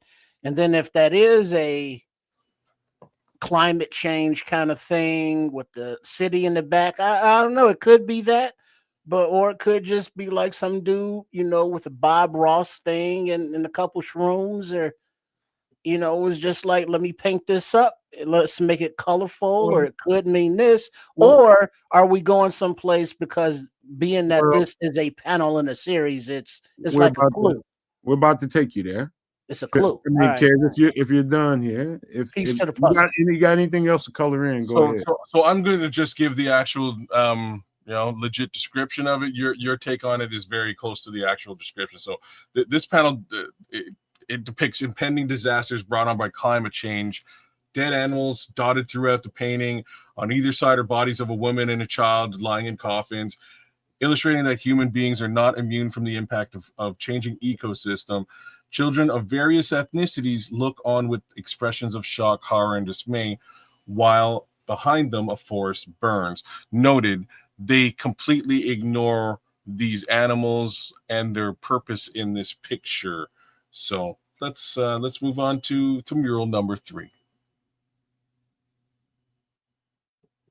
Kez, what do you mean they ignore the animals and their purpose? So the animals that are in these cages, these glass cases with the writing on them, they ignore that. The explanation does not speak to what these are for. Because there's one at the top that is opened with a bird somewhat, falling out of it, if you will, or flying out of it. Whereas the other two that they have here, I'm trying to understand how that's the only thing that's ambiguous to me. The rest of it seems to me to be them trying to maintain some kind of preservation of what's important. That's what it looks like to me. Them hustling together and trying to maintain what's important. And that is the only ambiguous thing to me as far as that goes. Minister Charles. Well, hold on. Let's finish this story, and you can get to Minister Charles later. Well, I want him to speculate down Let that. him speculate later. Let's go to this. Yeah. What do you see here? So here is mural number 3. So the upside here is this is a much less ominous situation. All right, we got a bunch of kids, everybody smiling, bunch of people smiling. They got all kinds of weapons all wrapped up in different flags of the world. You'll see different flags as you sort of look through this. All kinds of weapons are wrapped up in flags. And the homie with the big bad homie with the knife has more or less been defeated. There's a red carpet at the bottom, and the doves are back, but the doves aren't dead. There's now 2 doves, and they're somewhat alive. And it's probably a good depiction of good triumph over evil. Something like that, some level of good. I wonder what these words are in this picture, though. So pieces there, maybe they're different. So what I saw in the totality of that story, they were telling a story in these murals. This is what they are. They're murals. And in the story, it told us that this is what we're dealing with. This is what we're dealing with. This is what we have to face. And if we don't confront those things, if we don't deal with those things, this is how bad it can get. And in those future murals, in those before murals, they're showing you how bad it can get if we don't confront that evil. And they're showing you in this image that, hey, we can defeat that. And it's intentional, again, showing very, very diverse ethnicities here, that it takes everybody. And so to me, I used to look at these things as, okay, golly, this is very, very dark. But when you look at it in succession, it tells me that we can win. All we have to do is be together. That's what the story tells me. If anybody sees it any different, go ahead and say it your way.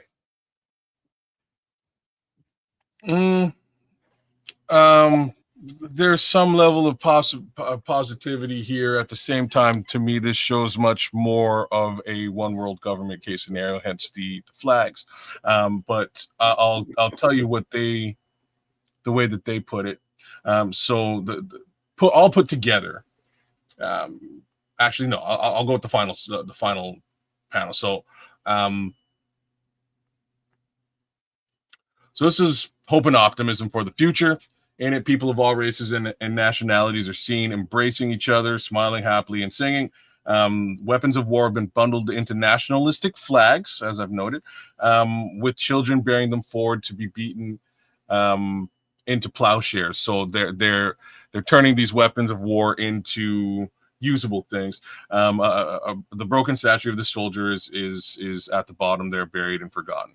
So that's pretty close to what I was saying. All put together, the murals imply humanity is moving past its aggressive tendencies and defeating the ecological challenges we face. Taken as a whole, say, are we though? I don't think so at all. Taken as a whole, the predominant theme is one of hope for the future. Nevertheless, it's hard to argue that most of the imagery isn't disturbing, right? Like, it's pretty weird stuff, even with the intended context. So in 2018, as part of the preparation for a large-scale remodel of the Jepson terminal, Leo Tanguma's infamous murals were removed and put into storage. So they're still there somewhere. They're just not being, put on display at the airport anymore, which is probably in everyone's best probably in everybody's best interest. Another aspect to this that I forgot was that the gentleman who created Blucifer, he was killed when a piece of the horse fell on him. Unalive? Sorry, he was unalived when a piece of the horse fell on him. A piece of the horse dropped, cut his leg off, and he did not survive the erection of the horse. Well, that's part of the story you were telling. Yeah. That was part of the story you were telling about what's the horse doing in the house, ain't it? That is a part of it. But this stuff is just weird and coincidental. I feel that, again, this is much more of a one world government mural. And when I say that, the first one to me is, in order to, from chaos bring order, right? So mural 1 is the chaos. Bad things happen. Mural 2 is the fallout of the bad things, and mural 3 is how they reconvene. This has happened in other places, such as Germany, for instance, or Russia, for instance, during the switch away from the Tsar. Similar things have happened. Bad stuff happened to the people and the controlling rulers in Russia. Power was switched back to the people. They then eventually became communist. Well, it's all cyclical, and depending on the world, depending on the government.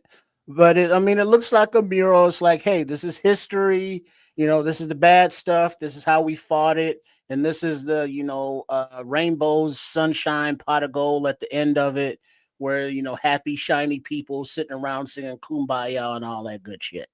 And I don't I understand that there are layers to it, the artistic aspect of it, analyzing the meaning of it, in art galleries where they had the benches and you can sit down and absorb and digest and process what's going on out there. And it's like, yeah, I get all that, but to me it's like, yeah, cool story. It's like looking at graph and deciphering how that artist design the letters, and the people that are really into it, it's like, dude, look at how he connected, this with the space letters, or this with like the jungle letters, and it's like, yeah, cool letters, so you like, I get that there's stuff to it, but I don't read that much into it because it's the artist just painting stuff. Because I went to college with the guy that's doing some of the painting at the new Kansas City airport. And his style kind of reminds me of like JJ from Good Times, not caricatures, but his people have his certain kind of thing, and that's his style, his look, his flavor as an artist. So I get that everyone has their different thing, but I wouldn't put it on him to, in his paintings and his murals in the airport, to be telling the story that should be, analyzed by people on layovers. It's just kind of something that's nice to the eye. It's like, oh, look at that, nice colors. Where's the Cinnabon? All right. This is exactly the way I see this thing. In sequence, it tells me a story of humanity. It tells me a story of humanity. And it tells me exactly where we are right now.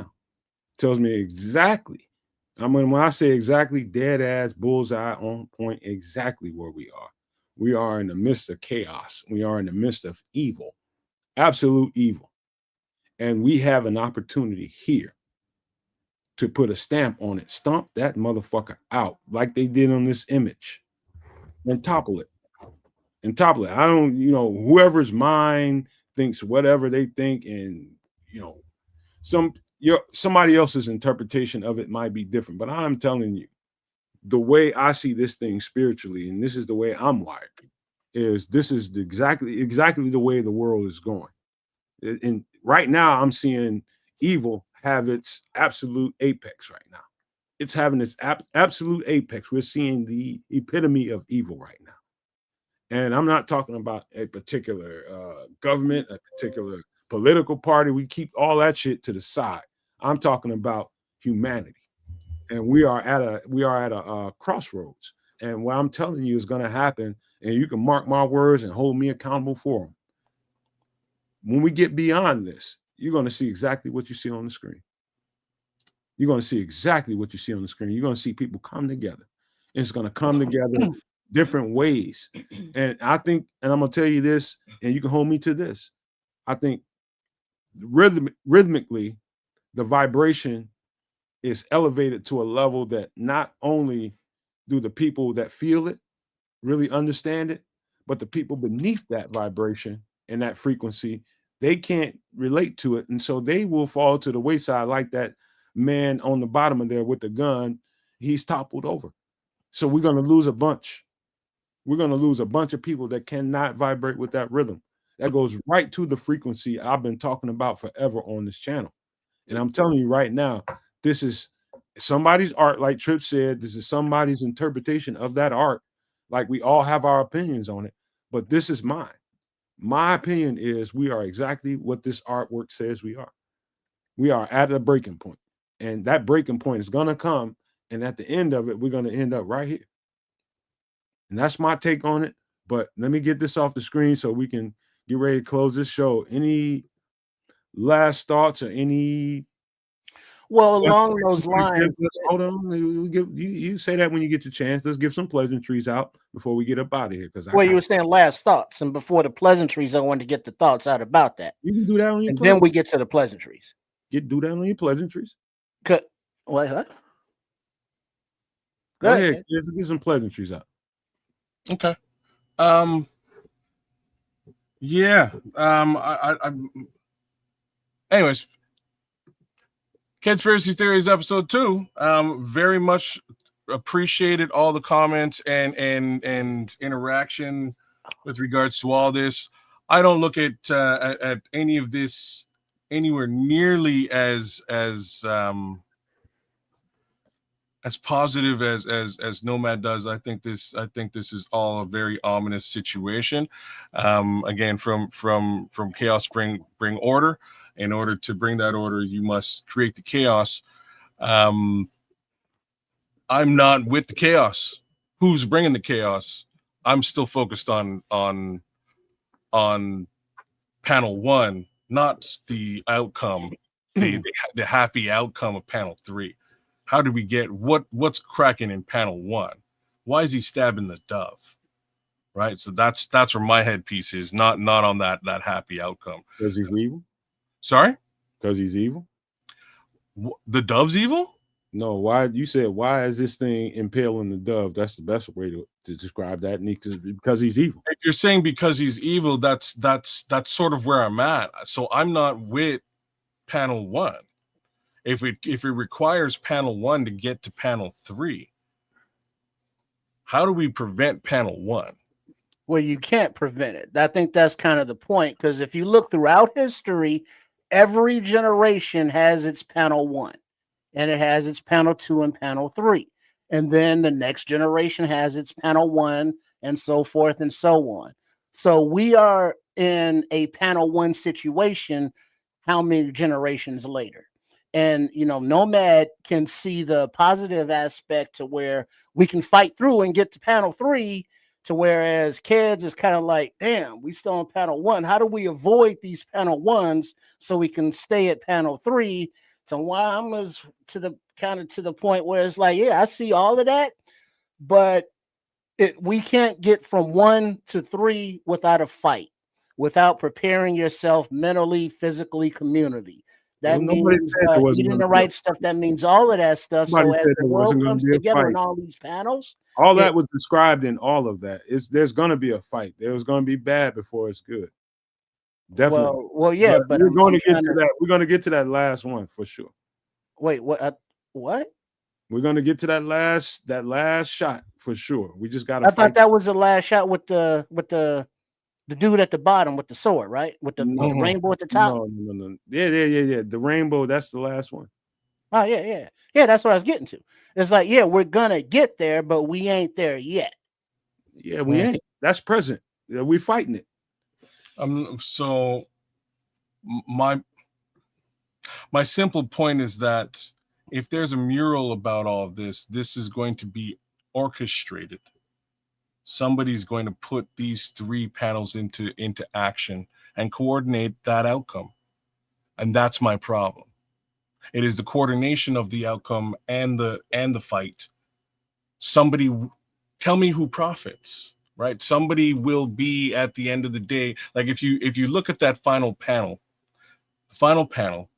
in the very center of the final panel, there's a child with a hammer, banging on a hammer, with a hammer banging on a sword. I'm not sure what that's truly depicting. There's a couple of people helping him mold that sword into something. The description, kids, it was they were turning that metal into something else. They were putting it in a mirror, turning it, repurposing that metal. That's what it was saying in the description. Repurposing it into what? Something useful and productive. Yeah, it's not something that impales someone. Well, that's what a sword is for. It's not a weapon. It's not. Well, that's why they're destroying. They're melting the sword to make it not a sword anymore for impaling. That way, those doves down there don't have to worry about it. I'm worried about that kid. Because if you see all the flags, the swords are all wrapped up. So all their armaments for each country have been wrapped up because they're not in use anymore. Because the kids have realized we don't want war with each other. We want to work together. And so those symbols of the negativity in the war with the sword guy are down at the bottom, and all those weapons of war for each individual company are being wrapped up and disposed of or repurposed. And I know, I got to say this before we get ready to get out of here. I have to say this. In the world that we live in right now, people live where their feet are. People exist where their feet are. They know what's happening right now today and what I can see, what I can feel, what I can touch, what I can smell, what I can taste. But that's not everything. If you live in that world where all you do is what I can deal with in a day and what I can touch, feel, taste, smell, all that nonsense in a day, you're not going to get the big picture. You got to think beyond right now, today. And I know where we are today. We're in total chaos. We're totally in that evil space where the evil seems to be the absolute Lord and ruler of it all. And that's true. But I'm telling you, it will not stand. And that's the positivity that I live with. And that's what I know. And I'm telling you guys right now, it will not stand. It will not stand.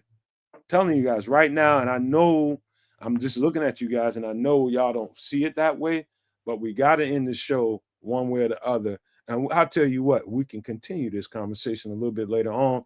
I love y'all for being peaceful and respectful about it, because everybody has their own thoughts and virtues about it all. And we can talk about it forever.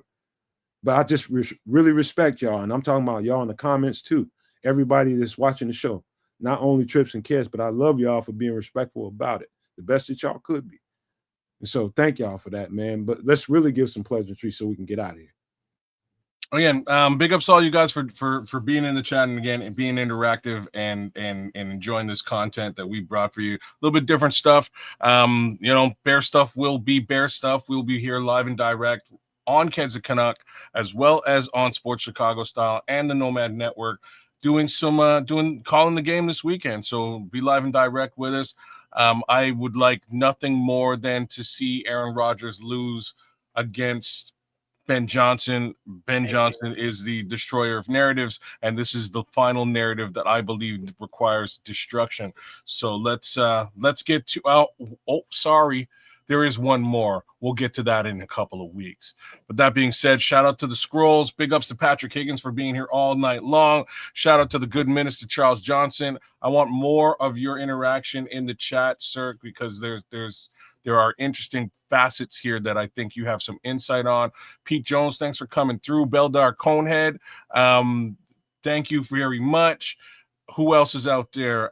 AC Adam, Mr. Mayhem, Crimson, Cloud Chasers Radio. Kevin, thanks for coming through, Kevin. Anyone else out there that I'm missing? Oh, Missy was with us earlier on. Shout out to Missy. There's a couple other folks who jumped in here, man. But did I say the Scrolls? I must have said the Scrolls. If I didn't say the Scrolls, I'm saying the Scrolls. Neil Red, that's who I wanted to give a shout out. Just seeing you in the chat. A couple of heads here. Levante Rodgers, shout out to you for re-ing up your membership for another 5 months. And one more again, I'm going to shout out to Lord Crimson for re-ing up his subscription for 12 months. And we'll leave things short and sweet so we can get out of here and everybody can get some rest and rest up nice for this weekend's game, because I think it's going to be a good one. Trip? And it's not Aaron versus Dennis Allen. You know what I mean? Because, offense versus defense and such. Whereas, so it would be nice to have Ron here on the field at Soldier Field to come in and talk his shit, so this defense can pound his ass. No Diddy. So yeah, big up to all the No Maniacs. Thanks for tuning in, and make sure you are subscribed to one or actually all three of the networks. Go through and give them a like and a share of whichever platform of the Nomad Network, of at Keds of Canuck and at Sports Chicago Style. We look forward to being with you again Sunday for the Steelers game at Soldier Field. So make sure you're subscribed, please, and thank you. Yeah, let's go. I just want to say thank y'all once again, No Maniacs, Super No Maniacs. I want to thank you two guys for hey man, this doesn't have to happen, but it's happening. And I think good things happen when you positive about it. And I just want to say this, man, we all don't agree with everything that everybody else says. We will fight about it, you know what I mean? But that's a good place to be, because I do truly believe that I'm a person that can reel people in. I'm one of those individuals that can reel somebody in that doesn't think the same way as I do right now currently. You can be on the totally opposite end of the way I think right now. But I'm asking you guys, give me an opportunity to prove you wrong about the way you think. I'll bring you to my side. Not that I'm absolutely perfect. Not that we're not. I'm not. But I believe 110% that I'm on the right side of where we need to be as humans. And if we can't figure out a way to fish out and reel in the differences that divide us, we're definitely on the way of that first mural. But I believe we're better than that. I do. I know we're better than that. Yes, of course, we're going to lose some people that doesn't belong in that spectrum, that shouldn't be there because they don't have any good in them. There's a lot of people out there that don't have any good in them. And we have to accept that. We can't make excuses for them. We cannot give them pardon. And I'm not talking about politically. I'm talking about don't give them an excuse. It's screwed up people out here that won't change. They cannot change because they're empty. And that calls on somebody like myself and other people that can reel good people in. You just in a bad place. and maybe I can do something to impress upon you something that can make you change. And I believe I have that in me. I know I have that in me. I've proven that my entire adult life. And so I'm just asking you guys for just some breathing room to let us express ourselves. And this particular story happened to be something that struck me in a certain way because of the way, I guess, the way the story chronicles. And it shows you what could happen in the midst of chaos. Great things can happen. Maybe this is supposed to be happening to the world right now so that we can get to the next level. Appreciation, understanding, and absolute love for each other as human beings. Love for humanity and not worrying about what the fuck you look like. Okay? Not worrying about that. It doesn't matter to me. And I hope that humanity can get to a point, and I know they will. We can get to a point to where it doesn't matter what the next person looks like. You can get there. You just got to dig inside. Got to dig deep. And I just want to leave you guys with that, man. It's better than what you perceive it to be right now as we see it. But I got to leave you with these famous words. If you can think it and you can see it, there's no reason in the world why you cannot absolutely manifest it. Do not, and I repeat, do not be a prisoner of your own mind. But with that being said, we are out.